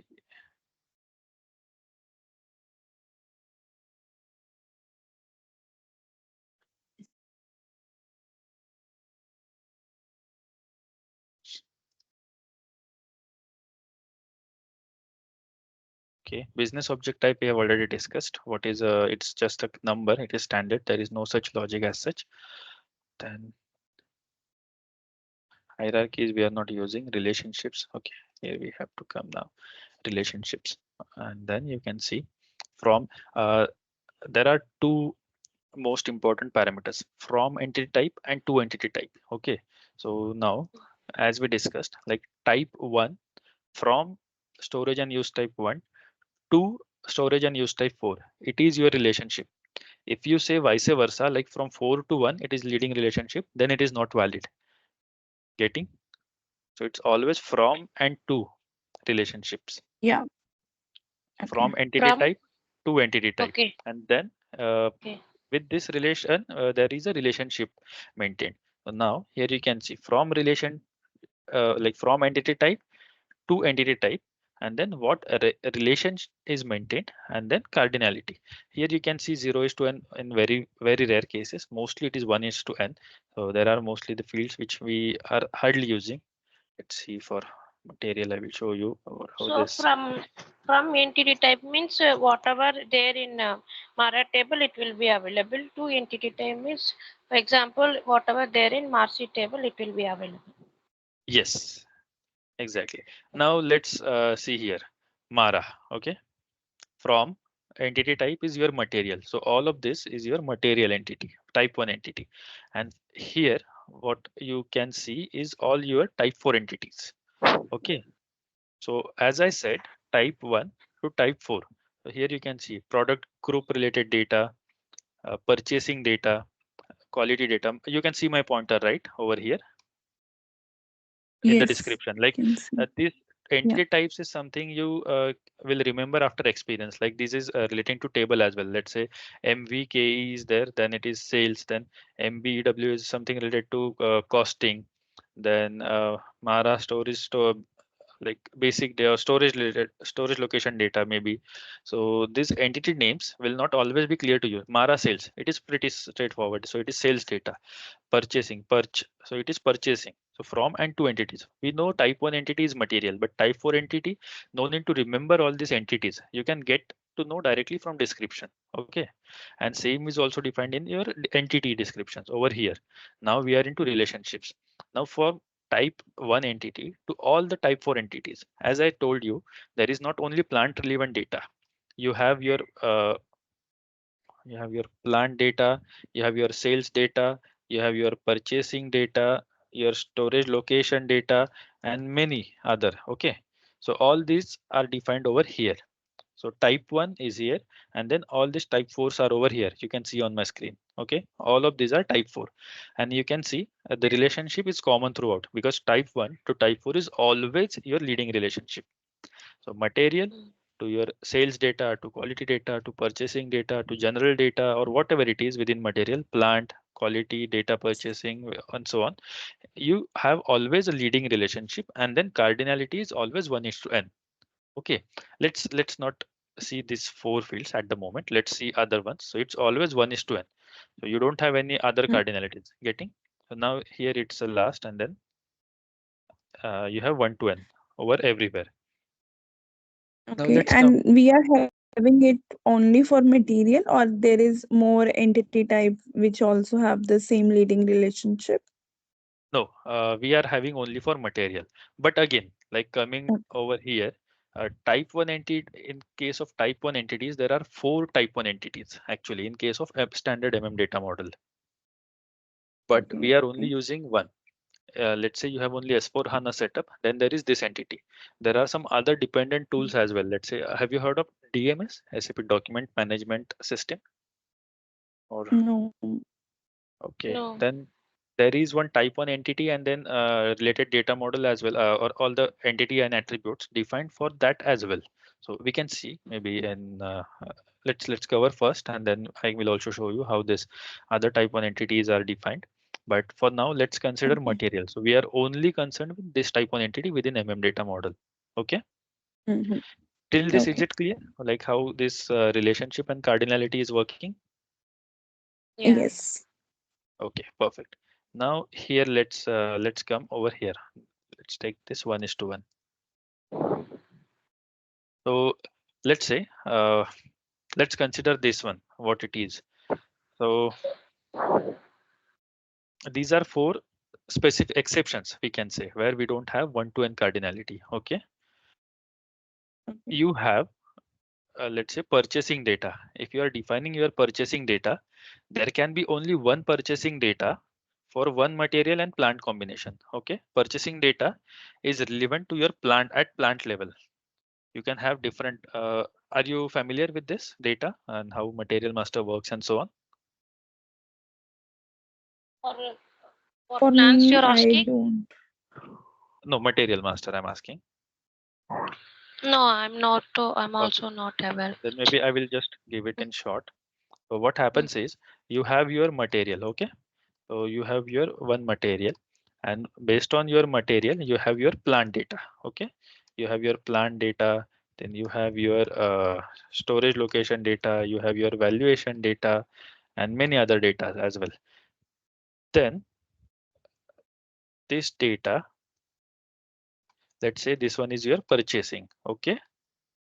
This is nothing in our like let's uh, get it in simple terms or basic terms. I'm not describing it in more details, but it is very basic, which I'm explaining at the moment. So purchasing data is your specific data related to your plant.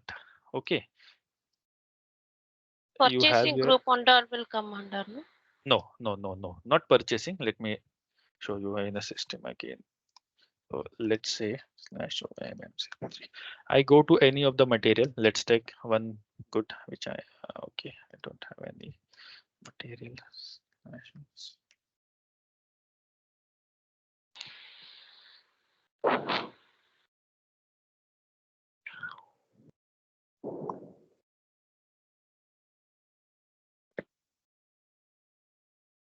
Okay, where I cannot see here. So I put material number. I went to display materiality code. It's MM03. I put my material number, and then I go to my purchasing data, or maybe let's take. There isn't any purchasing data maintained for this, but let's take MRP or sales. Okay, and then basic data.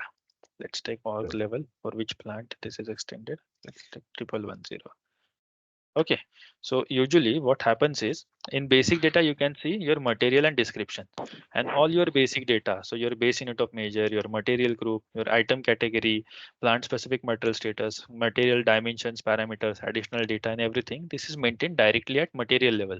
So this all data is applicable on material. So this general data, whatever I am defining, this belongs to, so these are all the attributes belonging to your type 1 entity. So this is your type 1 entity, and all the basic data which I was showing it to you, these are all entity. So this is an entity material, and within entity these are all the attributes, number of attributes. So these are all the fields, so you can see here. Okay, is it clear? Yes. Okay, Yeah. next let's move to sales org data or MRP data. Okay, now this MRP data on top, you can see it is like base unit of measure, plant specific material status, MRP type, reorder point, planning cycle, controller, and lot sizing procedure. MRP 1, 2, 3, 4. There are 4 views specific to MRP, and all this data. This is applicable to both of this level. So it is first applicable on material level, and then on this material at this org level. So at this plant. So this MRP data can be, so this, let's consider MRP type.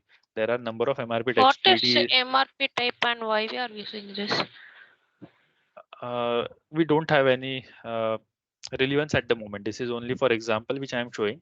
We are not going Mm, inside master data. You can read it okay. afterwards, but it's just an example. MRP is material requirement planning, or let's not take this base unit of measure. Let's take base unit of measure. Okay, pieces. So there are number of base unit of measures, meters, inches, and whatever it is. So hundreds of base unit of measure are available. So this base unit of measure is now applicable at this plant and at material level. It is not directly applicable at material level. This base unit of measure can be different, or plant specific material status, or all of these parameters can be different at this 110 plant, 1110 plant, and they can also differ at some other plant. So this material is basically extended to 4 plants: 1110, 1210, 1710, and 1810. So all these plant specific parameters are only applicable to individual plants.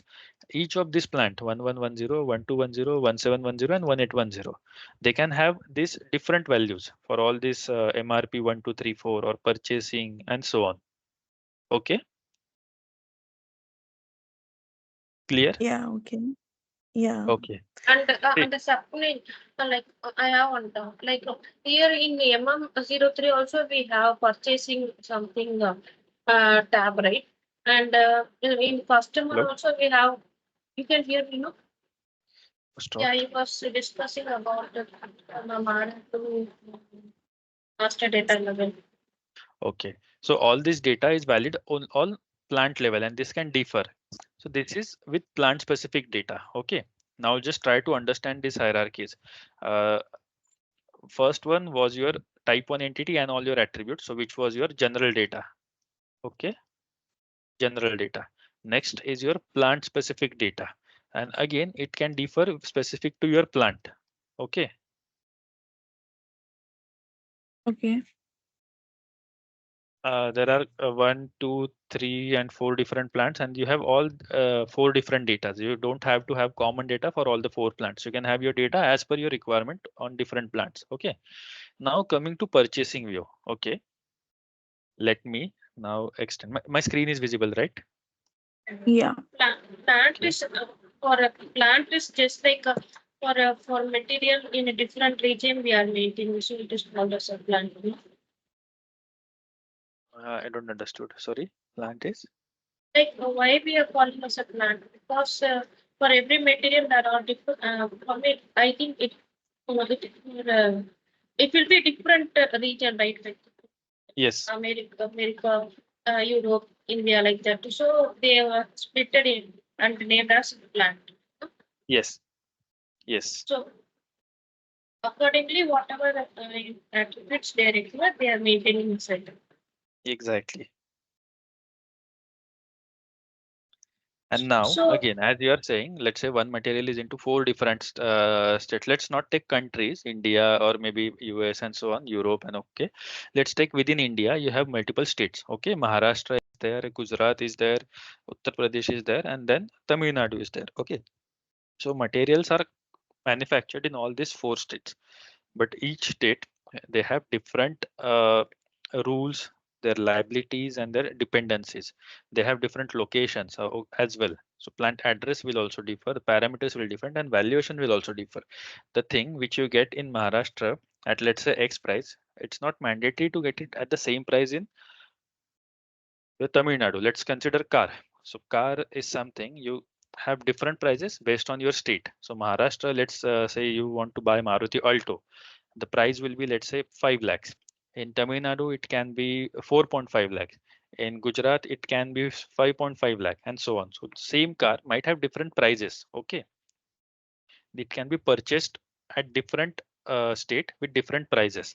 But if we consider the material is in this case is Alto, and then plant is in Gujarat. So within material and plant combination, so within Gujarat and buying Alto, the purchasing data will be common. So Alto within whole Gujarat will be only bought for 5.5 lakh. Within Gujarat, there will not be having multiple purchasing datas. Okay, getting my point? Yeah, but in the other state, it can be different. The main Exactly, thing is how we are defining one material cost and everything in one plant. It can be different for the other plant. exactly. And that's where this one-to-one cardinality comes in. Because within Gujarat, you cannot have all the different prices. Okay. okay, Okay. This is your purchasing data. And same way is your quality sales and spare part management. So that's why these are exceptions. And these are exceptions, as I'm saying, it's not in every case, but otherwise you can see everywhere there is cardinality 1 is to n. Okay. and One raise to n means like that in the whole organization there would be one kind of relationship and one kind of data for everything. But for one to one, it can be differ from plant to basically what it can be the plant to which thing we what words we can use for one to one. No, no, no, not you're not getting actually. So let's take it again over here. Let's take this is a material, this is your plant. So let's say you have cardinality 1 is to n. Let's take first 1 is to 1. Okay. So if Mm-hmm. you have cardinality 1 is to n for one material, you can only have one plant. You cannot have more than one. So first one relates with this material and second one relates with your plant. So this is what your Correct. cardinality. There is a one-to-one Hmm. relationship. For one material, there is one plant. But let's take this one instead of one. Let's take this n. N is number, whatever number it can be. It can be 5, it can be 10, it can be 100. So for one material, you can have n number of plants. So you can have plant 1, plant 2, plant 3, plant 4, and up to n. Okay. So that is what Yeah. 1 is to 1 and 1 is to n is. And it differs in cases. So let's say it's material to plant is there, then there is one to one. But if it is material to purchasing organization or not organization, sorry, let's be clear. It's a purchasing data. So whatever data belonging to the purchasing view, it comes within purchasing data. So purchasing data is common. So again, the purchasing data is for this whole box, and then it is Hmm. applicable as a purchasing data. Okay. Okay. And this is there can be only one purchasing data for each combination. Let's take material and then plant one, p1. So there will be one purchasing data. Then let's take material to plant 2. There will be only one data. There cannot be two different datas for purchasing within same combination. It will only be one. And that's where the cardinality one to one is there in some cases, or very few cases, only 4 we have seen. And for all others, there is cardinality one to n. So you can have multiple storage location data, multiple plant data, and so on. Okay. Okay. So Okay. so 1:1 means like that material won't be that much like high range. Like I mean, it won't be used much, right? Because I think it might be a small scale. Like no one will use one material in its possibility. Exactly. And there can Huh? be many business cases. Like in each industry, each business, there can be thousands of different requirement. You cannot get same requirement everywhere. So that's where we have different things like this. Okay. And one doubt, certainly, like purchasing data and the purchasing org inside the field will be different, no? Or how they are connected each other. Uh, Maybe I would suggest you read about it directly, because it is more of a part of MM, and master data is a whole big concept. So that's why in very first session, if you recall, I told you, if you want to learn or you can be only MDG consultant, or you can be a data consultant or master data consultant. In that case, what happens is, if you have to go through your master data and you have to learn it yourself, because let's only take master itself is a huge. We have a number of views, number of industries, different material types, and then each based on each industry and type there are number of different fields. It's not same throughout, and there are all different levels of data. You can see over here how many type 1 to type 4 entities. So all these type 4 entities, these are the levels of data from here to all the way over here. And this type of data belongs, or type 4 entities belongs to material type 1 entity. So these types of data are there. So if we go through details of master data, then it will be a challenge. But from MDG perspective, you have to know this concept, like what are from entity types, what are two entity types, what are the relationships, and what is a cardinality. Okay. Like we don't need to go inside these. Exactly. If you want to be a master data consultant or your data consultant within organization, then you need this data. Then maybe this Okay, MDG okay. part is not important for you, but you need to Mm. know how material is created, what are the material parameters, what is material data, and so on. Okay. But if you are in MDG, then this won't make you sense. But maybe for your long-term benefit, it is always beneficial to know this. So maybe you can have it Just within for your. knowledge purpose. Yes, yes. And you can read about it. You can get hundreds of article on Google, how what is SAP MM master data, how it is defined, and so on. So you can read through it. Okay. But till here we are clear. Like from entity type to entity type, there is a relationship defined, and then relationship type is defined. Okay. And then there is cardinality given. Data element we don't have any in standard. It's again like we never use data element over here. If we want to modify, like use any other data element that defined in attribute or entity type, then only it can be defined here. But again, this is something SAP has provided a functionality, but not a single customer I have ever seen using this functionality. Then this one is your no existence check.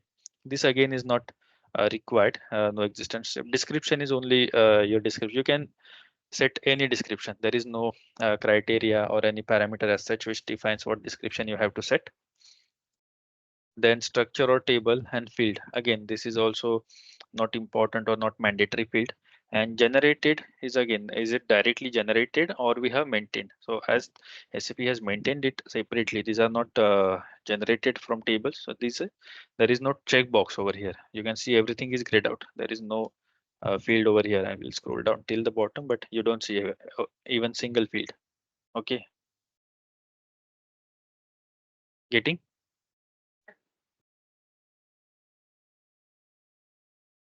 Now let's Yeah. come to any questions? Please go ahead. No questions. Okay. Now our type entity types are covered. First relationship is covered. So the leading is covered. Maybe I will move to our presentation. So here we have started, like we covered our entity types, what attributes is, and data elements. As I said, we only use it for type 1 entities. Now we are into relationships.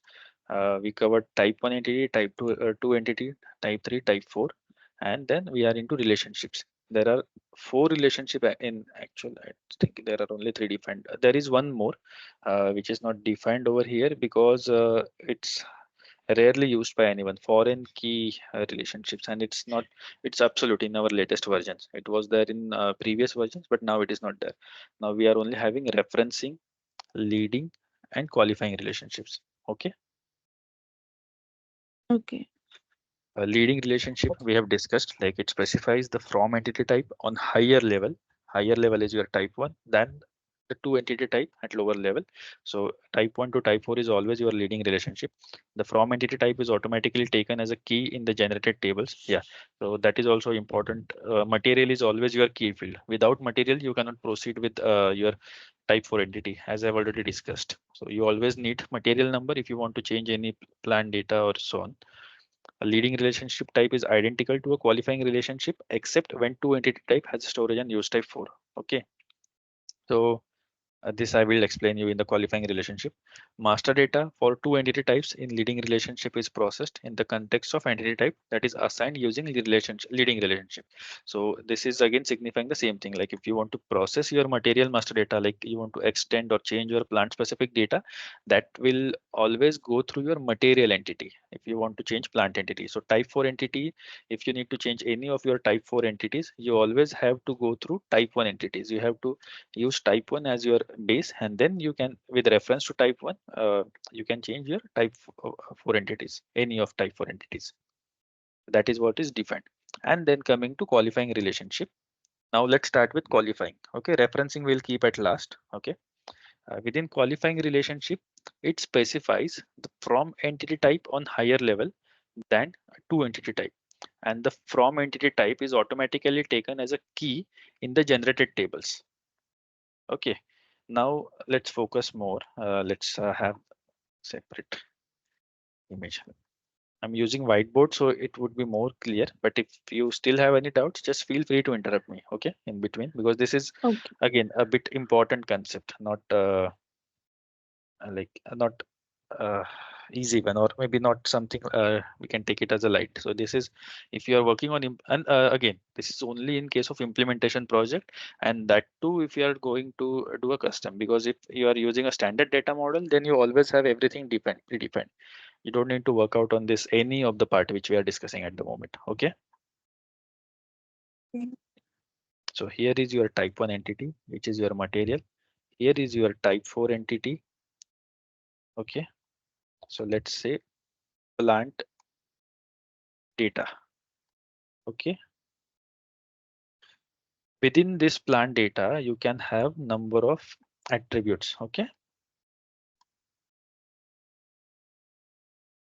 So you can, as we just seen, we have your MRP details, MRP type, and MRP controller. Yeah, okay, and many other fields. But for all this data, you first have to provide your plant. So now, if you just see my material data, somehow I don't. This, I was not able to scroll, but got it. Just a second.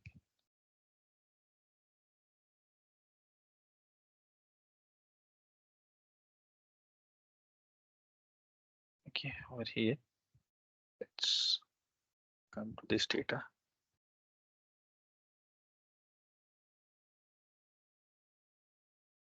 Can I?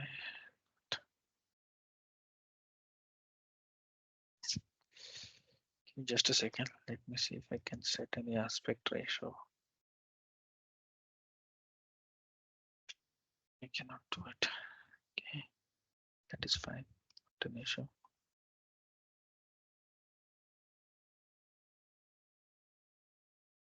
We'll make it small. Let's have it like this. Okay. Now the material display. Okay. I go to this material data and select MRP views. And then I select any of this plant. Okay.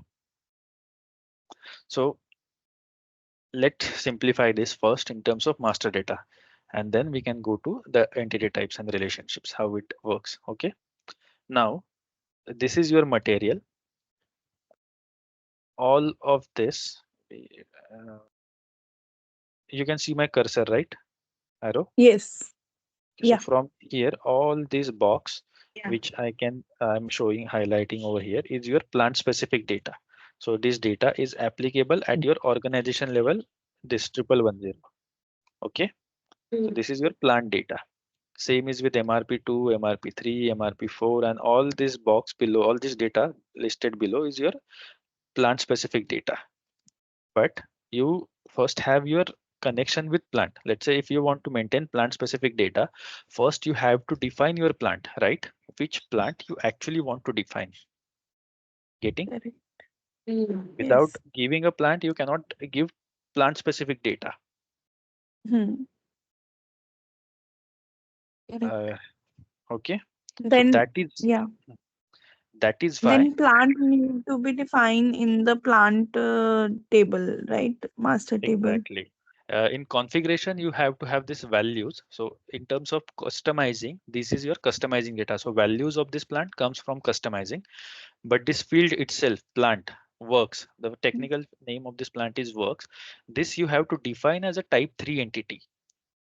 Now there comes a type 3 entity and then a qualifying relationship. Okay. Now listen to me very carefully.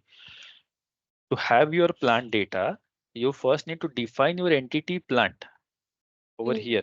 So there is one more entity that you have to define in your plant data. So let's say you have your plant data. First, you have to define your plant itself. Okay. Yeah, Then that only some you can standard configuration. exactly. So this is your type 1 entity.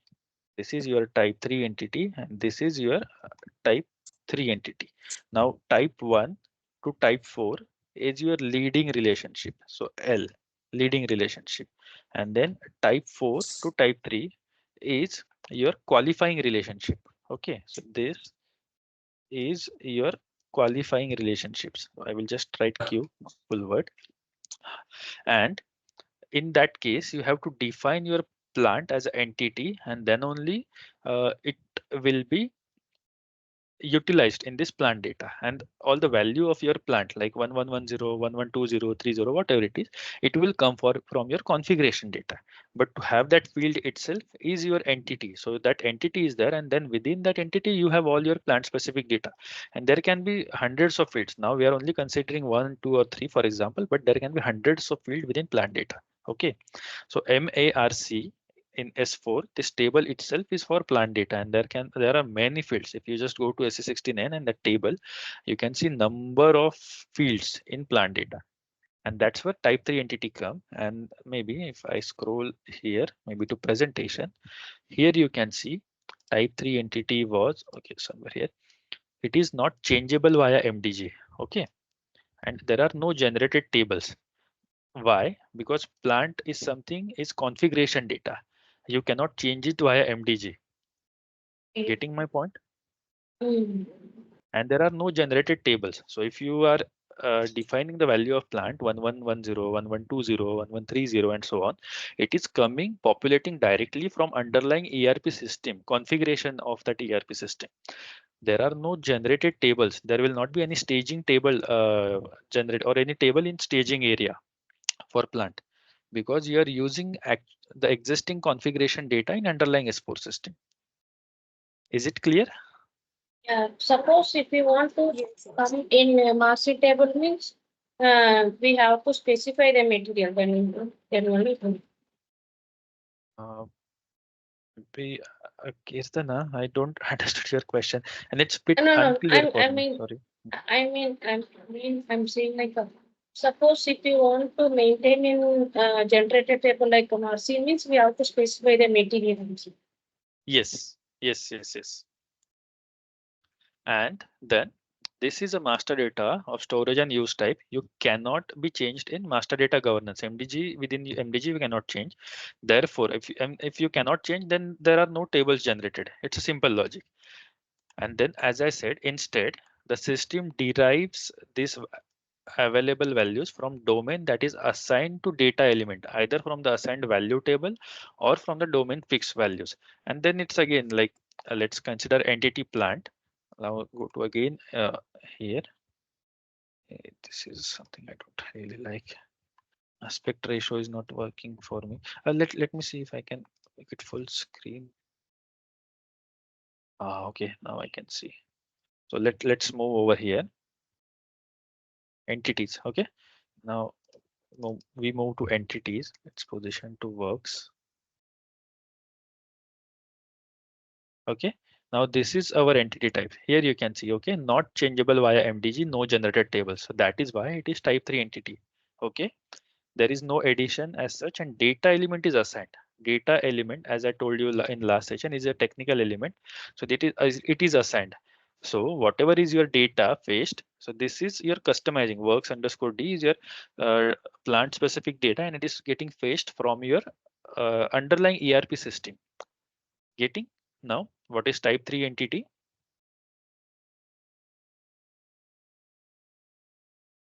Like, can we say like not only this yeah plant one, like we can say like whatever underlying is for on a configuration we can say this no like Yes, non-changeable we by can MD. configure it as a type 3 entity, and type 3 defines not changeable via MDG and then no generated tables. Exactly, you understood it correctly. Okay.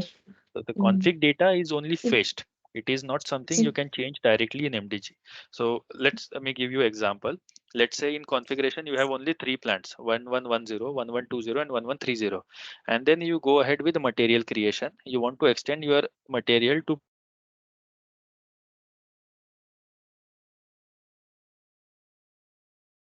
Swapnil, you stopped.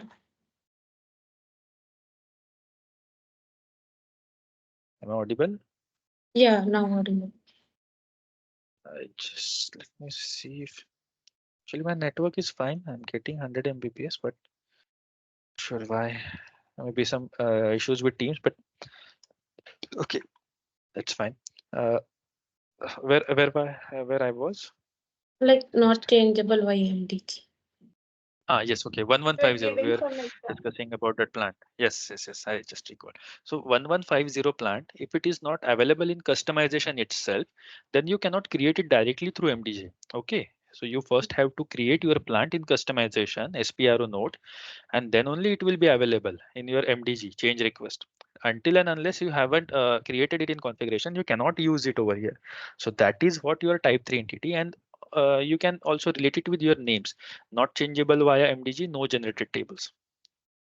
Okay, and Mm. all this relationship, maybe now again coming back to this entity specific relationship. Okay, I'm selecting works, and then let's come to relationships. The relationship is always qualifying. Okay, Mm. uh, there is a leading relationship. There is other relationships as well, but I will explain why it is there, and not all the things are something we are using. Okay, Okay. so this data on right side. Okay, you are seeing. Uh, Not all of this data are we are using over here. Then I was giving you an example like profit center earlier. Okay, within works, which is a plant entity, from entity type plant to entity type PRCTR, so profit center. So one material can have only one profit center, but the cardinality is 1 to n. It is a leading relationship only because this profit center data belongs to works. Let me also show you in the system over here. I guess it is in purchasing view, but it's not extended. Let me see at table level which material is here. Purchasing is, I guess, E. Let's take this material instead. Like how you saw that one page, the note page, Which one? like in that Marcy table, some sandal color page it came, no, like Here. there. Okay, let's say this is your material, this is your plant. So whenever in SAP you want to create a material, okay, let's take this as example. So here, if you want to, it's taking some time to open a new window. Give me a second.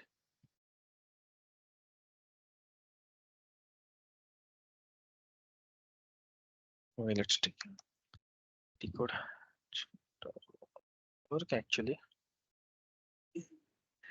But let's go over here only. M01. Okay, if I want to create any of the material, I just give an industry sector and material type. The first thing which am I audible to you? Yeah, yeah. Then I guess there is some issue with server because it's not working. Maybe let's try to get it in a minute. So very first thing when creating a material is your views. You have to select which views you want to create your material for. So basic data one, basic data two, then plant data one, plant data two, and so on. So let's come over here. Okay. Those are called views, not tabs. Yes, those are called as views, not at all the tabs. So Okay. just close this one. Let's relaunch our instance.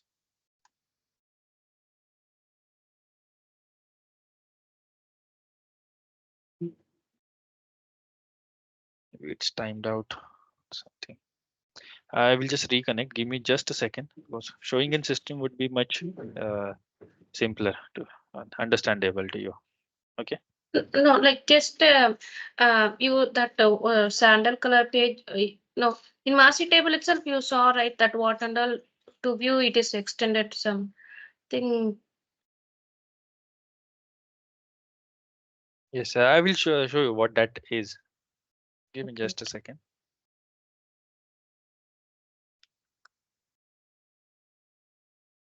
So this doubt is something is important which I need to clear because Yeah, yeah, yeah. but now it is working fine. So it was just like timed out, nothing else. Okay. Now I was into create material. Why is it so? Yeah, let's take MM01. Okay. Now here.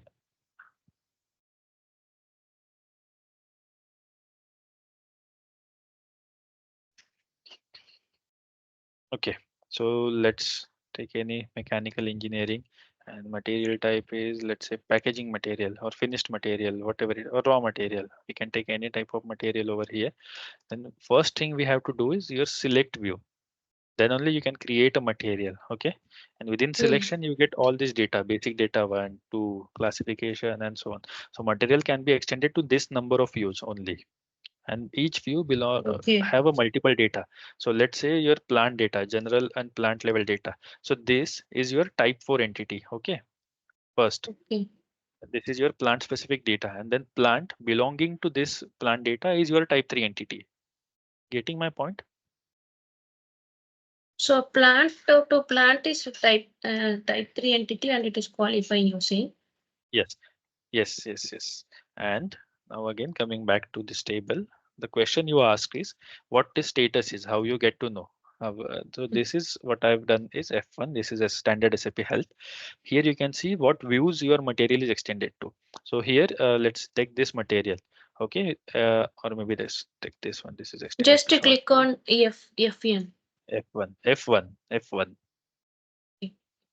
And then it will show you what views it is maintained. So the selected material is only extended to BGVTL. So B is your accounting, G is your costing, V is your sales, D is your MRP, and L is, I guess, storage. So these views are maintained for this material. And that's where I just located purchasing view. E was a purchasing, and then I moved to this material. Okay.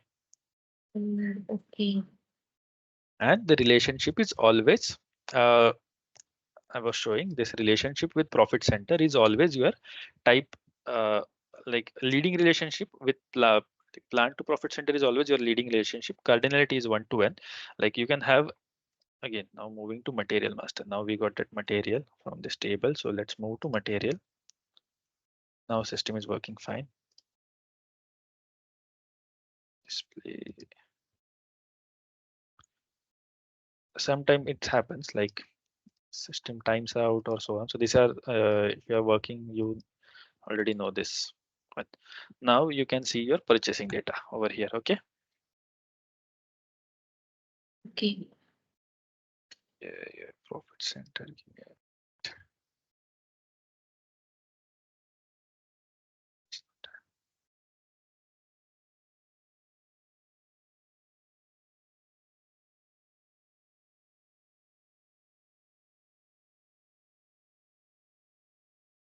second. Call varieties, split plant specific data.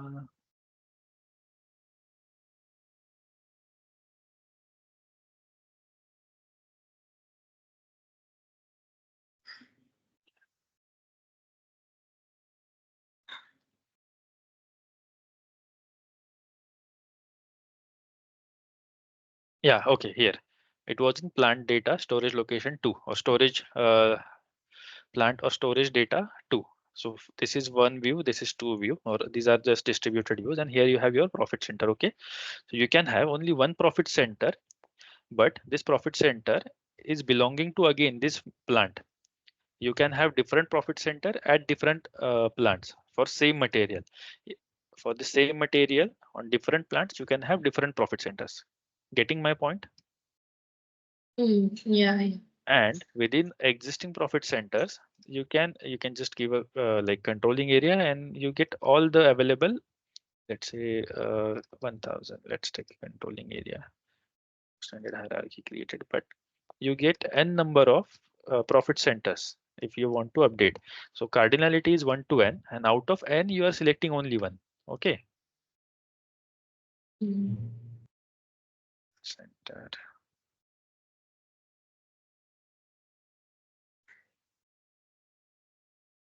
Yeah, here you can see.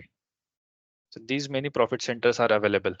We don't have any in 1000, but in AAA, this is a demo system, so we don't have. But in any live system, if you check, you have hundreds of it, because without having this financial data, your system cannot go live ever.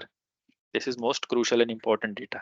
Okay, so you can see you have possibility, even though there is only one value, there are possibilities of multiple fields. Okay, Okay. so that is why the relationship is 1 to n.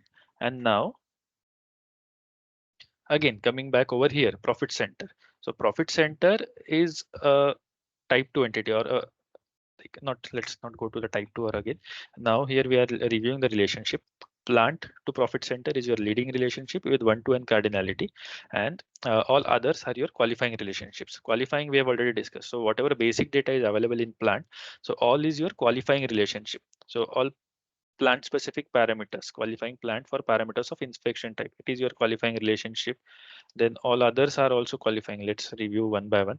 So your MRP data, plant MRP forecast, MRP lot size, MRP miscellaneous data, production planning data, all has a qualifying relationship. So what we were discussing over here in whiteboard, okay, I need to minimize from here. So from type 4, which is your like from plant, we are now reviewing this work entity. Okay, works to all this your MRP data, controller data, and others is your qualifying relationship. Getting my point? Mm. Yeah. Okay. So this is a difference within each entity, and then there are these different relationships. Now till qualifying, let's see. Let's take it is clear. Now let me move to next referencing relationship. Okay, this is very less important. Referencing is like you have this entity type defined over one place, and then you are referencing it. So you are not creating same entity type. Let's say profit center. Okay, that's why I was discussing more on the profit center part. Profit center field is at plant level. It can be at multiple other levels. It can be used in financial data as well, and then within plant also or material there are, it is used on multiple areas in accounting data as well. So same entity PRCTR is used on multiple levels. Now let's see, we have Mm. So, profit center. qualifying means like, suppose if you want to view materials alone, means that the MRP type won't come unless if we have plant. Yes, So plant to plant.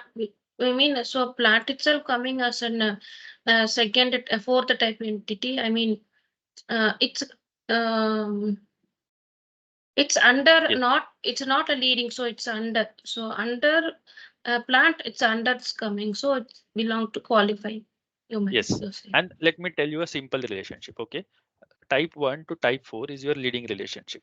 Why? Because there is one type 1 entity, storage or use type 1 entity.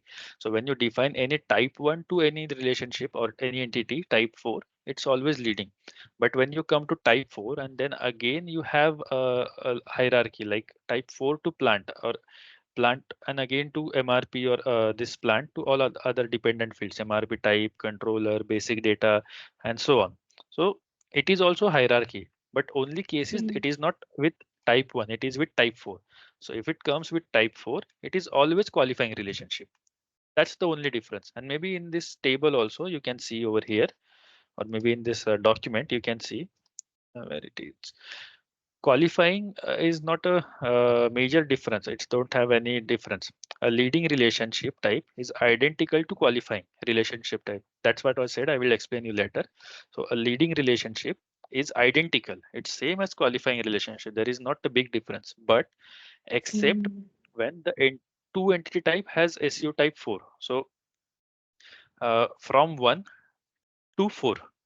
But let's say in this case, it is 4 to 3. 4 Mm. to 3. So that is why it is always qualifying. It's not 2 4. Okay, Okay. that's the only difference. So this covers our two relationships, qualifying and your leading. So here is your leading, here is your qualifying relationships. Okay, now moving to the last entity type. Now profit center. As I told you, profit center is a field which is common and used across multiple areas. So you define it only once. So this entity type here, profit center, is defined only once. Storage and use type, you can see changeable without change request, and generated check or text tables. Okay, so Okay. you don't need any change Can you request to change you'll it. share this that rough notes while you're explaining in class also, right? Which one? This whiteboard. Yeah, yeah. I would suggest to take a screen. I will share, but Mm. like it is big. I have saved last one as well. Let me show you over here. So I have all others, and it's just that they are very big in size. I will share it to you. We share with Aditi. You can Yeah. fetch it from her. But we have drawn many things. Like here, let me just try to zoom out. It's no, So it's there are okay. many We things. will we will reduce the size. We will reduce or increase So the you can size. then See. explore. Yeah, then Mm-hmm. that is fine. Totally fine. Not an issue. Coming back to again today's whiteboard. So from entity 4 to 3 means qualify. That's it. Yes, yes, yes. It's always qualifying. That's 3 means predefined. not generated table for 3, and it's not Yes, configurable by yes. MDG. Exactly. Not changeable, not configurable, changeable. Change. Not changeable via MDG. And it will take time for you. No need to remember everything at immediately. You can see it directly from here as well. So first one is type 1, then is type 2, type 3, type 4. And profit center in our case is changeable without change request and generated check table. So it is your type 2 entity. Okay. Okay. Data storage is your generated when it's like type 2 entity.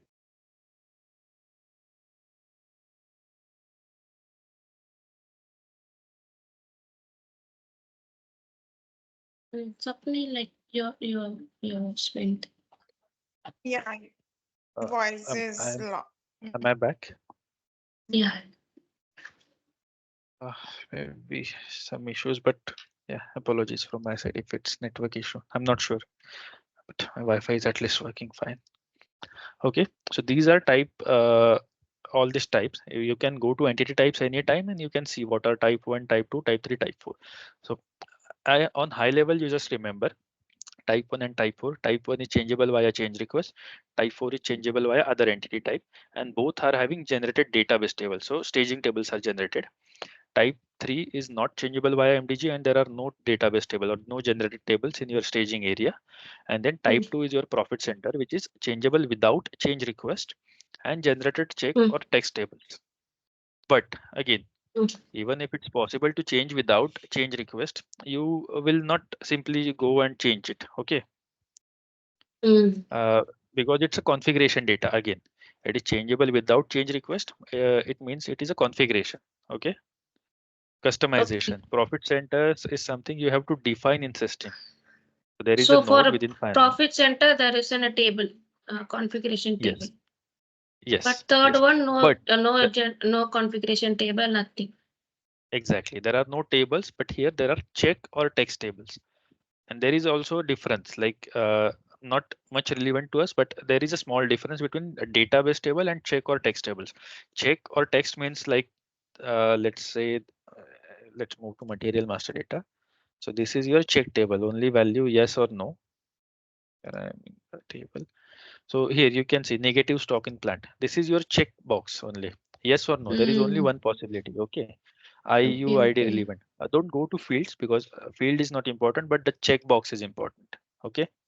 So Mm. that's the difference. And in database table, you have all your details. So for material, you have your description, number. For plant also, you have your values. But for profit center, you only have it maintained or not. And even though That in is SAP, we F4 value. F4. yes, yes, yes, yes. And in case of profit center in MDG, that is only check or text tables. Okay, okay. Text Then F4 tables. So value data. or check tables is Hmm. that Yeah. same thing. Yes, yes, Okay, yes. It's a okay. same thing. Text or check tables. And that's the slight difference. And that's where I said, we rarely use this entity. But now this is only a type 2 entity. Okay. Now type 2 entity is clear. Now let's go to relationship of type 2 entities. Okay. Okay. Sometimes we use this. Okay, now it is with works, reading, qualifying, referencing. Guess here we have not used anywhere, but no, okay, we have used it. You can see over here. Okay, tax number. It's not profit center, but okay, we have it here. So what I was explaining is referencing. What is now only last relationship type remaining is our referencing. So what happens over here is we don't define this entity type within material basic data because this entity type profit center we need in material basic data as well. So now coming to whiteboard, this let's keep all this part. Let's have separate one. Okay, sorry. This is your type 1 entity. Okay, you have all your material basic data. Then you have your plant data. Okay, you have your storage location data. Okay. Now the profit center field, it is defined in your general data as well as your storage location data, and there are multiple fields like this. Okay.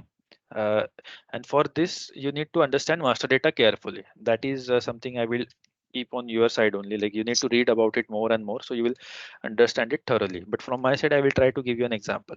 So profit center is over here at plant level as well as it is there on material general level as well. So let's see, where is it? Yeah, sometimes some field will be here and there. Exactly, and same is with this This other field. material is configurable also, something that also. Exactly. Material can also be configured in different ways. So now you can see this plant specific material status. Okay. This field Mm, is over here in your basic mm. data. So what it is, let me show you the technical name over here. So this field belongs to Mara table, and then this is a field MSTAE. Okay. And in Okay, Mara table, this field, just keep it in mind. Mara is a table and MSTAE is your field name for plant specific material status. Same field, if you go to you MRP just view, right clicked on that explant, no, it came that so that no, it you should. have to select it. Okay, you have to first select it. You have to put F1, and after Mm, F1, here is one spanner, okay, technical okay. information. So it will give you all the technical help. And now you Mm, can see the same field, plant specific material status, is in the MARC table with this different field name, MMSTA. okay, okay. Yeah, yeah. Okay. Marcy also it will have some You have a same MMSD. field, plant specific material status, and you have it at the basic level as well, plant specific material statuses. Only Okay. difference is the field at MRP level controls your data at plant specific level only. So this Mm, data, whatever you put over here, so it is usability. So whether material is in use or we are not using it anymore, or is it in design phase or obsolete. So obsolete is you are not using, or it is blocked for purchasing and so on. So it is a status of material in general. So if you mm. update your status over here, it is applicable at plant level. Okay. Okay, not at But material level. exactly. And if you update that same status over here in basic data one view, it is applicable at material level. There is no organization level. For all the 100 plants material is extended to, it will be blocked if you update it as absolute. So this is a basic difference. And then the field is same. Okay. Okay. In SAP, though you can see MARA and MARC, the table is different and then field is also different. But in MDG, it will be same with profit center. The field is same, but you are using it at material level as well as at plant level as well as at valuation level, and you can define it at multiple levels for different purposes. So Okay, in okay. that case, what you do is you define that field as a type 2 entity, what we have just seen right now, and you give a referencing relationship at each level. So profit center with mark basic. So in plant specific, MARC is your plant data and basic data, material basic data. So here you can see MARC is your plant and then basic. So within plant basic data, and there is a referencing relationship of profit center with plant basic data. So what it Mm, means is you're using existing entity and you're just giving a referencing relationship. And what it happens is you can use same entity, type 2 entity at basic data level. You can use it at material level. You can use it at valuation area level. And you don't have to configure it again and again at each level. Okay. When you are okay, configuring it okay. a data model. So only once you will configure and then you will provide a relationship, and then this field will appear everywhere wherever you have defining in a relationship. In this demo server, it is only once. So you can see this field is only referencing at one place, which is your Mara basic data, Mark plant basic data. Okay, But okay. with referencing relationship, if you add one more row here, you can define this from and to entity relationship type with the referencing as you can use it at material level, at plant level, at valuation level, and so on. And the can you guess why there is a referencing relationship? Any guessing? Anything will be fine, even if it's wrong. Just any guesses? Because why we want to duplicate the field by introducing new field? One is enough, no? And that MMSD is for blocking of material, as you said, for blocking of plants. So we can use one so that it will be Exactly. easily here and there. Exactly. So no need to configure the same entity multiple times. That is first part. So that is exactly the right answer, Kirtana. And there is one more thing. So let's say you have some customize or maybe modifications required to this field. Maybe any description or any other change, the smallest change within a description or so on or so on. Then you, I if you also want to give my input. Like, according to me, this is because whenever we need to change anything in the parent table, so it will reflect everywhere. And exactly, whenever we block something here, so that it will not be used in company wide. Sometime what happened that we want to block this material so that it will not be used in future. But if it is available in the other table, so it will be used, but basically it is blocked by company. That can be also the case. Mhm. Exactly, and that is the second most important thing why we use referencing relationship. So only at one Yeah. place you have to perform your change, and all other places it's a referencing relationship. So that change will automatically reflect. You don't have to perform your change at number of places. Mm. So Yeah, you like now got it only correctly. So come both your come to answers are know. exactly the right No, ones. like Yes. we worked on this, but we don't know what is the what why we are using, what is the purpose. I will get many times that MMSTA should be blank. Now only I'm getting that why it should be blank. Yes, yes, yes. But good that you are getting my point, and then it's clear to you because these concepts are barely needed in implementation project, and that too, I am saying, if you are using only standard data models, then even if you don't know, that is fine. But if you know, that is always an added advantage. And let's say if you are doing an MDG implementation in any custom industry, let's say uh, other than any data model like than standard delivered, then if you are delivering custom things, then you need to know the concepts. So if you want to deliver a Mm. custom thing, you at least know what the standard is and how this works, then only you will be able to configure your custom data model. Okay, so that is Okay. why this is important. And then rest Mm. is again same, like this is a relationship, cardinality, description, existence check, and so on. But ultimately, this is the only thing.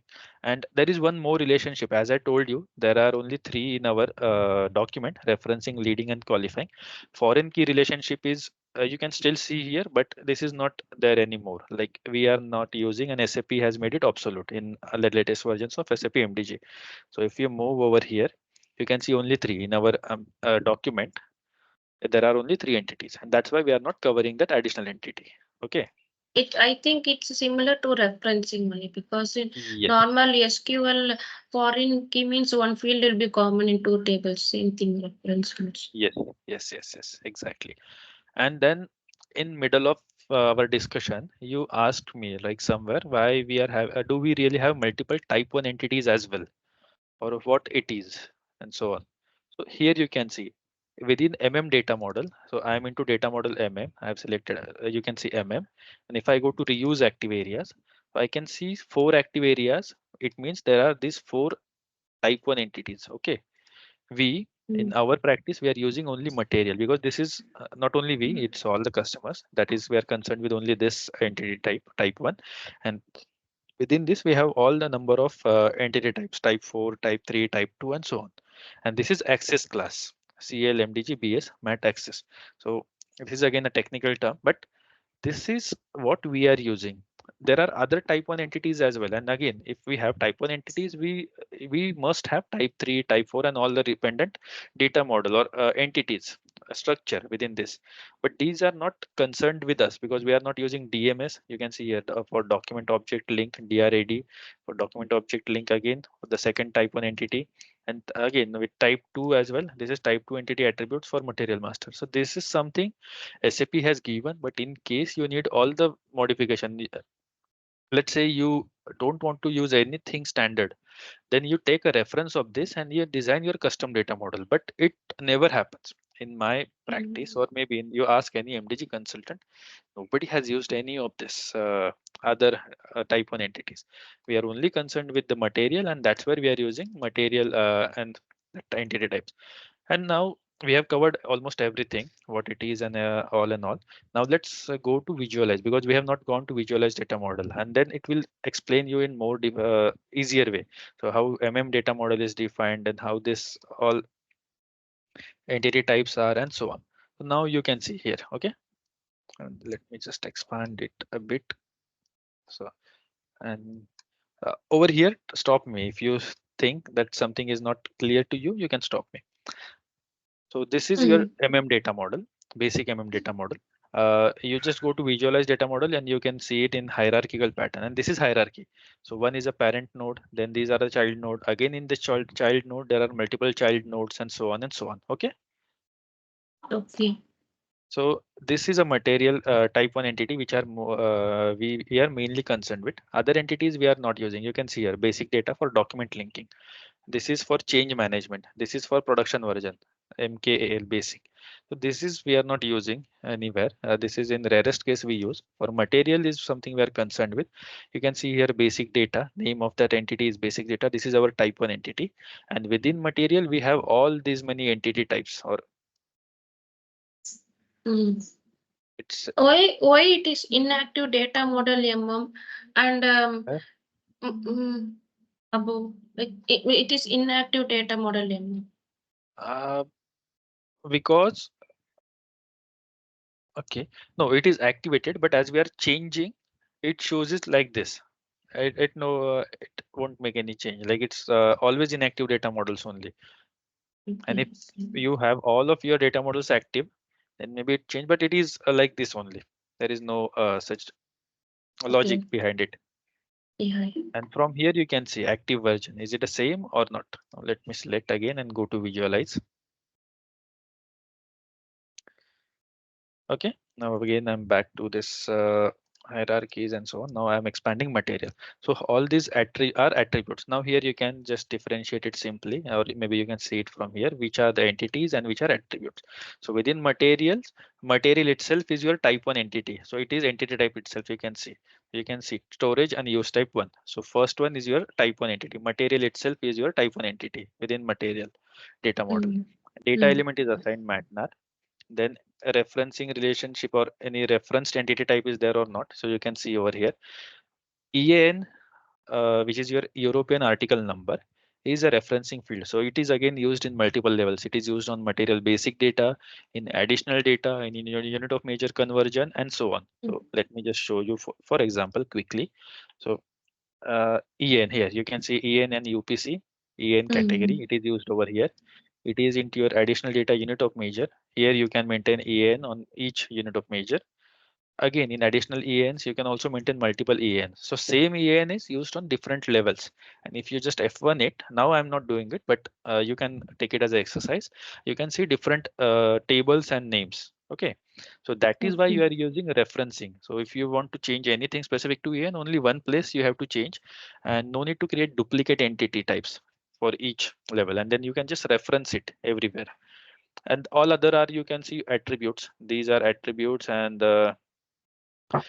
EN at first. EN is entity type, and then EN Mara is your attribute to this referenced entity. Okay, and this is your entity type EN.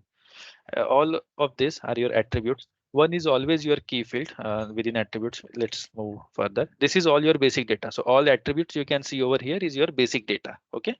Now Mm. it comes your specific type 4 entities. So all of this, like the folder like icons, all your type 4 entities. So there is your tax data, Oh. characteristic Okay. classification data, unit of measure data, sales grouping, sales material MRP. Then again, plant within plant also you have different data. Okay. So MARC, work scheduling, storage, sales, quality management, purchasing. Let's say purchasing because we have seen purchasing. Let's expand it here. Then within So, purchasing, like for a Mara, it won't be in folder. sorry, Uh, Mara. like like you said, no, this folder means type for entity, which is like Marcy storage coming, right? So Yes. for Mara, it won't be in a folder. No, it is. It is on top. You if you see, it is a folder as well. Uh, this is your material basic Okay, data. okay, So it okay, is type okay. 1, and within it these are the attributes. Even if it's an Mm. entity itself, but as I told you, type 1 entity is most important, and there we configure multiple things. So that's why material comes first, and with the reference of material only we define all these things. With the like all this data is for any specific material only, right? Yeah, yeah. That's why it Where we can see Mara, Mara after that entity name. Like you showed me Marcy. Here Mara, it's not Uh, available. uh, this all data, it belongs to Mahara only. So you take any of this field, let's take deletion flag at client level, material group. Here, let's take MATKL, okay? Material group, Mm. this field I know, or material number as well, material number, industry sector, base unit of measure. So these fields you can take MEINS or any of this. Let's take one by one, okay? So this Okay, field okay. in basic data, this is your base unit of measure. If I click on F1, I go to technical help. You see here MEINS, and this table is your Mara table. Okay, Okay, so okay. Like MEINS. in my office, no, like they will specify the table name like Mara. After that, it will come as material. Yes, Maybe Marcy. uh, After that, it will all of come. this belonging to the type 1 entity. These are all your Mara table only. This all belong to Mara table only. Somewhere you can see Mara defined, but it's Mm. not mandatory. Here you can see But MEAP Mara. everything is a standard, no? Like standard Yes, dates yes, they yes. they will give. Here also you can Okay. see gross weight Mara, width you can see Mara, but this all the things, attributes I'm saying from material to over here, like this is the product category. So all of this belongs to your Mara table only. Okay, Okay. Okay. clear? Even though you Mm-hmm. cannot see Mara, it's just a naming convention. That makes no difference at all. And this is for Okay. understanding purpose. Like within material, if you want to see plant data, then it is MARC. You can see Mm. MARC work scheduling, MARC storage, MARC sales, MARC quality management, purchasing, uh, and so on, like MRP. Many datas are there. Again, basic data as well, like plant basic data. Again, here you see profit center. As I told you, profit center is referenced, so it is used in Mm. multiple places. So it is referenced. PRCTR is your entity type, and this is your attribute. PRC MARC BA. MARC is your plant table, BA is your basic data, BA from basic, and then PRC is your profit center. So this is your entity type, and these are naming convention. These are all standard. So if you see Okay. works, Okay. works is your standard field. It is your type two. Like again, you can see within basic data. Again, this is material is your always leading entity type. This material is taken from type one entity. This is your leading So they relationship. combine the table and the Yes, view. That's it it. will flow through it. So the Mm. main entity, let's take over here. So what is your main entity itself? It will always flow through each of your child nodes. So you can see here, you expand anything, material will always be there as a leading entity type. Okay, material will Uh, always be there. Now for all MARC okay. tables, Okay. all Okay. MARC, plant will always be a key field. Here, works will always be a qualifying entity, not a key, but qualifying relationship, because it's type 4 to type 3. Getting my point? Yes. Yes. Because I'm getting.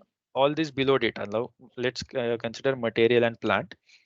This is a combination, and below data, like from ABC to UC, ABC to UC, all this data is specific to this material and plant combination, material and plant combination. So all this Mm. data flows through your lower nodes. Again, let's take any MARC node. Now, if you take MVKE node, okay, this is your sales data. So VKORG and then distribution channel, sales area data. If you are working on customer, you might know this sales data. So all your MVKE table will have material as a type 1 entity because material will flow here, which is the most important entity. Without material, you cannot change sales data. And then if you want to go to sales data, you also need VKORG, like sales organization and distribution channel. These are with qualifying entity. With type 1 entity, it is leading relationship. With type 4 entities, it is qualifying relationships. Okay. So this customer sales organization also linked here. Yes, exactly. And then sales unit of measure grouping. So here again, this is an entity type MEGRU, and then this is reused. It is with a reference relationship in sales data, and maybe it's at some other levels as well. Okay. Mm. So this is your data model. Now this is your task. You can explore it, how this is defined. And then there is a class assignment. For BP, it is different. For finance, it is different. But this is your visualized data model. It is more easier to look for here. So this is only the same thing what you see in the last screens. Okay. So all these MARC tables, entity types, and so on, everything we seen was the same thing. over here. So we just go to data model. We selected our entity types. Okay. Then okay, let's come out of entity type. We selected our entity type again from here. Let's say MARC or plant or works. Now let's take MARC position. Here, MARC basic. So this is type 4 entity, changeable by other entity, generated database table. So again, we did type 4 entity. You can see your attributes. Okay, I guess I have selected multiple entities, but I will select now only one. Here you see all the same things like batch management and so on and so on. So everything is the same, but in visualized data model, it is more detailed way and more structured way. So it is easy for you to understand. And you can verify within visualize, you can see is everything correct as per your expectations, are relationships correct, and are the levels correct as well. Okay. Now, Yeah. we are done with all the entity types, all the relationships, and there comes the most important thing is activating data model. Okay, now let's say you have done every configuration and now you want to check and activate data model. If you remember, I've told you two steps or two ways to activate data model. If you are implementing, you just have to check and activate your data model. But if you are in support project or in the rollout project, you first have to adjust your staging table or staging area of link change request. You have to perform this activity of adjusting your staging area, and then only you will check and activate your data model. Once you activate your data model, your staging tables are generated. You can access it with two ways. MDG underscore data underscore model is a T code. I'm not sure, but let's try it. MDG underscore data underscore model. Yeah, it is correct. So this is one way.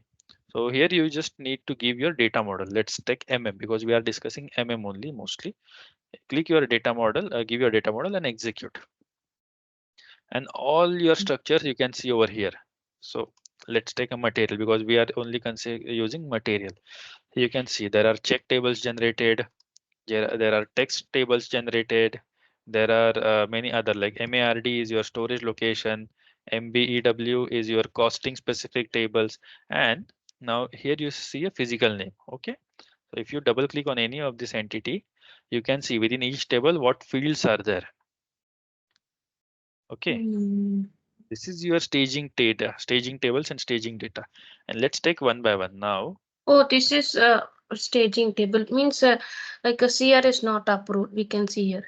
Yes, yes. When your data is created in change request, that data is stored into tables. And these tables are in this structure. So this is just a structure of your table. So you can see all your tables configure over here. What staging tables are generated based on your data model. Okay. And this is something like this is automatically generated. You cannot do any manual extensions or changes over here. It is not possible at all. And even if you do a slightest change within data model, you have to activate your data model again, and then only your generate like staging tables are updated. Okay, And suppose everything.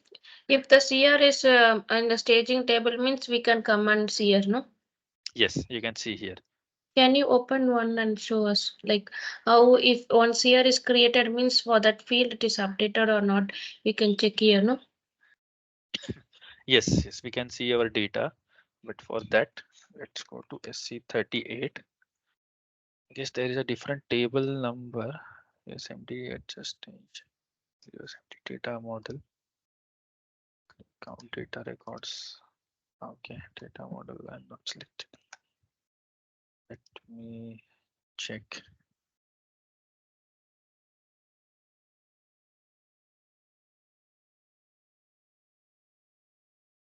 You're adjusting because someone might have created any CR because for rollout and support many CR will be created, no? So you're adjusting it. That's Yes, why. Okay. yes, Why yes. why why in case of implementation CR won't be created? Uh, uh, you only give me answer. When will you create your change request? Mm, suppose something has to be created means we go for change request. Okay. And when can you create? Let's say I ask you to create a material through MDG. Mm, okay. Can you create it without MDG setup? Without having data model, without having staging tables, without having workflow, without having UI model, without having process model? Can you do it? No, no. And what you do in implementation? Mm, You set up your MDG, you configure all of these things, which I told you right now. So mm, if you don't have anything in MDG, how can you create a change request? And that's what you do in implementation. So you configure your MDG system. And once mm, like only when you configure your MDG system and you have everything like your data model, process model, UI model, and mm. then also your application model, then only you can create a change request, right? Yeah, yeah, yeah. Successfully. Okay. Now is it Okay. clear why you don't have Mm, change request in implementation? yes. So, Okay. like a rollout means which is already created. So we are creating a CR and we are adjusting. But in implementation, like we are in just finished. I mean, till now we did only configuration. Yeah. So Yes. okay. Object. Okay. Uh, I'm trying to see the content. Yes, here. Now, let's take over here. You want to see your data, right? Mm, You can see your data records over here. Okay. mm. Now, let's go to our MDG NWBC. You know your NWBC, right? Now, Yeah, yeah. okay, it's launched over here. Let's go to any governance.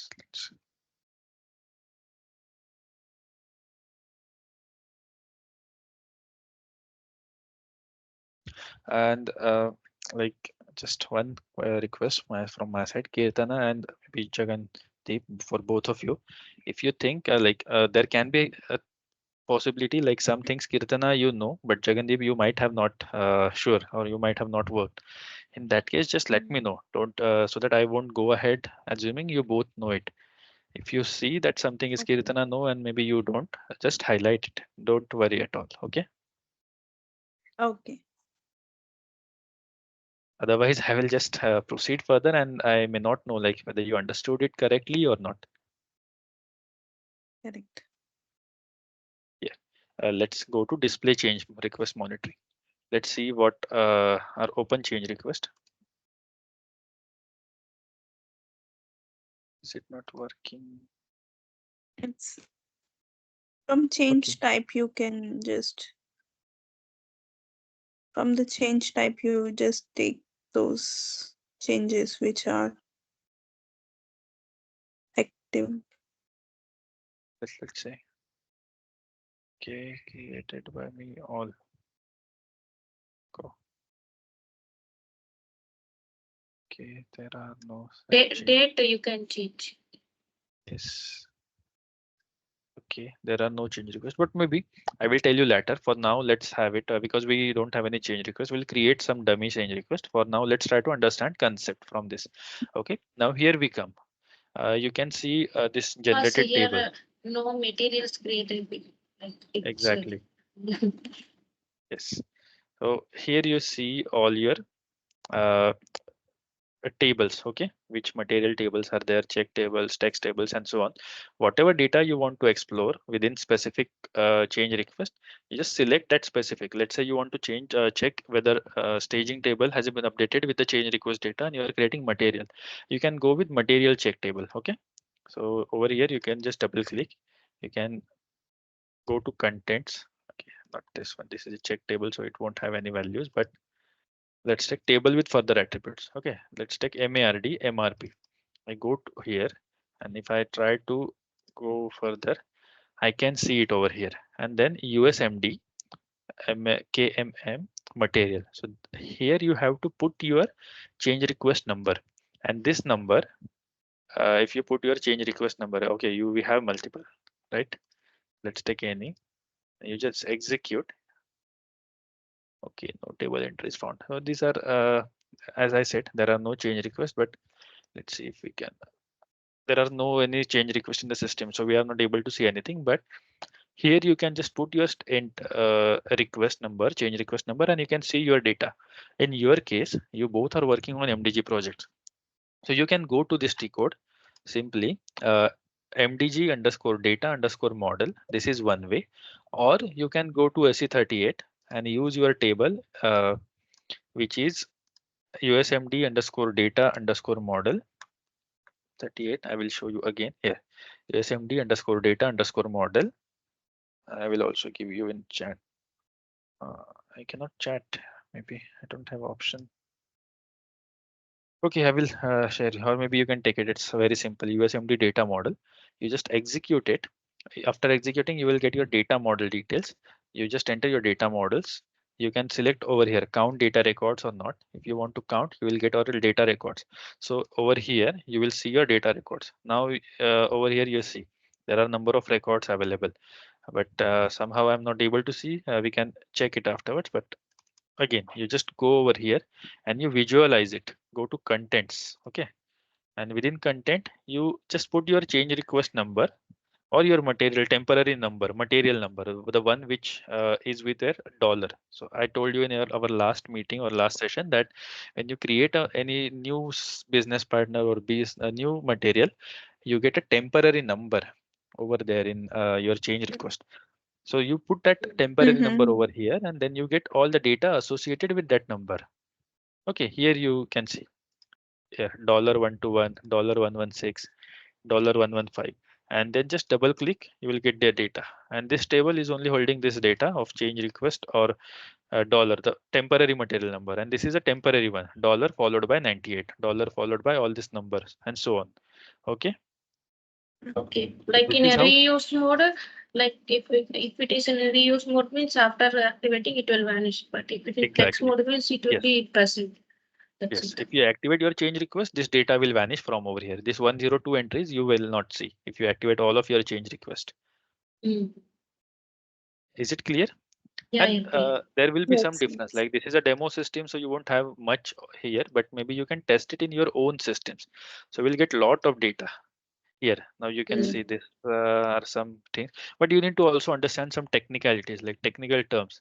This one I can tell you, this is a base unit of measure or unit of measure, kg, lm, each, and so on. This is your material number, temporary material, or not temporary, but one. And this is active or not. So there are two status, 0 and 1. So we also discussed this. In case of reuse mode, we don't have 1. We have only 0. And once we get this data activated, change request activated, data goes directly to the active area. In case of flex area or flex mode, your data stays over here with the status 1, because with 1 will say it's activated, 0 will tell you that it is in staging table. Okay. So this is a difference, and that's where you can see all your generated Then tables. Hmm? okay, Yes, that yes. zero will be zero value data will be removed, and it will be updated as when if it is stay in staging table. Yes, if it is a flex model, like finance Yeah, specific if change it is request. a flex Let's see if we have any. Uh, model. let's go to finance data model over here. Let's see Okay. the count. For finance alone, Okay. it will stay with a one. Yes, and here I made a mistake. FI data model is your OG, 0G. It's not Yes. FI. So Yeah. it is a silly mistake, but just letting you know. So it happens when you are used to it or you're working a lot in data, MDG, master data, it happens. So here you can see entities. I don't see any count, but let's try. Okay, I guess nobody has tested anything with finance. Finance is Mm. something very few people work on, and you can see there are absolutely zero in this demo system. So we cannot see, but let's say, for example, if we just go here, there is a status updated as 1 if you have a data. Now there are no entries, so we cannot see it, but this active, there are two values you can see. 1 is your active data and 0 is your inactive, but being processed in a change request, as I told you. Okay. Yeah. Is it clear? Yeah, yeah, great. Yes. Okay. Now let me just see my document where I am, what I have covered. So we covered our entity types, we covered standard data models, our standard operations, create, change, extend. I've given you some insights on some material master data. I will request you to go through other master data as well, because you will not be restricted only with MM, BP or finance. You can explore more and more, and then you will get lot many opportunities. If you stay restricted with only business partner, you will have very less opportunities. Same with MM and finance. So if you expand your scope, at least try to be fine tuned with MM and BP. So these are mostly used. Finance is something acceptable because finance is not a area which everyone goes through. So finance is fine, but at least BP and MM is something you have a good hold with master data. So go through it. Then we have covered entity types, attributes, all the relationships, hierarchies. We know we are not working on it. So we are not going to cover anything, or I can just see in case of finance, or I will give you a task to see hierarchies in finance. It's very rarely used, and in demo model, I don't see any hierarchies will be there. So if you have MDG finance within your landscape, you can explore it further, but it's not required any in any case. Then relationships or related configurations we have covered. Now let's see if we are missing anything in configuration. So over here we have checked all these data nodes within edit data model, entity types, attributes, object, hierarchies, relationships, reuse active areas, and prefix and pack. Okay, this is nothing. This is just a package how you are saving your structures. This is again a standard. When you generate or activate your data model, all these data model specific structures are automatically generated. This is again a technical part. If you want to explore further, you can see all these assignments or the structures, but this is a technical part, purely technical code. There are some structures generated. And then coming back to config node, so we within data modeling we covered edit data model, we covered define business object type codes. Then there comes some important thing. There is like this define entity type to be used by business object type. So you also need to define for each business object which entities you are actually going to use. So let's say 194 or something was your material, right? Product. Let's take customer over here. So for customer, which is business partner, you have to give your entity type 1 entity, BP underscore header. For Mm. supplier, if you want to use BP data model, you have to make this assignment with data like entity type 1 entity and your data model. So for BP data model, BP header with your supplier, it should be assigned. And if you want to, as we have seen in material, there are 4 type 1 entities, but we are only using one. But in worst case or rarest case, you get opportunity to use multiple. Then you can have multiple lines with the same object. You can maintain it, but I have not seen, at least I have not seen it using. And for business object type, you always have differences. Maybe like for BP data model, even if there are 2 lines, but there is a difference in object. There one is a customer, one is a supplier. Even for finance data model, you can see all of these are OG data model, but all of these are different business object types. Codes are different, 892, 94, 95, and so on. Okay.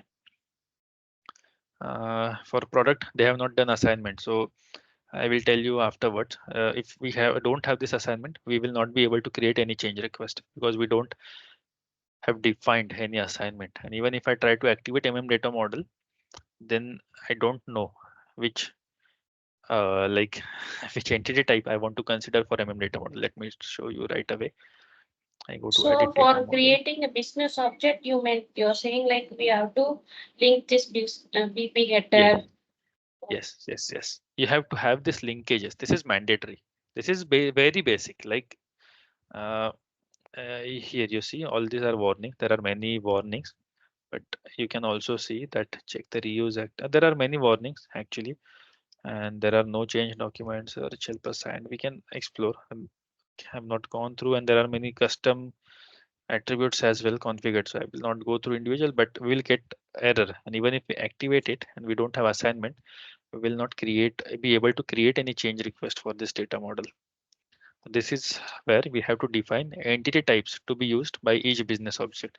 So we have to make this definition when we want to create a change request that, okay, for product, I want to use business partner, and within business partner, material is entity. So let me, for example, let's take a So product. you are bringing a BP header, whatever Yes, attributes to that the specific business I'm object. Yeah, I'm using this material. So if I just put enter, select a key from allowed namespace here, and I have to save it, and then only test data model. I will create my new CATR afterwards. Now I'm not saving because I want to show you what it impacts if you don't create a change request and if you create a change request. So uh, it is there, but if I go back, it will vanish. So I don't want to save my changes. And if I come back, you can see there is no assignment for 194. It's 159 and directly 229.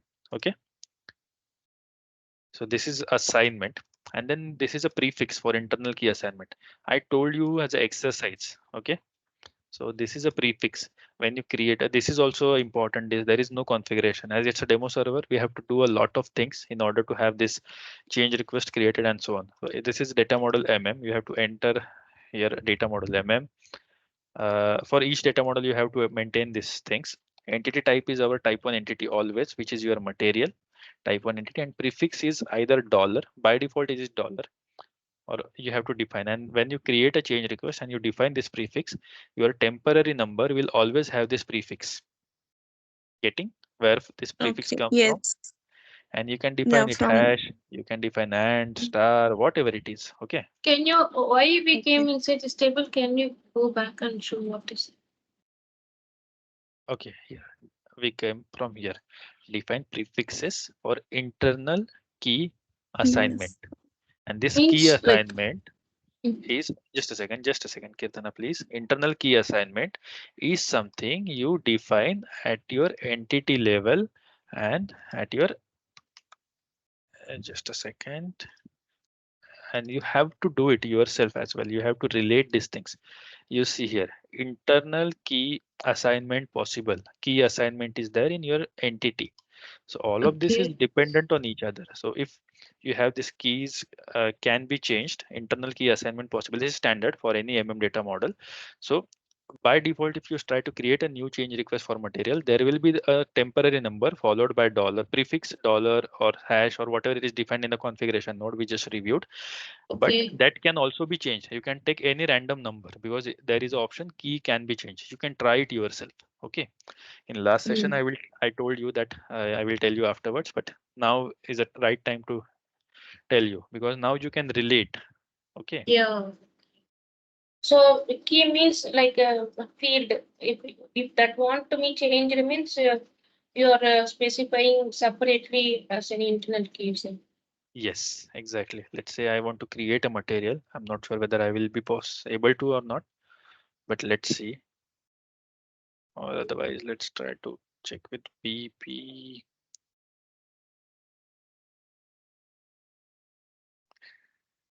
I don't think we'll be able to. There are many things that we still need to configure. So let's keep this and then move to business partner governance. I think it is okay. I guess it's time out.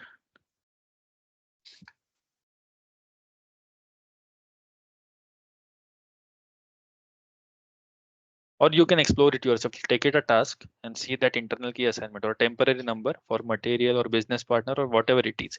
Go to type 1 entity. In case of business partner, it is BP underscore header as your type 1 entity. And there you have the keys can be changed on internal key assignment.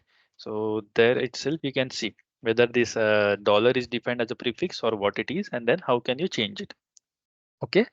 Then next node Okay. is your define authorization relevance per entity type. This is I will take in very short. I will not go in detail, but if we have some time at last, we can discuss it in detail. So MDG So authorization, in staging table also dollar we saw no that dollar is defined here only.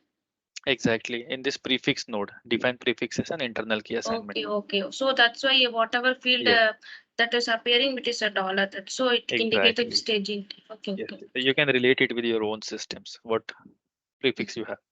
I guess his system is down, but down again, but or it's timed out. I need to re-log in, but for now I will just show you what it is.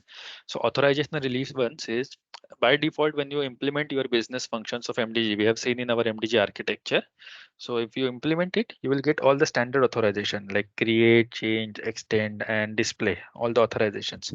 So it's your decision to use standard or you can customize it. So authorization team from your company can customize your authorizations. The authorizations can be based on the data model level, MMBP and finance. They can be on, let's say within data model, it can be on material type. It can be specific to plant. Within business partner, it can be specific with purchasing organizations in case of supplier, and it can be specific with sales organization in case of customer. So authorizations can be modified. Then again, there is a standard defined in industry. If you go to industry, there is a hardly any customer who is using standard authorization. Any customer, every customer use their own authorizations. They want to govern authorization based on their own requirements. So we hardly use any standard, but in this node you can see your standard available authorization. Then this is a generate data model specific structure. So this is also an important step. Okay, now it is working. Like a standard authorization means like a for Okay, let our. me show you. I'm logged in now. So if I click on data model, authorization for So it reuse will active. relate to user IDs also, no? Then Yes, with the user ID. Okay, this is with my user ID. Now, who okay. is changing this? Now here you can see who has changed it only. If you go over here, you can see all this your type 1 entities for material data model. Within material, if you go to authorization for entity types, you can have your authorization based on entity level. So material, plant, basic data, and so on. So you can have your authorization based on that. Or within again entities, you can have your authorization based on attribute level as well. So here, and you can check this out. Check this box if you want to enable it for at this attribute level. So you can enable it. But I have never seen in industry, or maybe I have my seniors as well who are in industry for 15 and 20 years. They have also never used standard authorization. It's always custom. We are not using what SAP has provided. And this is only not available, but we are not using anyway. Same is with BP data model and other data models. Within BP, it's like again you have all this vengeance, customer standard, vendor standard. Supply Then like security team also. Security team, no, if we want to use NWBC means we will go to them and they will provide rules based on that. We will do yes, changes.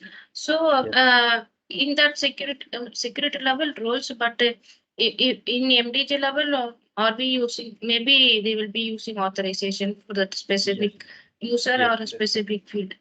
So Maybe you have to have, like, let's say in your customer, I guess you both are, as I recall, you are working in business partner mostly. So your authorizations are specific to business partner data model. So you can either get access to display, or if you are a core users, then you also get access to change or create data. And as a support, I guess you are on support project. So you have a display access only in production. But when you want to change or update anything, you request for your firefighter ID or any additional yeah. authorization, break plus user, firefighter, and so on. So that is your authorization. And then this is a last node. So over here within data modeling, generate data model specific structures. So it is, let me just execute it. You have to select, once you activate your data model, you have also to activate your data model specific structures. But this is only in case of custom. So if you have done anything custom, then only you have to do it. So over here, let's take for as a data model example. You go to structures, you will have two structures everywhere. So for each entity type, there are two structures you can see over here. Okay. So for material, there are two structure. Basic data, there are two structure. For plant data, again, for basic, again, for each different types, there are two structures. One is for replication, one is for SMT mapping. I've shown you in last example, but now I'm just showing you in detail. And then there are again mappings in between, staging area, and then your SMT mappings to active area, like how this mappings from active area, like SMT mapping to active area and SMT mapping from active area. So this is defined, but this is again, you are not doing manually. Only if you have something custom, you have to do it manually. Otherwise, this is generated automatically. So what you have to do is you have to come to this node, you have to select your data model, and you just have to check it. So they are not generated. Okay. Now you just have to generate structures. Click on generate, and then all the structures are automatically generated. You don't have to do any additional thing. Okay. And Structure yeah, means like Technical like structures, technical structures like how your data is integrated, how your application layer and front end is connected, and database layer as well, how your data is stored, and so on. Access class, your feeder class, and UI specific UI class, feeder class, and many handler class. So there are many technical terms over here that how they relate and how they are connected and so on. So how these are technical. This is very technical. These are structures, and as you see it is still loading. It always takes time. Now I will just stop this transaction, go out, but that covers our uh, data model where you went actually before. over here. Rest assured, you have everything within data modeling in this one node only. Within data modeling, no need to go anywhere else. Okay, I was in here, generate data model specific structure, and then SMT mappings are only, as I told you, in only in case of custom. You have to define your mappings, create and edit mappings, and extend your mappings. But this is only in case of custom. So there we need technical help as well. We need a mapper. We can code it, extend it for us, and help us for mapping it with uh, ABAP. I will tell you how on higher level, like on high level, but maybe I will align with Aditi on how can we consider it. So let's take you have your MDG data model, you have your material master, you have one your type 1 entity. Within your type 1 you have all your type attributes. Okay, now these are all the standard attributes.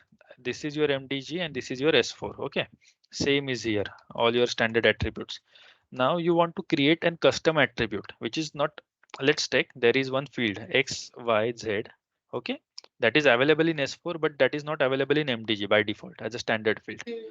So you have to create it as a custom field over here, GXYZ. Okay, and once you create it, you have to map it XYZ with this XYZ within mappings. Okay, then only system will know like this XYZ field is related to this XYZ field in S4, and when you replicate your data, this CXYZ field specific data will update in this field XYZ.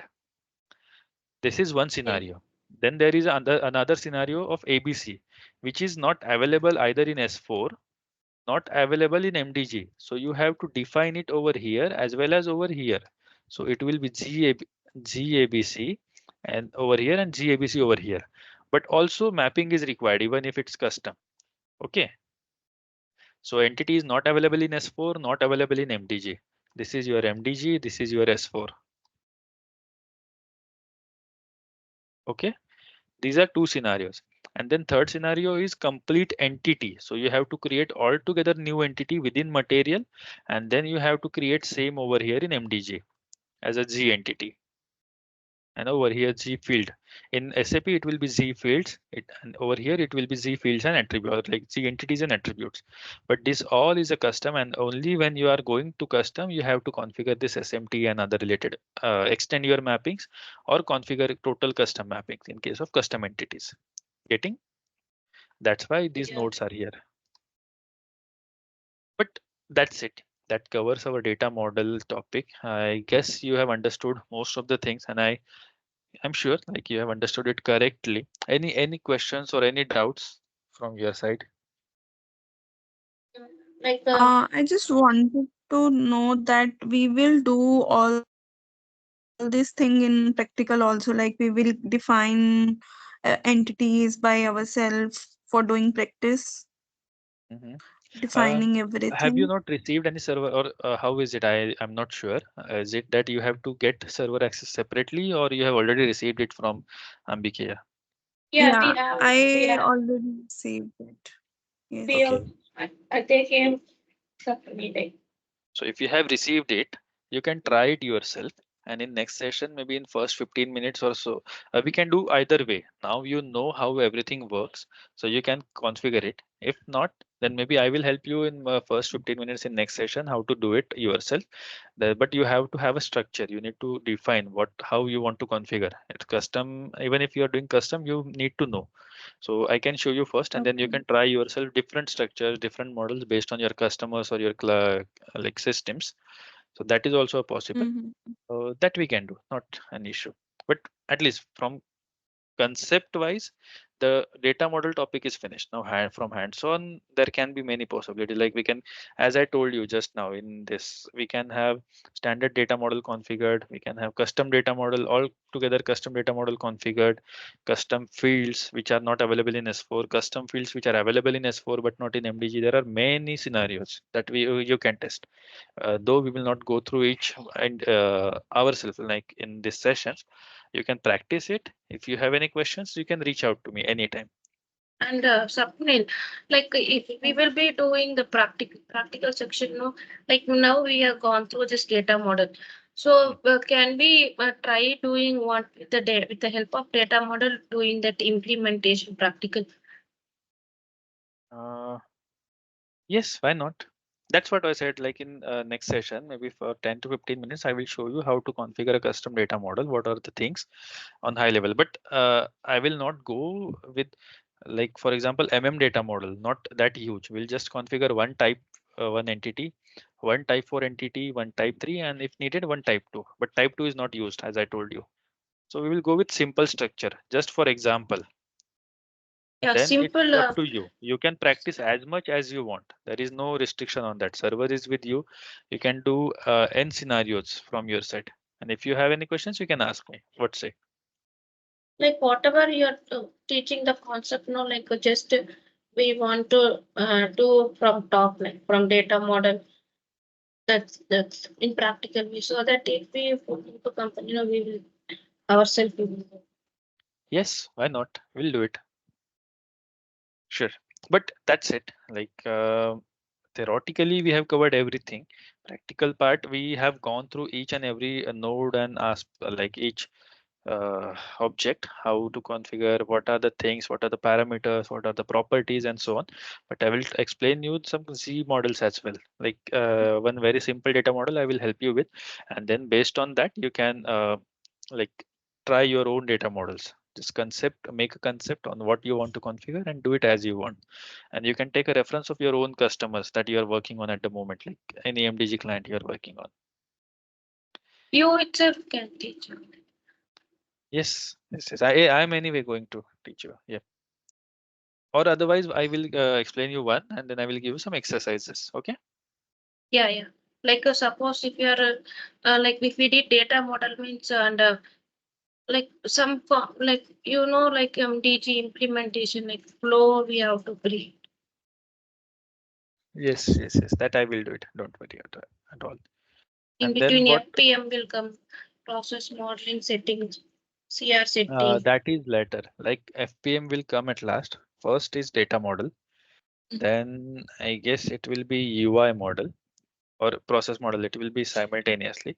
UI within UI model, it will be your FPM as you are saying. First, we will go through theoretical concepts and how to configure and so on. Then we will go to process modeling. Process modeling is most important. All the change request types, all your Yeah, yeah. workflows, all your processes, and everything is only replications. Everything is in process modeling only. And Mm.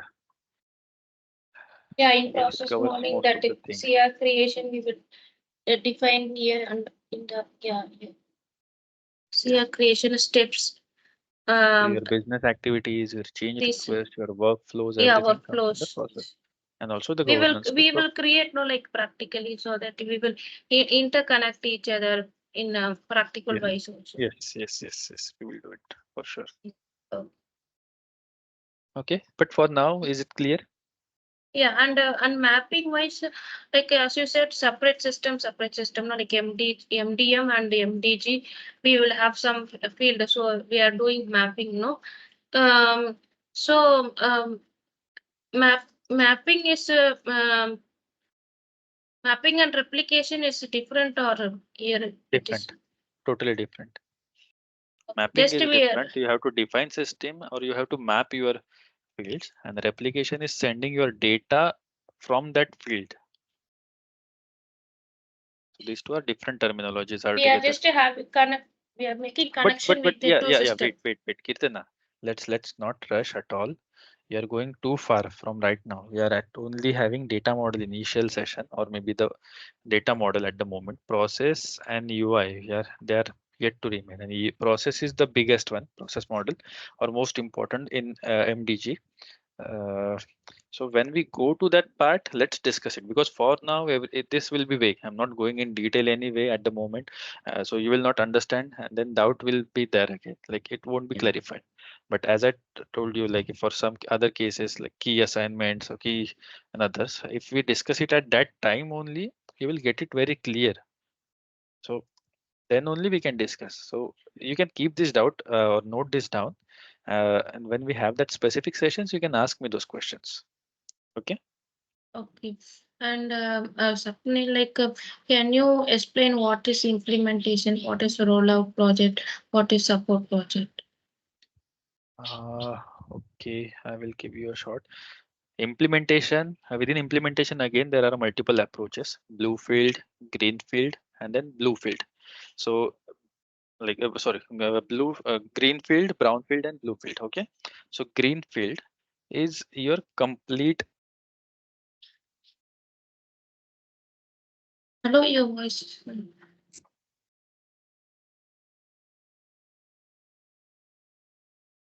Sapni, your voice is not.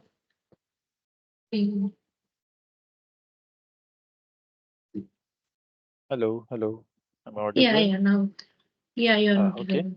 I was saying, okay, let's not go to in detail, but let's Mm, have mm, an implementation. So there are types of mm, implementation project. mm, Let's take an example. You are working on ECC system, the older version of SAP. Now you want mm, to move to your S4 HANA. In that mm, case, you have to implement your S4 HANA in all your business functions, your BC sets, your all your your MDG systems, your MM or logistics system, MMSTPP, your finance system.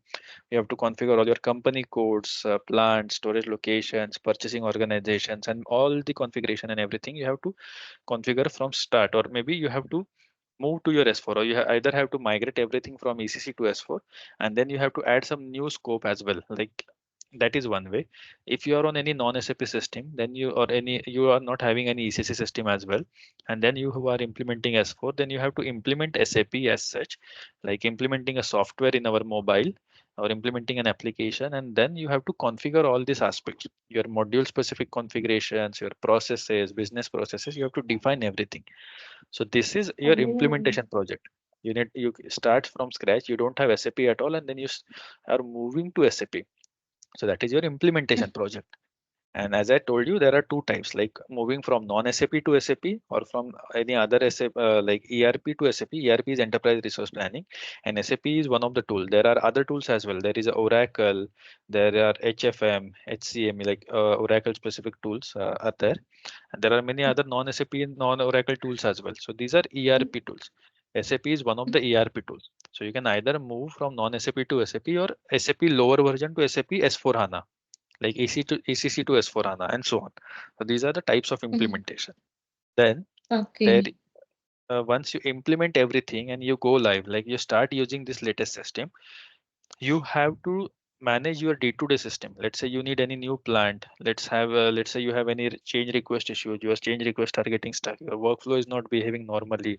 So all of these things are a part of a maintenance. So I will relate this as well with your. Let's take a tube light. Okay, if you want your room is dark, you want to install your tube light, you will first buy it, you will first install it, you will have to drill holes in your wall, you have to put the clips, and then only you will install your tube light. Okay, so that is Yeah. your implementation. And there are types of implementation. You can buy X tube light, buy Y tube light, or type of tube lights, and so on. So that is kind of a implementation. And then support is something Mm, like you are implemented tubelet. Now you will test it whether it is working or not.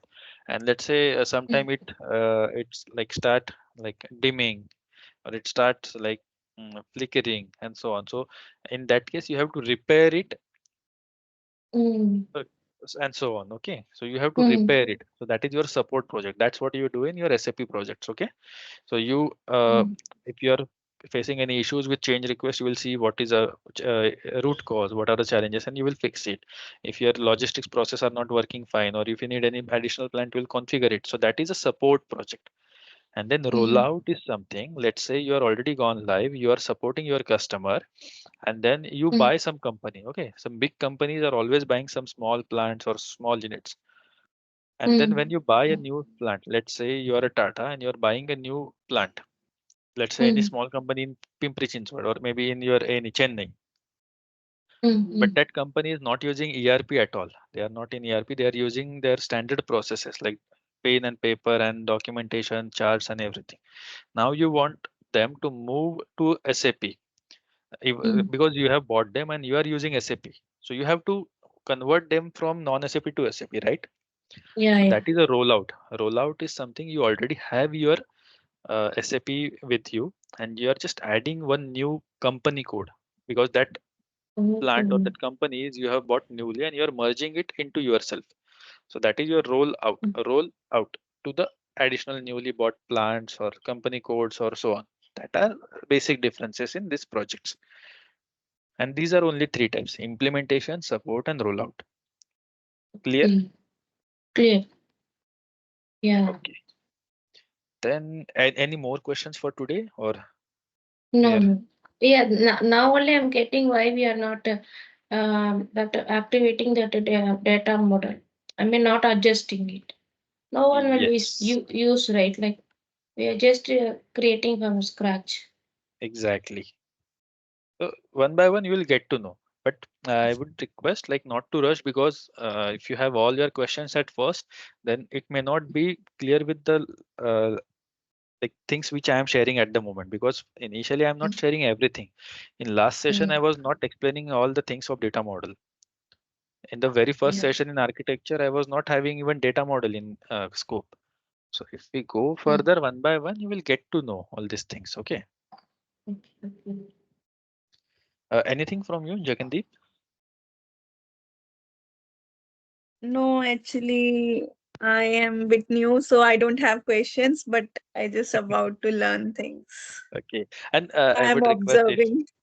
yes, yes, it's good that you are observing and learning, Sorry, but I come would again? also I would request that you try Yeah. to relate these things with your landscape and try to like Yeah. learn this because if you are just going through it once, Mm-hmm.